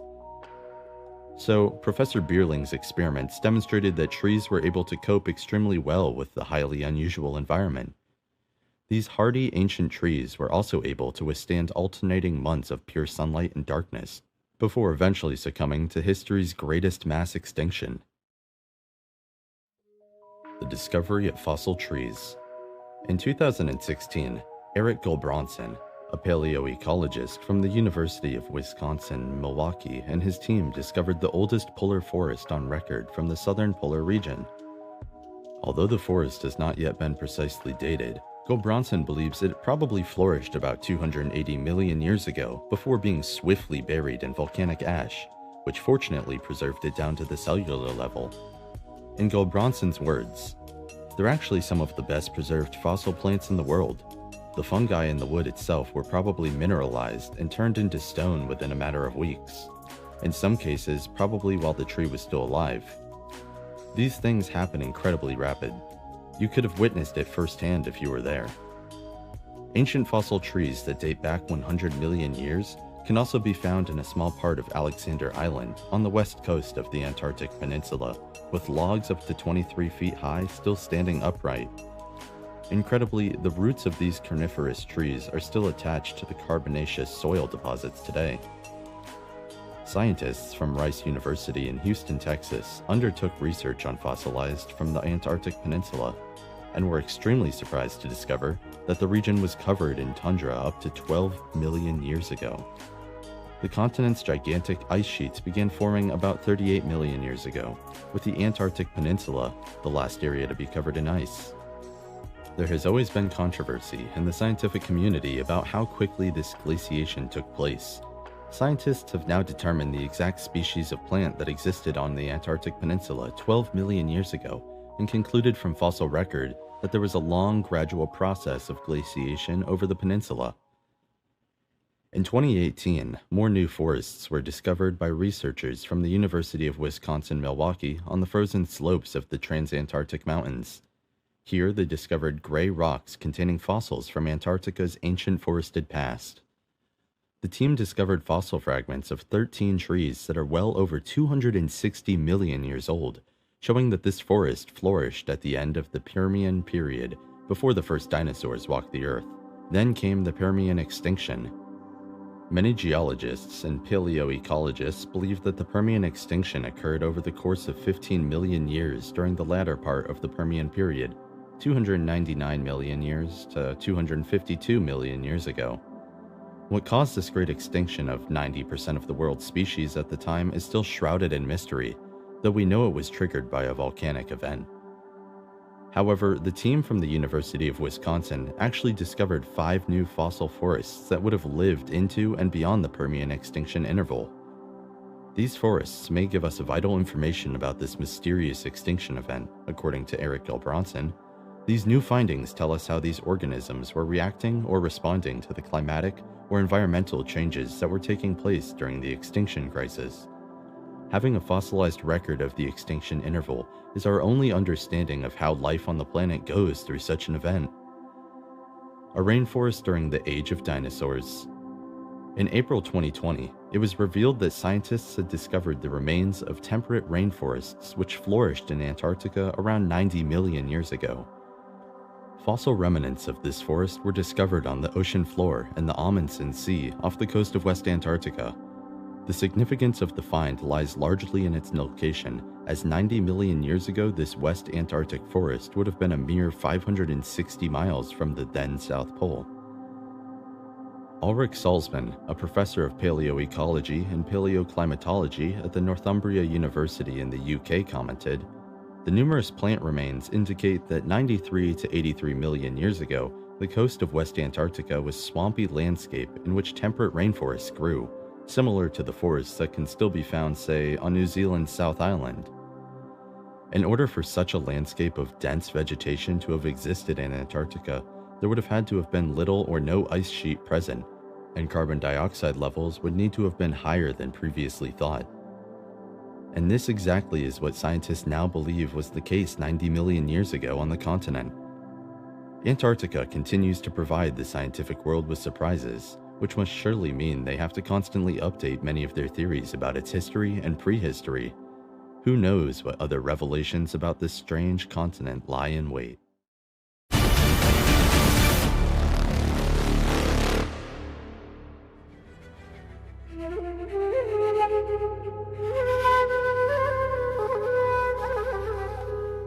Researchers in Turkey are about to embark on an excavation at the ancient site of Karahan Tepe, and they believe it's much older than Göbekli Tepe, the famous 0 point of world history. If you were to ask any professor of history, or even a self-respecting armchair archaeologist, to name the oldest monument ever discovered, they would have all said Göbekli Tepe. But now, that answer might be Karahan Tepe, and this is creating a lot of excitement in archaeological circles. Karahan Tepe is said to be much older than Göbekli Tepe. Archaeologists have been working at the Karahan Tepe site, which is often called the sister site of Göbekli Tepe, since 1997. The site is located near Yagmulu and roughly 35 kilometers east of the 12,000-year-old Göbekli Tepe site.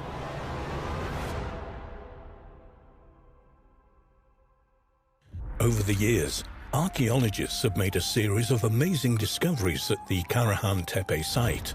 in particular tons of buried T-shaped obelisks, similar to the ones carved with wild animals at Göbekli Tepe, have led researchers to conclude that Karahan Tepe is much older than its younger sister, Göbekli Tepe. Head of excavations at Karahan Tepe, Dr. Nesmi Karul, said that 12 spots estimated to be in the same period as Göbekli Tepe are now known in the region, one of which is the Karahan Tepe. Speaking at the 10th International Resort Tourism Congress, Culture and Tourism Minister Mehmet Nuri Esroy said that an intensive and rapid excavation program continues in Karahan Tepe, which to date has yielded 250 obelisks featuring animal figures. Esroy claims that planned excavations will prove the settlement at Karahan Tepe will be much older than the 12,000-year-old Göbekli Tepe.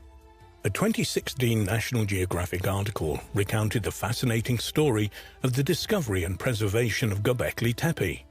Professor Klaus Schmidt, a German archaeologist who led excavations at the site, argued before he died in 2014 that a vast labor force needed to build the enclosures, and that this construction project pushed people to develop agriculture as a way of providing predictable food and perhaps drink for workers. At the 2015 World Economic Forum in Davos, Switzerland, Turkey's Dogus Group announced that they plan to spend $15 million over the next 20 years in partnership with the National Geographic Society on the Göbekli Tepe site.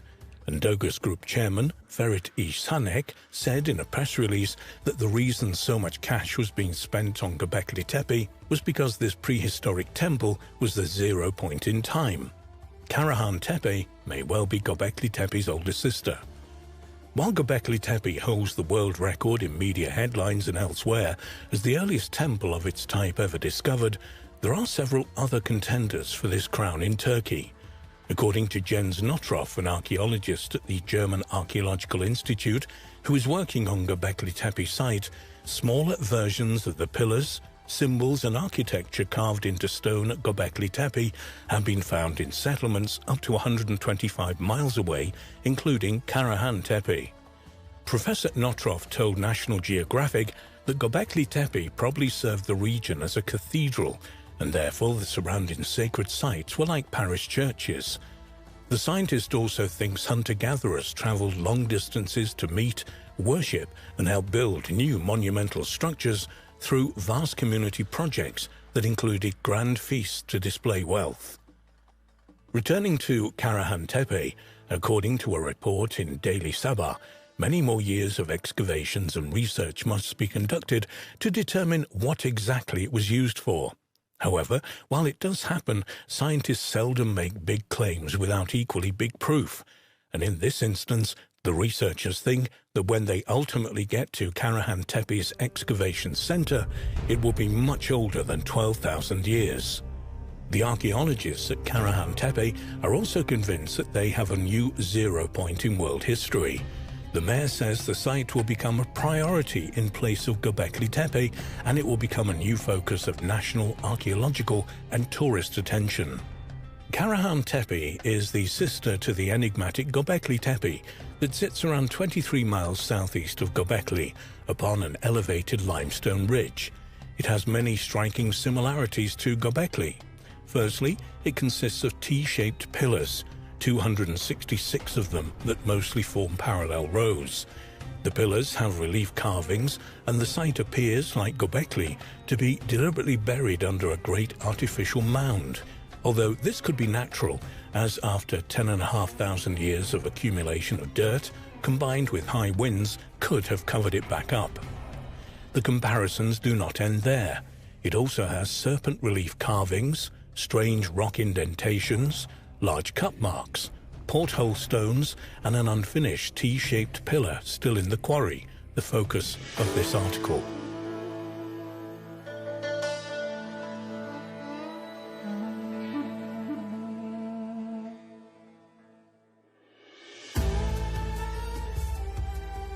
Karahan Tepe was first discovered in 1997 and was surveyed in 2000 and again in 2011. Like Göbekli Tepe, it's located within the boundaries of Sanliurfa, ancient Edessa, the birthplace of Abraham, around 30 miles from the city. It's not an officially recognized tourist site, so they had to plan their trip carefully as it was on private land upon the Tek Mountains. Fortunately, a well-placed, probably modern standing stone marked the entrance to the track that led to the farm that is located behind. When Andrew Collins visited there in 2004, the person who showed him around was warned he would get a beating if they found anyone had visited there. 10 years later, and the owners welcomed the occasional visitor with tea and information. No beatings entailed, just sweet hot beverages and conversation after the morning visit. The dating of the site is impressive, as it's dated to 8,500 BC, contemporary with the now submerged Navali Quarry and the later stages of Göbekli Tepe. There are obvious similarities to these and other sites in the vicinity, but we've heard that there was a quarry on site where an unfinished T-shaped pillar still sits within the bedrock.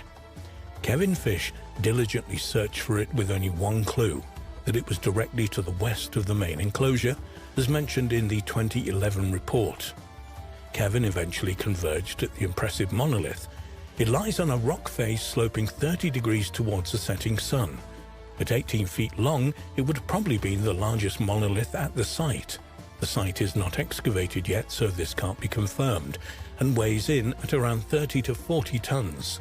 Its downward angle on the slope on natural exposed rock face may have been why this was a preferred spot to quarry from. As archaeologist Bahattin Selik explains, this is quite a practical technique, with roughly chiseling on the side of the rock to produce a T-shape, whilst carving the other side 40 centimeters wide and 1 meter deep. The solid pillar separated from the bedrock with this technique and can easily be removed from the quarry with the help of a slope. Andrew Collins decided to measure it and discovered it was indeed 18 feet, 5.5 meters in length, with a maximum width of 6.6 feet, 2 meters, across its T-shaped head. This is similar in size to the twin monoliths at the center of Göbekli's enclosure, C and D. The weathering was very bad, much like the exposed parts of the pillars on the main hill. However, what lies underneath could be as well preserved as Göbekli Tepe. Altogether, Karahan Tepe is a fascinating site that begs excavation, as the significance of the nearby Göbekli Tepe has now hit the headlines. After leaving the site, the visitor wondered if the location of the choice of rock was significant. Was the direction of the quarry from the main temple an indication of a tradition that existed as far back as 10,500 years ago? Andrew Collins discussed the possibility that, indeed, it could be the case, as bringing quarried stone from the west to the east may represent bringing it into the light, sunrise, from darkness, the sunset. However, the remaining 14-foot pillar still on the eastern slope had further avenues slightly further east of it, so again it showed a possible west to east movement. Alternatively, it could also represent an east to west direction from the smaller quarry to the main enclosure. After searching through some Masonic texts, a reference was found to a ceremony where the initiate had to move in that direction, east to west. Why this is, perhaps, could represent facing one's own death, as initiation rites such as these are often about facing deep-rooted fears. Whether this was on the minds of the builders of Karahan Tepe, we'll never know, unless, of course, the site gets excavated and evidence emerges. From now, we can only speculate. Another aspect that grabbed Andrew's attention was the fact that the parallel rows appeared to be serpent-like, weaving up or down the main hill or from the main enclosure. In his initial report, Andrew stated, "It's even possible that these zigzagging pairs of stones making up the stone avenues, located on the northern, eastern sides of the tepe, signify the path of snakes, which are seen to descend like living energy into the valley below." This idea is given credence through the fact that carving on the stone seems directed up the hill, as if the direction of movement is downwards through the various sets of gateways. After coming to this conclusion, Andrew dreamt of snakes, their tails tied together, each one trying to break free of its bondage, all of them writhing about in the process. With this dream came the impression that the snakes represented the containment, flow, and energy of the stone's avenues at Karahan Tepe, an interesting concept if nothing else. Earth energy springs to mind, as it has been found in Avebury, Brittany and Cornwall that stone avenues mark the path of telluric earth energy currents, with a crossing point often at the centre of the complex, which would naturally congregate on a hilltop. More research needs to be carried out to confirm this hypothesis, but with the serpent symbolism at such a remote site, it could even reveal the origins of geomancy and earth energy science. When they go back in September, they will have some equipment to take readings and dowsing rods to find out if this is the case.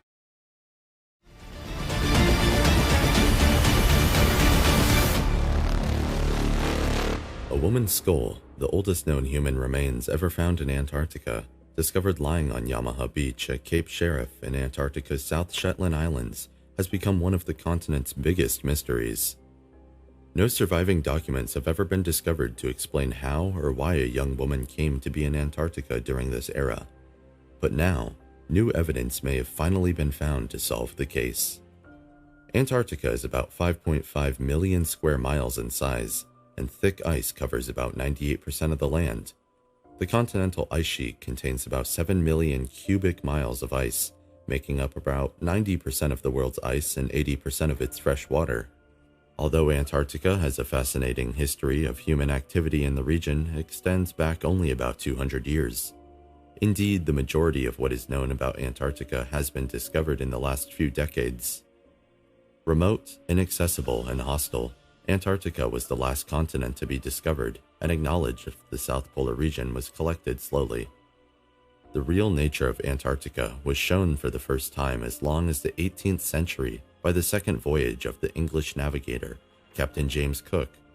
Mariners who followed Cook into high southern latitudes of the icy continent did so because of his reports of huge numbers of whales and seals. On the 16th and 17th of November, 1820, American seal hunter Nathaniel Brown Palmer, then 21 years old, commanded the 47-foot-long sloop Hero, which entered the Orleans Strait and came very close to the Antarctic Peninsula. Palmer and his men became the first Americans and the third group of people to discover the Antarctic Peninsula. While there, Palmer met Russian captain Thaddeus Bellingshausen on a major national expedition that circumnavigated Antarctica eastward.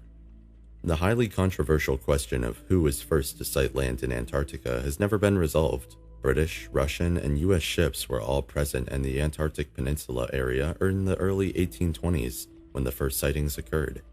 However, the first documented landing of the continent was not until decades later, on January 24, 1895, when the Norwegian whaling ship Antarctic landed a party at Cape Adare on the northern Ross Sea.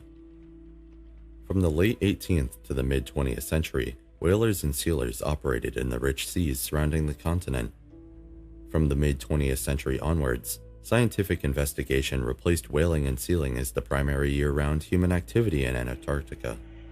These days, around 1,200 people spend the winter in Antarctica. All of these are scientists and their support staff. Yamana Beach is an ice-free beach located on the west coast of Cape Sheriff in the north extremity of the Ioannis Palus II Peninsula, Livingston Island in the South Shetlands of Antarctica. Sometime in 1985, human remains were discovered by chance the remote Antarctic beach by Chilean biologist Dr. Daniel Torres. According to Torres, on the afternoon of January 7, 1985, I was doing a census of mammals and also collecting marine refuse on Cape Sheriff, Livingston Island. On the beach, I saw a big plastic container and an enormous plastic orange buoy. I went to the buoy first to collect it, and as I headed along the beach, I noticed that among the very dark volcanic stones, there was one very white stone, but when I got closer, I saw that on the surface of the stone there was a series of lines that looked like a human skull. Obviously, I stopped and went up closer, and I was able to establish that it was a human cranium, half buried in this very thick volcanic sand, 40 meters away from the shore. I started very slowly separating the pebbles until I could pull out the top part of the cranium, and as the upper jaw bones were missing, I was looking for the other remains until I found them. Subsequent analysis of the skull at the Chilean Antarctic Institute revealed that it belongs to a young woman of 21, at the most. But who was she, and what was she doing in this remote spot? In January 1987, part of a human femur was found inland from Yamana Beach, and in January 1991, another part of a femur was found close proximity to the site of the earlier 1987 find. It was later revealed that the remains were of an indigenous female from southern Chile, who is believed to have died between 1819 and 1825. This makes the woman's bones the oldest known human remains ever found in Antarctica. But how did she get there? The traditional canoes of the indigenous Chileans could not possibly have managed such a long voyage through extremely rough seas. Fascinatingly, the girl's dates match up with the first known landings on Antarctica, though the location of the discovery was unusual, at a beach camp made by sealers. Female sealers were absolutely unheard of at the time. One theory is that the girl was an indigenous guide, translator, or navigator to the sealers traveling from the northern hemisphere to the Antarctic islands. But women taking part in such expeditions to the far south in the early 19th century was unlikely, though not impossible. Another much darker theory is that the girl was taken by force from her home in what is now southern Chile by sealers, and abandoned in the area where her remains were found 175 years later. Perhaps we will never know. There are no surviving documents explaining how or why this young Chilean woman came to be in Antarctica at this time. Her bones marked the start of human activity on Antarctica and were a hugely significant discovery for archaeology. But they are also of vital importance to the history of Antarctica as a whole, as they could be proof that Chile, which lies about 620 miles away from Antarctica, made the first known landings on Antarctica. It must be added that this is disputed in some quarters. Some researchers believe that in 1819, officers, soldiers, and seamen of the storm-damaged Spanish ship San Telmo, the flagship of a Spanish naval squadron bound for Peru, may have been the first people to land on Antarctica. If any crew members survived the initial sinking of the San Telmo north of Livingston Island and managed to get to Antarctica, they would have been the first humans in history to reach the continent. Indeed, some remnants and signs of wreckage were later said to have been found on Livingston Island in the South Shetland Islands by the English Captain William Smith, on board of Brig Williams, who arrived at the island of Livingston in October of the same year. The Antarctic Treaty System was first signed in 1959, but in 1998, a protocol on environmental protection was added stating that Antarctica is to be a natural reserve, devoted to peace and science, and forbids all activity relating to the Antarctic mineral resources, except as is necessary for scientific research. But significantly, this is the part of the treaty that could come under some review in 2048, 50 years after it was signed. On that date, the prohibition on mining resource extraction could be changed or scrapped completely.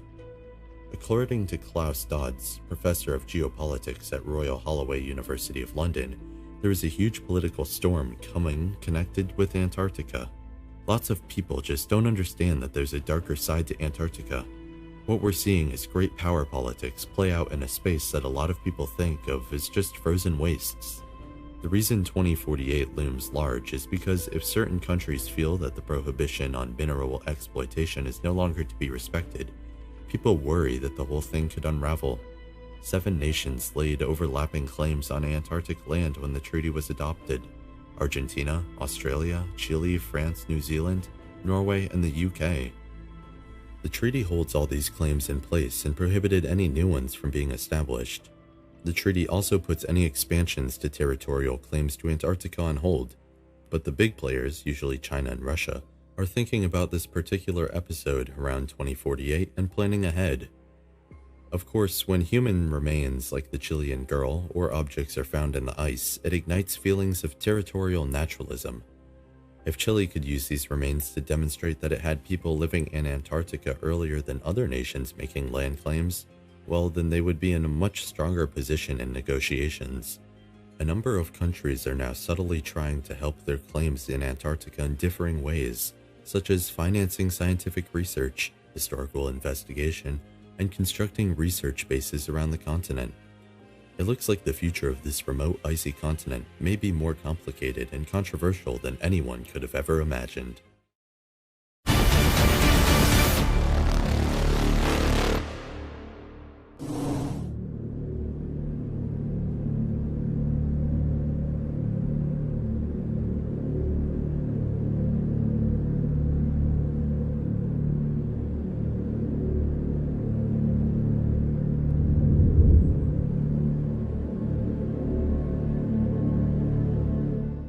Archaeologists are preparing to launch the third major excavation of an important site on the Jiroft Plain in the Halil River of southeastern Iran. The Konar sandal remains were exposed after flooding in 2001 near Jiroft in Iran.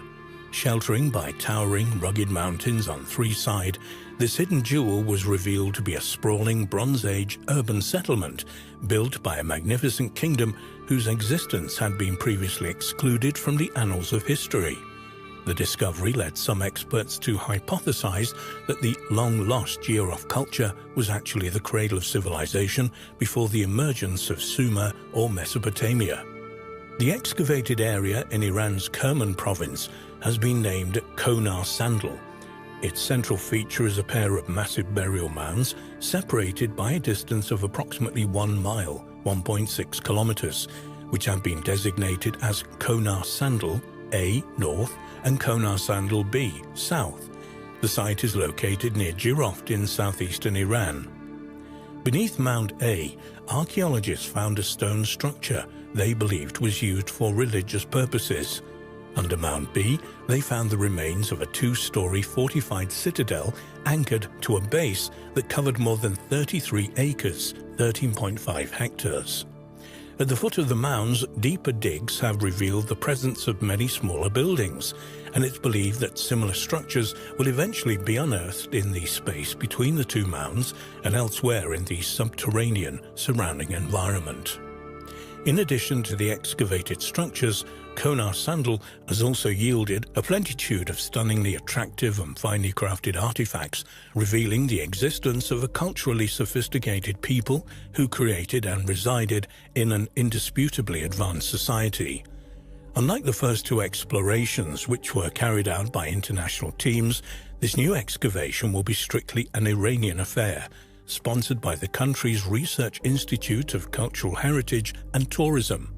The demarcation project is aimed to determine the legal boundaries of the prehistorical site, explained the Kerman provincial tourism chief, who referred to the Konar Sandal site as one of the most important Bronze Age cities in Southwest Asia. This is a strong contention, but in fact this assessment may be unduly modest.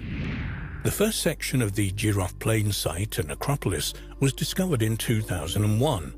Heavy flooding of the Halil River washed away tons of topsoil that had previously covered it, exposing a complex of ancient tombs no one had ever expected to find. Impressive hauls of Bronze Age jewelry, ceramics, tools, drinking cups, board games, and a variety of decorative items inlaid with semi-precious stones were recovered from the unearthed cemetery. Unfortunately, the initial discoverers were looters and antiquities black marketers who stole and sold many valuable artifacts before law enforcement and the military finally arrived to secure the site. After this initial discovery, the first official excavation at Jiroft began in 2003 under the leadership of the Iranian archaeologist Dr. Youssef Majidazeh. It ended in 2007, and he published his team's findings shortly thereafter. Based on radiocarbon dating, the archaeologists concluded that the Jiroft civilization that built the integrated urban complex had reached the peak of its power and prosperity at around the year 2500 BC. However, signs indicated that initial construction on the complex may have begun as long ago as the 5th millennium BC. During this excavation, and during another that was launched in 2014, archaeologists continued to find many valuable and intriguing artifacts inside the mounds and beneath the surrounding landscape. Most notably, they also found 4 tablets inscribed in 2 different languages, one of which was composed entirely of geometrical figures and could not be compared to anything that had been found before. So, just how significant was the discovery of this long-lost, literate kingdom in a bleak, desolate area of Iranian desert? Significant enough to throw the identification of Mesopotamia as the cradle of civilization into question. Jean Perrault, a French archaeologist with previous excavation experience in Iran, was invited to inspect the site and its contents during the earliest stages of the first excavation. When asked to share his impressions, he stated the following. An area we formerly regarded as resided only by nomads and their cattle was the heart of an incredibly advanced civilization. In this area, people lived with a social hierarchy. These people had an explicit view of the world, which distinguishes them from the Sumerians. Henceforth, we must consider Jiroft as the origin of civilizations and refer to all other civilizations as pre- or post-Jiroft civilization. There may be a bit of hype in this statement, since Sumerian civilization can be traced back at least as far, if not farther, than the Jiroft civilization to the 5th and 6th millenniums BC. But given that Mesopotamia and southern Iran are separated by only 600 miles, 1,000 kilometers, there exists the possibility that the Jiroft civilization shared a common ancestor with the Sumerians, and that perhaps the two split following the chaos, confusion, and destruction caused by the great floods that occurred at the end of the last ice age. At the very least, it's reasonable to assume that the peoples of Mesopotamia would have interacted with their Jiroftian neighbors to the east, perhaps to a significant enough extent that each culture was influencing the development of the other. In fact, many of the artifacts discovered at Konar Sandal are decorated with mythological imagery that seems to link its culture with that of Mesopotamia. The Jiroft civilization specialized in the creation of pottery using a semi-precious mineral known as chlorite, and examples of this pottery containing strikingly similar iconography have been found at various archaeological sites throughout the Middle East and Asia, including sites identified with Bronze Age Mesopotamia.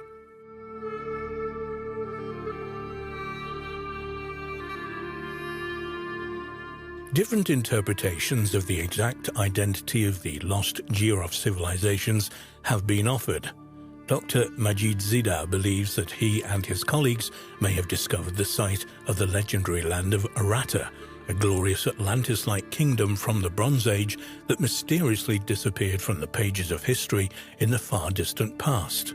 However, knowledge of Aratta comes primarily from Sumerian poems, which has led some to question whether such a place ever existed at all.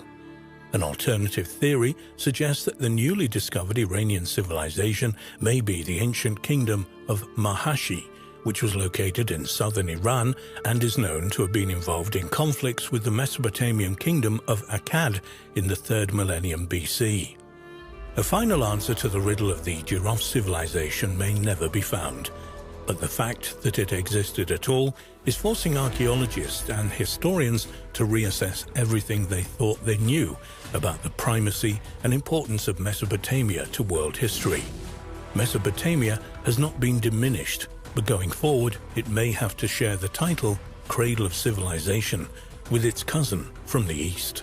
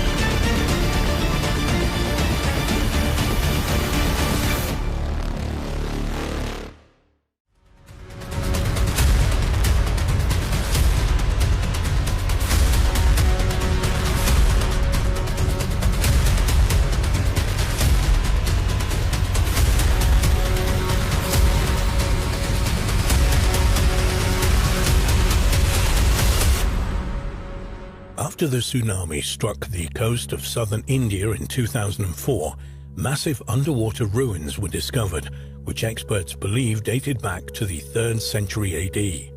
Almost immediately, there were rumors that archaeologists had unearthed the famous 6 lost pagodas described in local folklore. There was also controversy about the official dating of the site. 1 or 2 researchers believe that geological evidence combined with a centuries-old local tale about the destruction of a city by a great flood suggest a date of 10,000 years ago for some of the recently revealed ruins. Ancient Mahabalipuram. The small coastal town of Mahabalipuram in Tamil Nadu, 30 miles south of Madras in southern India, is famous for its temples and monuments built by the Pallava dynasty in the 7th and 8th centuries.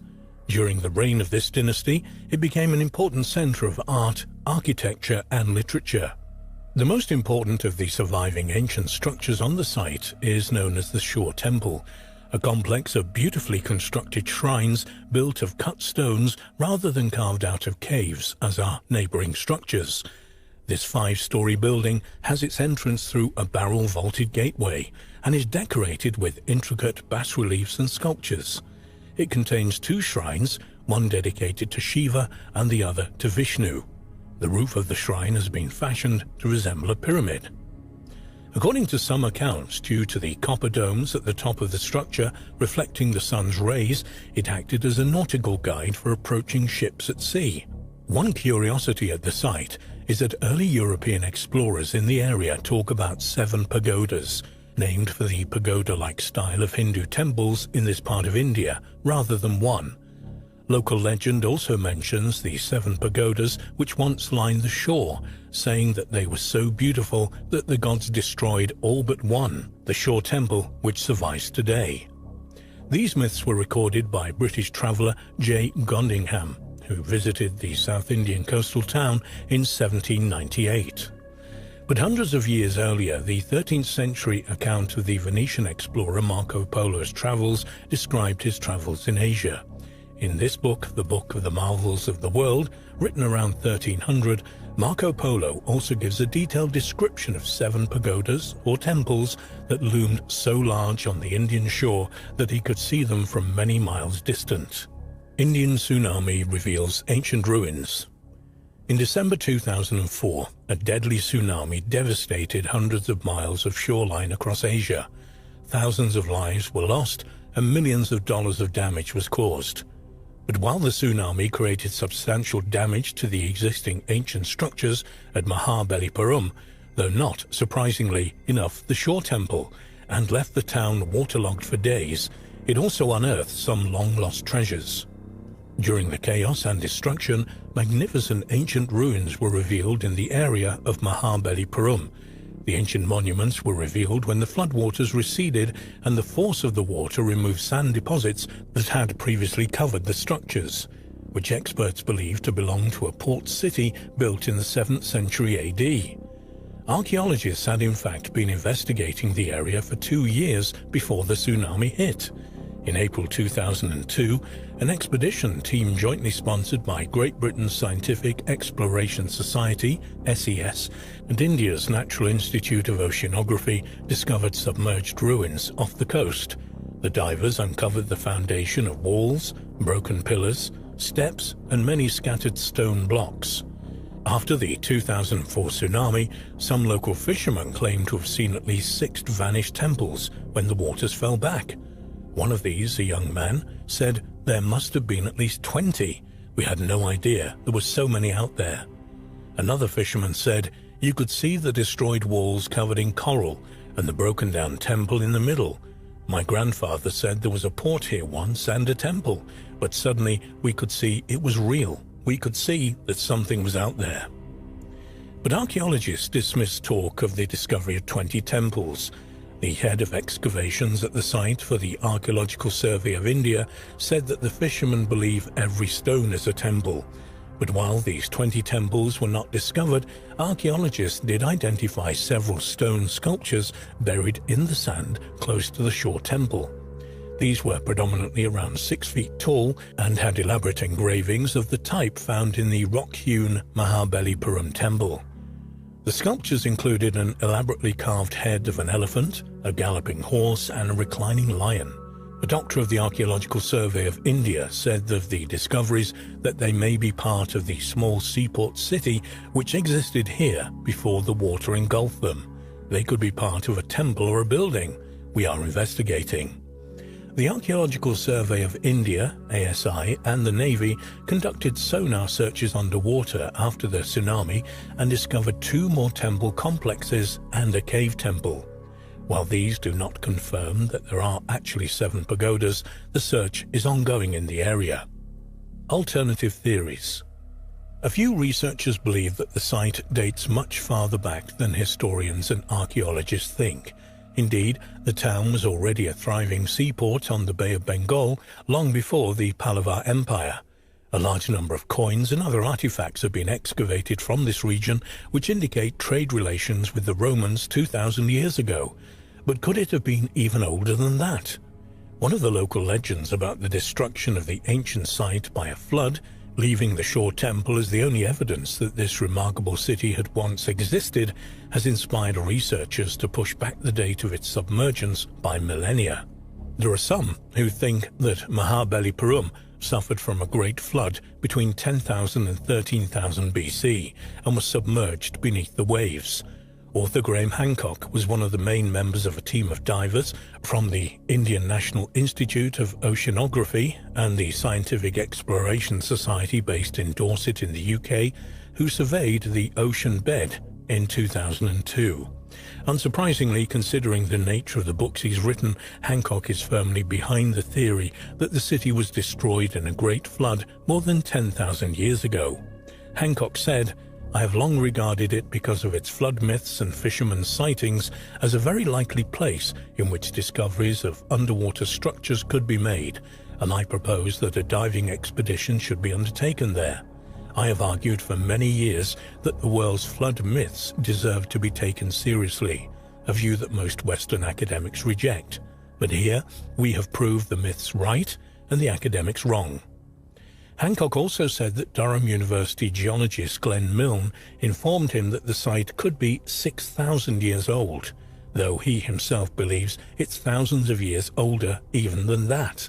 If Hancock's theory were true, it would be an unheard-of development in world archaeology, as there is no previous archaeological evidence for a culture in India 6,000 years ago capable of building anything even remotely resembling the temples. Supporters of this theory point out the fact that after the tsunami, there were reports that a long, straight row of large rocks had emerged from the water just before the waters rushed back again. Unfortunately, when these waters returned, these mysterious features were once again submerged. Recent discoveries. More than 10 years later, archaeologists discovered remains which appear to support to some extent what the fishermen claimed to have seen in 2004. In 2016, a 10-man team of scientists and divers discovered the ruins of what appeared to be one of the 6 lost pagoda temples, a 33-foot-long wall, a short flight of stairs, and cut stone blocks scattered over the seabed just over a third of a mile from the shore. Marine archaeologists and head of the diving team Rajiv Nigam said of the discoveries that though some of the remains were badly damaged due to strong underwater current and swell and covered with thick aquatic growth, they could make out that they were part of a building complex. The structures are thought to be around 1,100 to 1,500 years old, though the team also identified older brick structures typical of the Sangam period, 300 BC to 200 AD. Apart from Hancock et al. And their hypotheses that a 10,000-year-old flood destroyed an Atlantis-type civilization, there are 2 main theories as to what destroyed the site. Some archaeologists believe that most of the temple complex was probably destroyed in a previous tsunami in the 13th century. Others, however, mainly geologists, point to the severe coastal fluctuation in the area over the last 5,000 years, and suggest that the site quite simply eroded away over time and slipped into the ocean. Work is ongoing at the site, with a strong possibility of identifying more important structures and their purpose, as well as obtaining a better understanding of the history of the city as a whole. The myth of the 7 pagodas may one day prove to be more than just a story.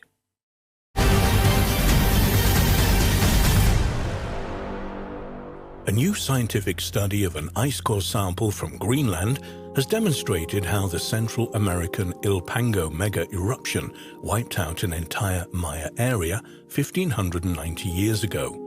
Oxford University archaeologist and lead author of the new research paper, Dr. Victoria Smith, told Ars Technica that her radiocarbon analysis confirmed El Salvador's Ilopango mega eruption occurred in 431 AD. She said that the resulting ejection was 50 times bigger than the May 18, 1980 Mount St. Helens mega eruption in southwestern Washington, USA, which was one of the greatest volcanic explosions ever recorded in the Americas. The Ilopango mega eruption cooled the entire planet. Today, Lake Ilopango is a crater lake situated about 6 miles from modern-day San Salvador. The volcanic crater belongs to El Salvador's volcanic arc of 20 active volcanoes, representing one of the most seismically active regions in Central America.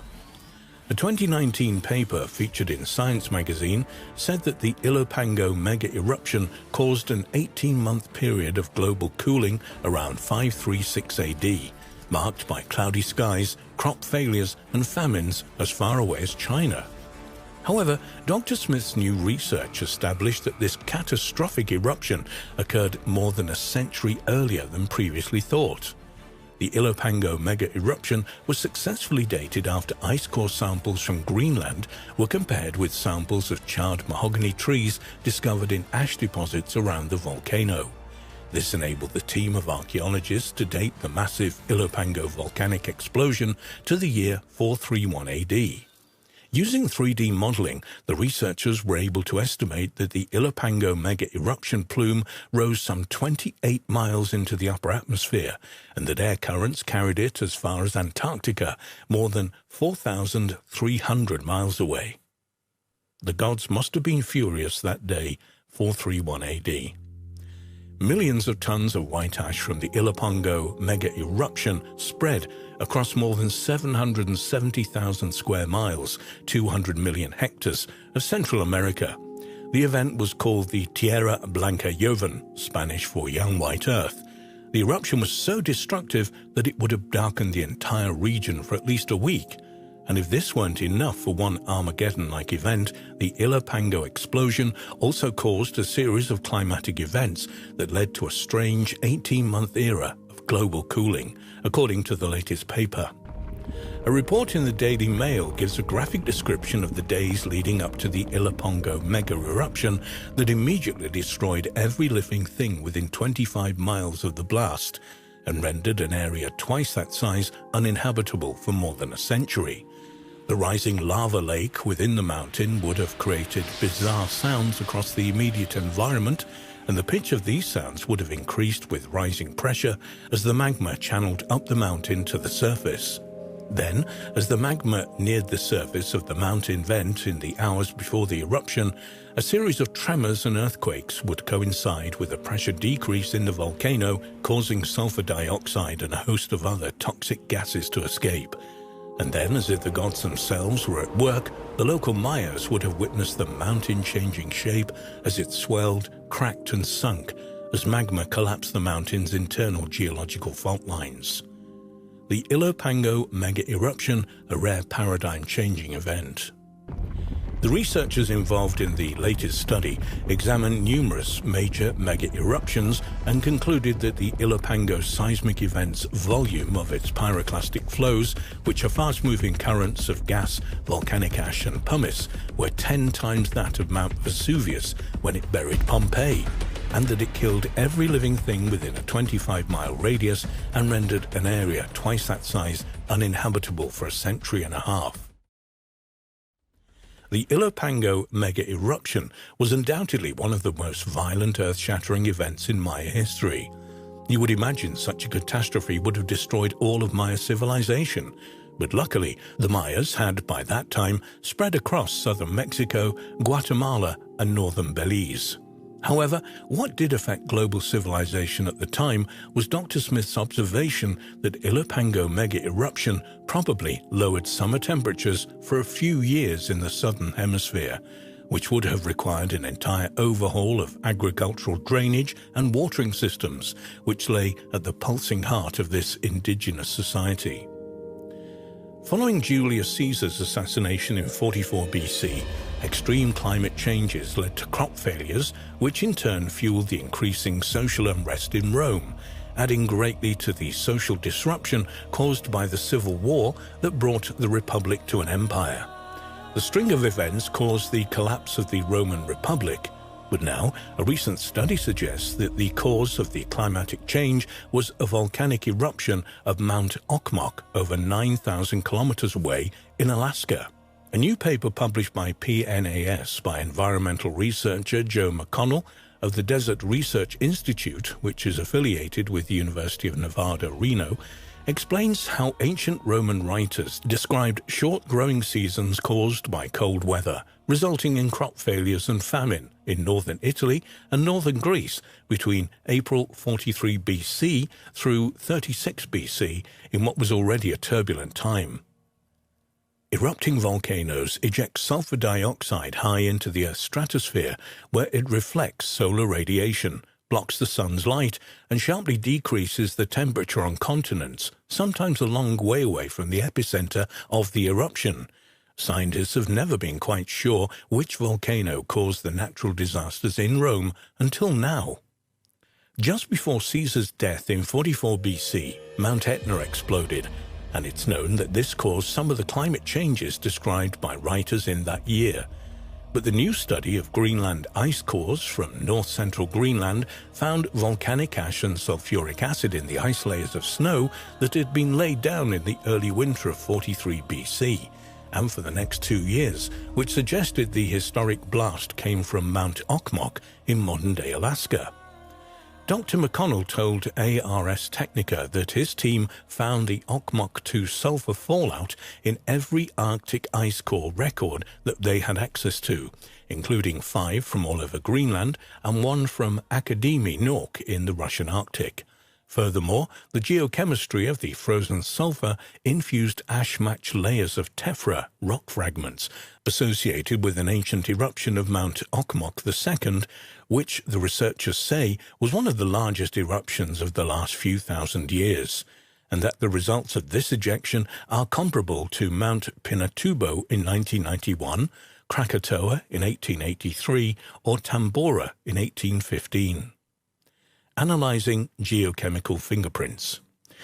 Testing their suspicions, Connell and his colleagues created computer simulations of the Okmok 2 eruption, and their models predicted summer temperatures in the years after the eruption would be 2 to 3 degrees centigrade cooler than usual across most of the northern hemisphere, and this matched the observed climatology described by the ancient writers. McConnell told Ars Technica that geochemically fingerprinting the ash samples was the key to identifying the volcanic source, and that this knowledge underpinned their detailed climate monitoring. The Okmok II eruption lasted from 43 to 41 BC, while the Roman Republic was already rotten at its core with the violent power struggles following Julius Caesar's death. And the paper explains that natural disasters are known historically to create a state of exception, in which business as usual becomes unfeasible and political and cultural norms are suspended, therefore providing room for rapid and social political change, wrote McConnell. Survival in ancient Egypt depended greatly on the Nile's summer floods fertilizing the fields along its banks, while Mediterranean coastal farmers most often dealt with too much rain, and the ancient writers say that in 43 and 42 BC the floods didn't come, but that a terrible famine occurred in those years. And the reason for this, according to the new paper, is because Mount Okmok II cooled the northern hemisphere, short-circuiting the weather system that produces the Nile's annual flood. McConnell explained that differential cooling shifts equatorial rain belts north or south, and when eruptions occur in high northern latitudes, like at Okmok II in 43 BC, Failures in East African summer monsoons result in drought in the headwaters of the Nile, and so a failure in the all-important summer flood. Thus, McConnell and his team have successfully analysed ancient ice samples gathered on another continent to illustrate the events leading up to the collapse of ancient Rome.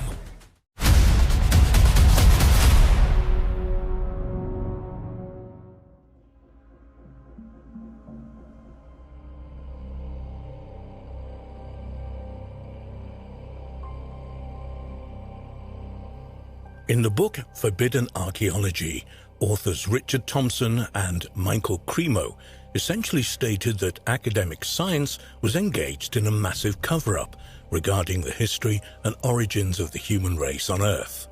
Nonsense? Perhaps not.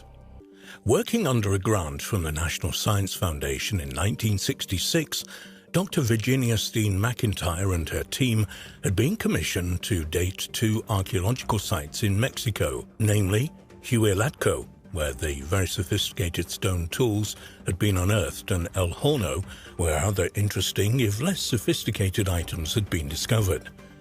Initial estimates dated the sites at 20,000 years old, which, according to thinking of the time, would have put the sites close to the dawn of human civilization, at least in the Americas.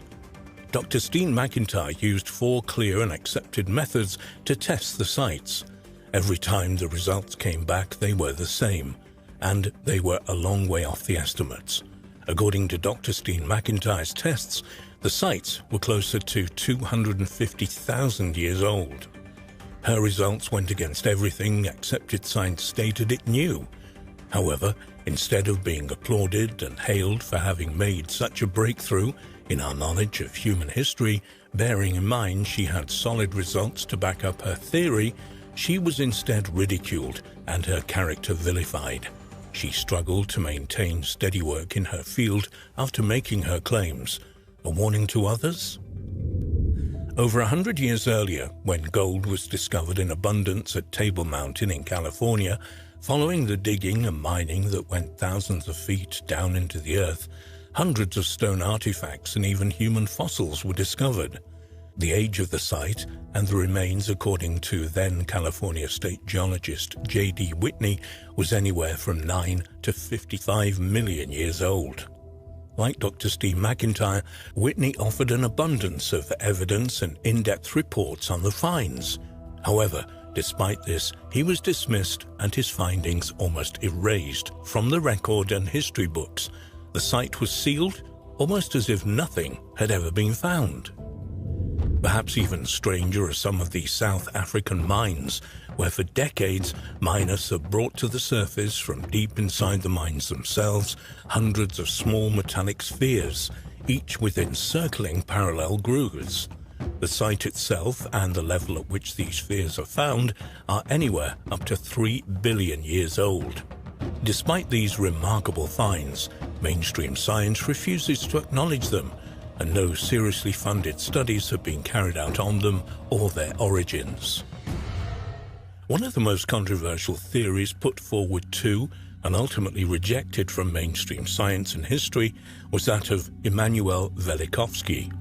Immanuel Velikovsky seemed to outrage mainstream thinking in 1950 when he released his book Worlds in Collision and stated that cataclysmic disasters recorded in the Bible and echoed in other ancient writings such as the ancient Egyptians, the Mayas to name just 2, were convulsions of the universe that our ancestors deep in antiquity witnessed firsthand, including Venus and Mars being dragged into orbits too close to the Earth. Velikovsky stated that Venus was once part of the planet Jupiter until around 4,000 years ago when an explosion catapulted it into space, blazing brightly and trailing a slipstream of dust and gases as it went. He further stated that the Earth moved into the outer edges of the slipstream around the 15th century BC, which resulted in a red dust covering the rain that fell. Velikovsky cited the Book of Exodus, which reads, "All the water that was in the Nile turned to blood." This was then followed by showers of meteorites as Venus passed, which Velikovsky said was documented clearly in the Mexican annals. The sky rained not water, but fire and red-hot stones. As Venus passed on its way, Earth was pulled off its axis by the gravitational pull, and hurricanes and massive floods took place on Earth.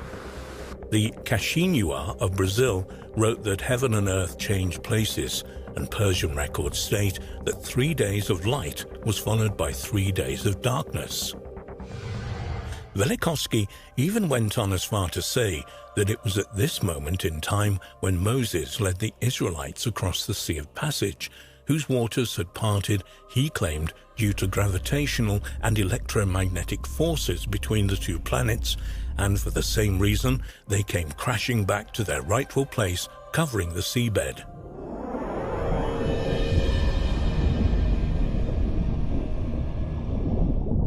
Venus swung past Earth again in the 14th century BC, bringing with it equally destructive effects before finally settling into its current orbit.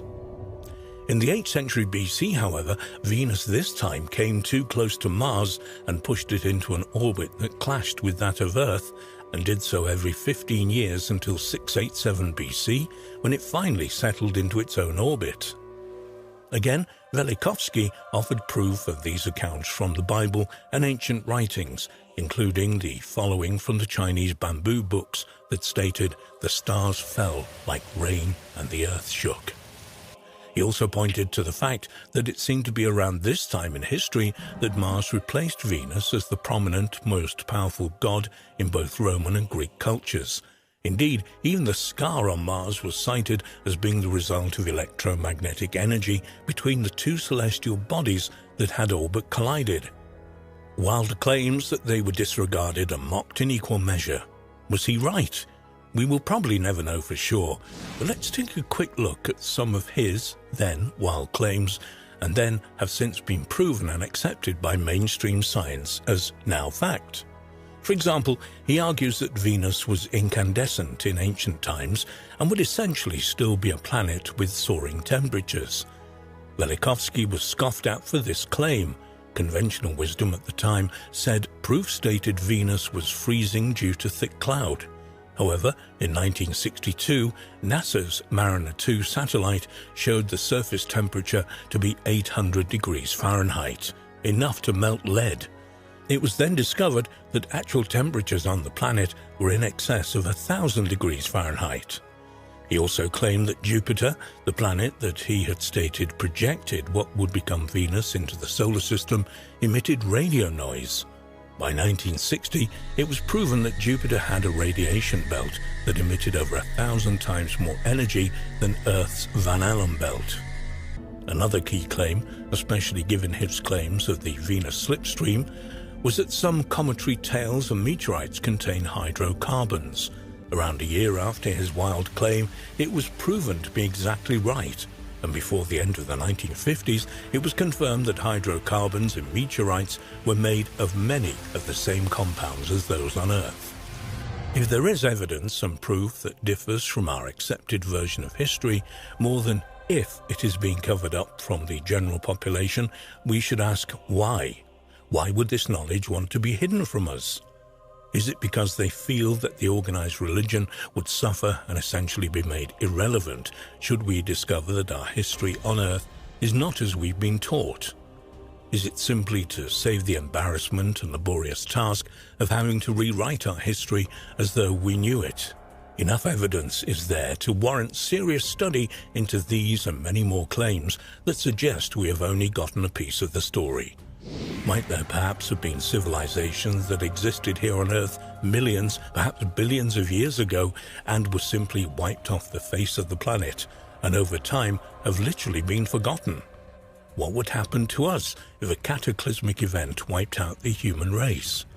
Over the thousands of years that it might take for life to start again, what would happen to our infrastructure, our records? We may become just as forgotten, and life may start again, entirely from scratch, and one day that they would think that their race were the first civilization, and before that there was nothing. How wrong could they be?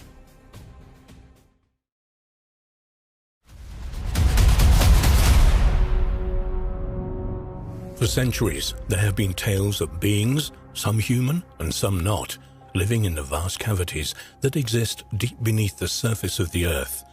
But exactly who or what these beings are and what they want is open to question. Sometimes these tales are based on half-remembered rumors, and there has seldom been anything definite.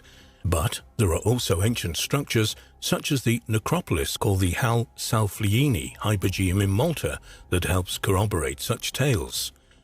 This strange subterranean construction, which dates from around 4000 BCE, is one of Europe's only known Neolithic underground dwellings. Elsewhere, there are several others, including Derinkuyu in Turkey, the underground city of Neyaz in northern France, and of course the fascinating and hauntingly beautiful city of Petra in southern Jordan. Strange indeed, but at least we know they exist. However, there are others that are more questionable, particularly those that hint at the existence of long-lost technologies. One of these is the legendary city of Shin Au Av that is said to lie deep below Death Valley, a vast and barren area that straddles the California-Nevada border in the USA. This strange hidden city, whose name means God's land or ghost land, is thought to have contained many anomalous and out-of-place artifacts that should not belong to the era in which it was supposedly built. There are two versions of how this underground city came to being, although they may be closely interlinked. One version implies that it is linked to a race that existed at the dawn of time and had a presence worldwide. They were called the Serpent People. In India, they were known as the Naga, or snakes, and at the Quetzalcoatl, or plumed serpent, in ancient Mexico. The ancient Egyptians called them the Jedhai, and the Chinese knew them as lung or dragons. In ancient Britain, they were called adders, or the serpents of wisdom. Appropriately enough, the name adder is also given to a species of poisonous snake that is indigenous to areas of the UK. It doesn't seem to matter which race encountered them, because they were invariably worshipped and regarded as helpers and prophets. All of the legends that say this mysterious race could either take human or reptilian form, and as is the way with reptiles and snakes, lived below the surface and created underground cities worldwide. Under the guidance of these serpent people, dragon cultures developed, which normally involved the construction of huge pyramids and other structures covered with serpent motifs. These cultures were hand-ruled by benevolent dragon kings, and even today signs of vanished races are still evident.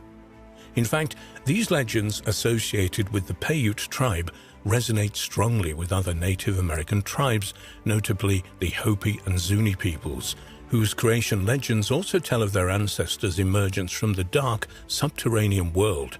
It is unlikely that at the dawn of time these people would have direct contact, so it's strange how closely their legends have become intermingled. For many centuries, the legends of the Paiute tribe of North America have told of this lost city, also referred to as the Ghost Land. According to legend, Shin Au Av was formed when a young god, Shino Avakates, was asked to take a sealed bag across the desert and only open it when he got to the other side. But because he was young and he felt movement inside the bag, the god became curious and opened it, allowing the contents, in this case hordes of human beings, to escape. These people, who eventually became known by the name of the god Shino Av, saw some mountains in the distance and ran towards them. One of the older gods saw this and demanded to know why he had done this, and a furious row developed. According to the legend, the people heard the heated exchange but could see nothing, so they became afraid and dug a tunnel and hid in it, which is how the underground city was created. These events became part of Paiute creation legends and were adopted into their belief of an afterlife. Another part of this legend tells of how, many centuries later, the wife of a Paiute chief died in childbirth, and in his grief he wanted to be reunited with her, so travelled to the land of the dead. This involved passing through a miles-long underground passage, and on his journey he was attacked by the fearsome creatures that lived there. Finally, he got to the end of the passage and found himself standing at the end of a narrow bridge carved from the solid rock. The bridge crossed what he looked like a bottomless chasm. He crossed the bridge and finally arrived in the land of the dead, which was ruled over by Shino Av, One of the inhabitants met him, a strangely beautiful female with snake-like features, who took him into a huge open area. Here he saw thousands of dead members of his tribe dancing. He asked if his wife was with them. His guide told him she was, and that once he had found her, they must both immediately leave the valley, and, common with Lot's wife in the Bible, should not any account look back for any reason. The chief promised to do this, and he watched the dancers for several hours until he saw his wife. He called out to her, and she turned and saw him. She left the dancers and ran towards him, and they promptly fled to the rock ridge, leaving from Shiv Oav to the cavern and the world above. However, he forgot his promise and turned to take one look back at where he'd been, and as he did so, his wife and the city immediately disappeared. Once he had recovered from the shock, he made his way out of the cavern and rejoined his tribe. He spent the rest of his life describing the peace, happiness, and beauty that he had found in the underground land. Legends like this were forgotten until, in 1947, they resurfaced when an article appeared in the San Diego Union Tribune. The article mentioned that several years previously, the remains of an ancient civilization had been found in the desert. These remains included an underground city containing gigantic skeletons and mummies wearing leather clothing, and the walls of the city were covered with strange carvings and images. This article also stated that in 1931, an archaeologist had located tunnels leading to the city underneath Death Valley, and he intended to excavate and explore his find. He said that work had already started removing the skeletons from the caverns, most of which were between 8 and 9 feet long. The article also suggested that out-of-place artifacts had been found, indicating that there was a level of technology present that was unlike the rest of the find. Like the mummies, the skeletons were still clad in garments, but these were made of hair, and the garments were of medium length, comprising a jacket and knee-length trousers. Initial testing suggested that the remains were in the region of 80,000 years old. It was also stated that another cavern had been found. This cavern, which they called the Temple, had apparently been used for ceremonies or rituals, and it contained objects and strange markings familiar to those used by the Freemasons. A long tunnel from this area led to another room containing the remains of dinosaurs, saber-toothed tigers, elephants, and other animals, which were displayed in alcoves in the walls. The men got the impression that some catastrophe had occurred above ground and people had taken refuge in this elaborate cave system. The dwellings were well equipped, and among the articles found were objects that they could not recognize, and it was not until after 1947 that they were found to be microwave ovens. Furthermore, it appeared that the city had been lit using a form of gas lighting, which had been fueled by sources of natural gas. Elsewhere, there were huge stone doors that seemed to have been operated using a complex system of counterweights. This took the form of hundreds of globes dotted around the cave system. The globes contained pieces of stone that was found to be mildly radioactive, and it's thought that at one time may have provided a light source. In addition to this, other totally out-of-place devices resembling radio sets were also found. However, a few days after the first article appeared in the San Diego Union Tribune, another article entitled "Expedition Reports 9-Foot Skeletons" appeared in another Nevada newspaper, the now-defunct Hot Citizen. Some view this as no more than something created by a reporter, while others believe the evidence is there and is being kept from the general public. One account from the early 1900s alleges that 2 men were traveling through Death Valley, and one of them allegedly fell into an old mine shaft at a place called Wingate Pass. Fortunately, he was not badly injured and could see odd shapes nearby. He called out to his companion, who climbed down to join him. They found themselves in a cavern, which they claimed to have followed about 20 miles into the heart of the Panamint Mountains. They claimed to have found themselves in another cavern containing a huge ancient underground city. They continued exploring and discovered that they had climbed some distance into the mountains, and although still underground, they could see openings some distance above the ground that led outside. They looked and realized that the valley below had once been underwater, and that the openings appeared to have once been designed to allow vessels to moor alongside. They realized that the valley was once underwater, and they eventually came to the conclusion that the arched openings had been ancient docks for seagoing vessels. The area around Wingate Pass, where the discoveries were made later, became part of the US Navy weapons testing facility at China Lake and is now off limits to the public and is currently impossible to check if any of these claims are accurate. However, governments will always conceal inconvenient evidence from the public. They've done this for decades, and this practice shows no signs of stopping anytime soon.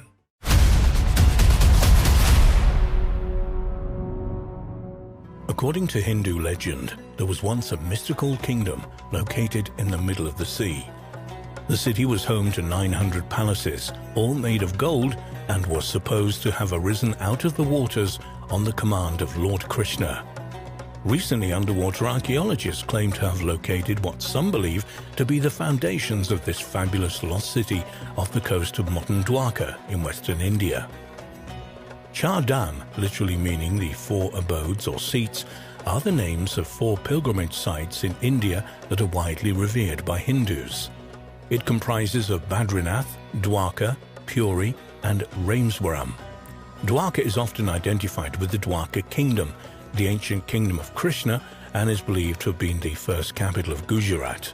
According to legend, Krishna founded the city in Gujarat's west coast after he defeated and killed his uncle Kansa at Mathura. In Indian epic literature, the ancient city is also known as Dwarka.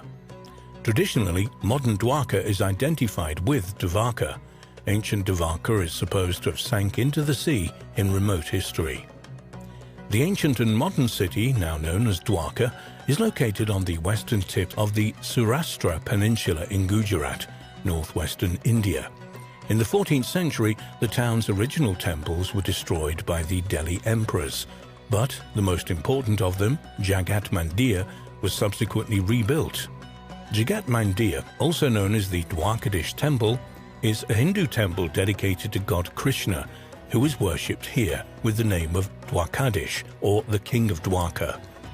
The 5-story sandstone edifice is supported by 72 pillars and was constructed in the 15th to 16th centuries in the Chalukya style.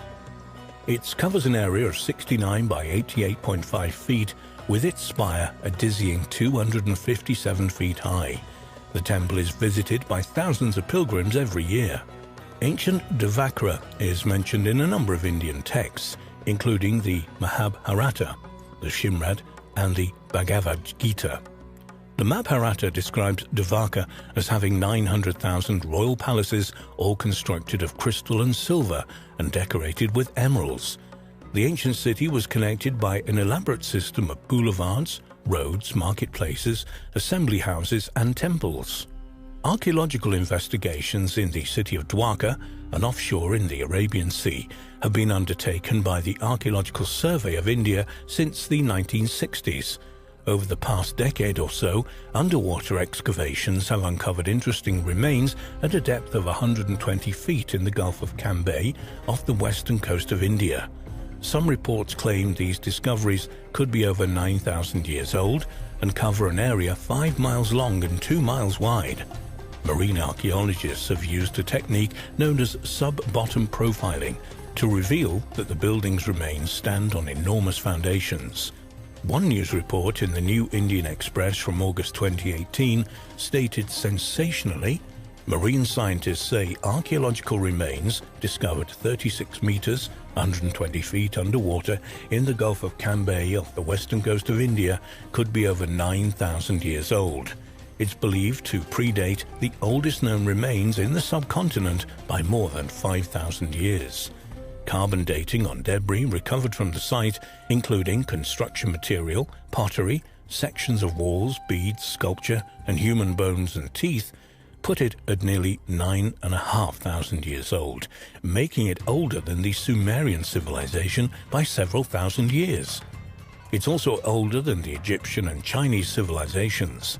The city is believed to be even older than the ancient Harappan civilization. Sandstone walls and a grid of streets and other evidence of a seaport 70 feet underwater, alongside artifacts dating back to 7,500 BC, have convinced some researchers that finally the legendary city of 900,000 royal palaces has been located. The archaeological explorations off the coast of Dwarka have also brought to light a large number of stone structures.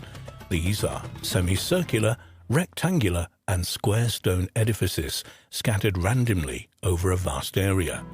Besides these structures, many varieties of stone anchors have been uncovered alongside the structures as well. Such findings suggest that the ancient Dwarka was once a busy port, though these structures are thought to date to comparatively late in the site's history, probably belonging to the late medieval period. Indeed, various Indian historians have stated that the stone anchors match those used in the Indo-Arab trade from the 8th to 14th century AD. However, this recent date has not stopped some from claiming that the remains represent the legendary lost city of Dwarka and so must be 9,000 years old. The lead archaeologist of a number of excavations at the site, the late Dr. S.R. Rao, described the town plan of early Dwarka based on his team's discoveries. There were 2 fortification walls, one on the lower terrace and other in the middle terrace. These walls, which extend over a length of 4 kilometers on the eastern shore, are mostly destroyed by sea action. The walls of the lower terrace are of massive, dressed sandstone blocks, while that of the upper terrace are of rubble.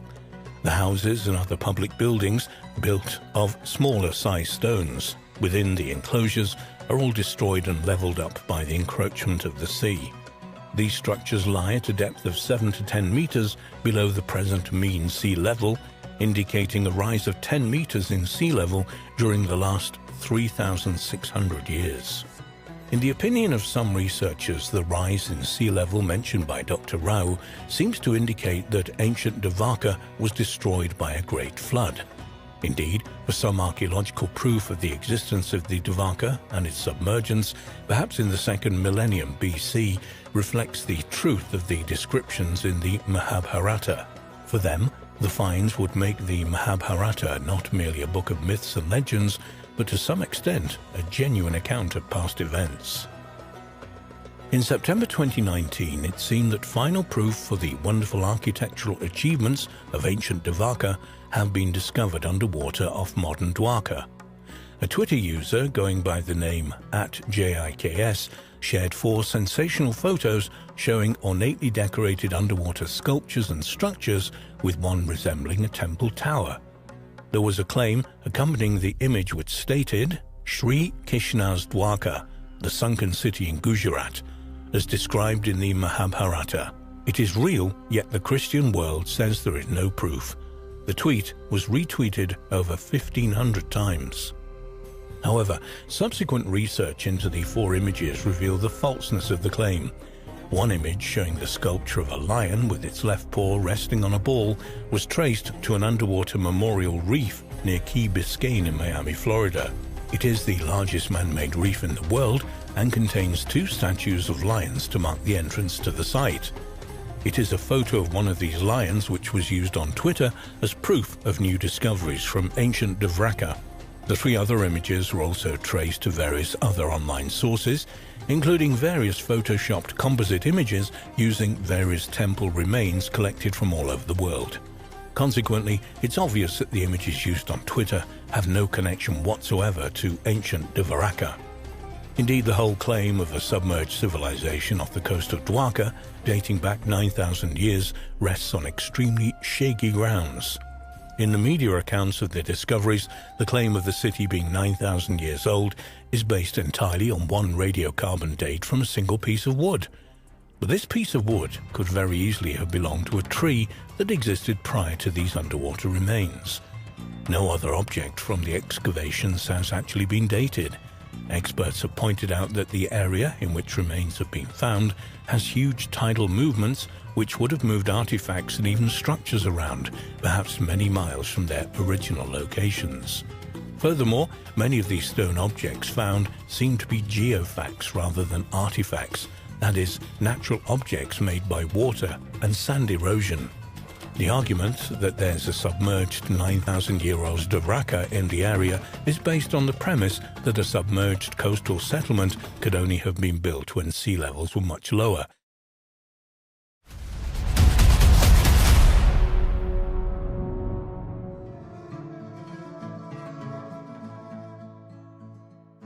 few years ago, when officials in Turkey went to investigate flooding in the Nevşehir province, they uncovered a vast, massive network of underground tunnels.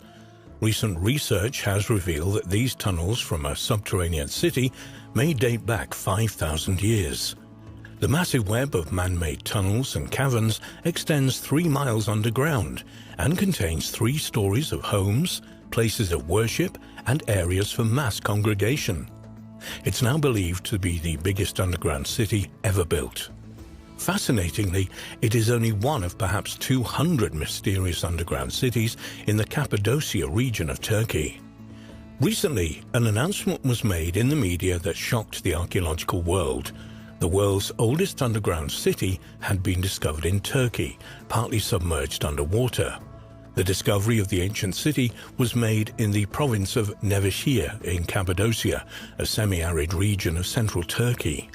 It took place when around 1,500 houses in 11 neighborhoods around an ancient Byzantine citadel in central Nevşehir were being demolished by the Housing Development Administration, TOKİ, to start a new urban project.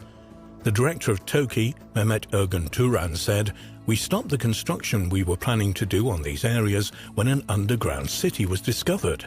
Initial examination found roughly 4.3 miles long underground city of 3 floors, consisting of houses, tunnels, churches, wine cellars, food storage areas and galleries. The mayor of Nevşehir, Hazar Unver, commented on the huge importance of the find. He said, "The underground city was found in the 45 hectares of the local 75-hectare area that is within the Urban Transformation Project. We applied to the Cultural and Natural Heritage Preservation Board and the area was officially registered.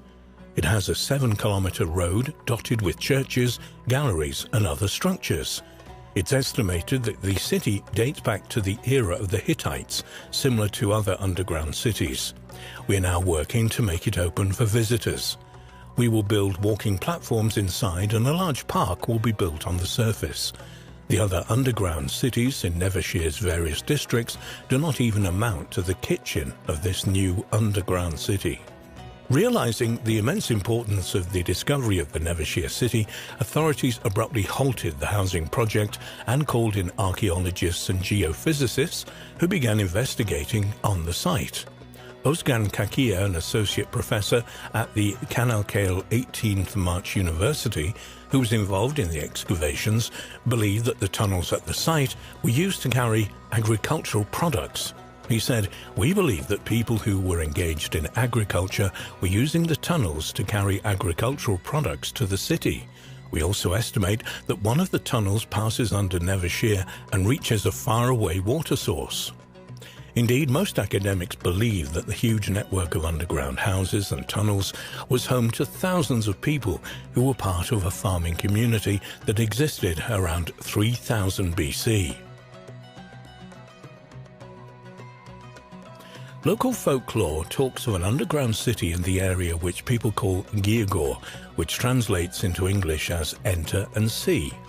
Geophysicists from Nevşehir University conducted a detailed survey of the site and found it to cover almost 5 million square feet.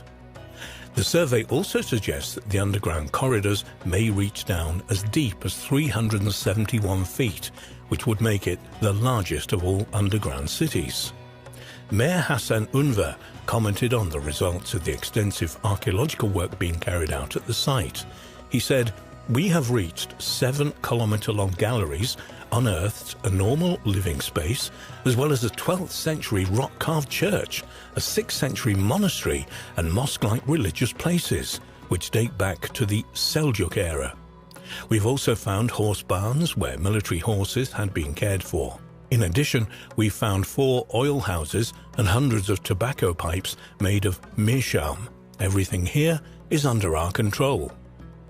The newly discovered site at Nevşehir lies beneath the Byzantine-era hilltop castle in an area which is home to countless subterranean settlements of varying sizes and possibly of varying dates as well. The largest of these is in the Derinkuyu district, just over 18 miles from Nevşehir, and goes down to a depth of approximately 197 feet, equal to the height of an 8th-story building, and large enough to accommodate around 20,000 people.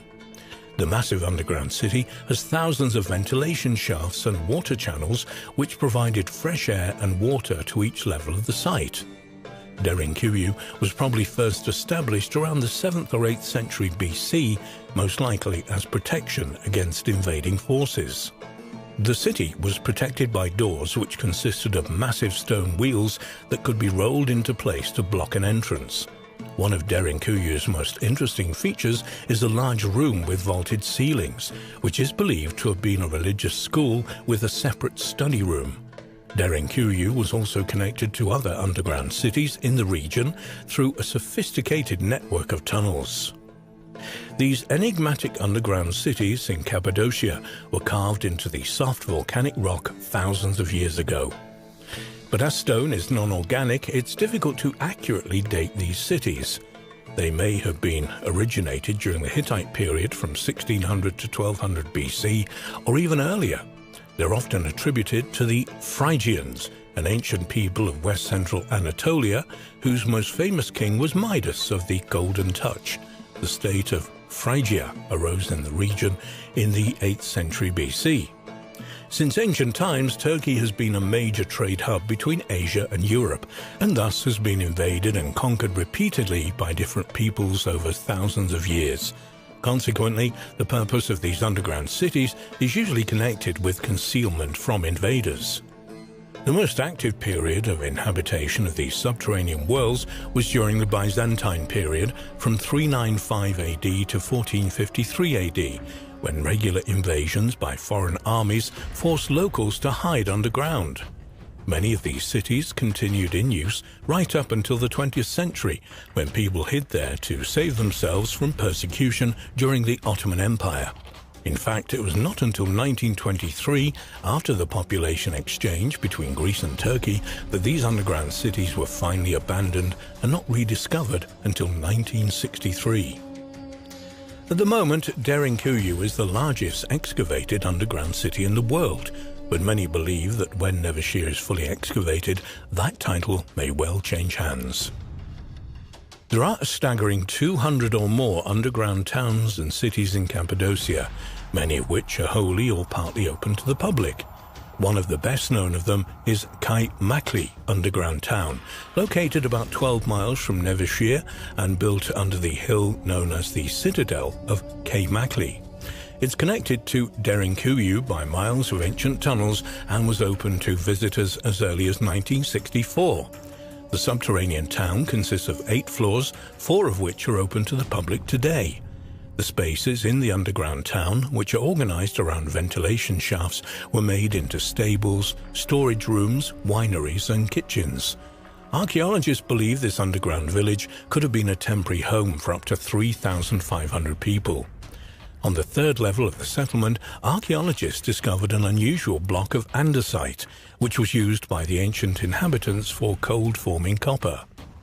The ancient name of the town was Enigup, and experts believe construction may have begun by the Phrygians in the 8th to 7th centuries BC.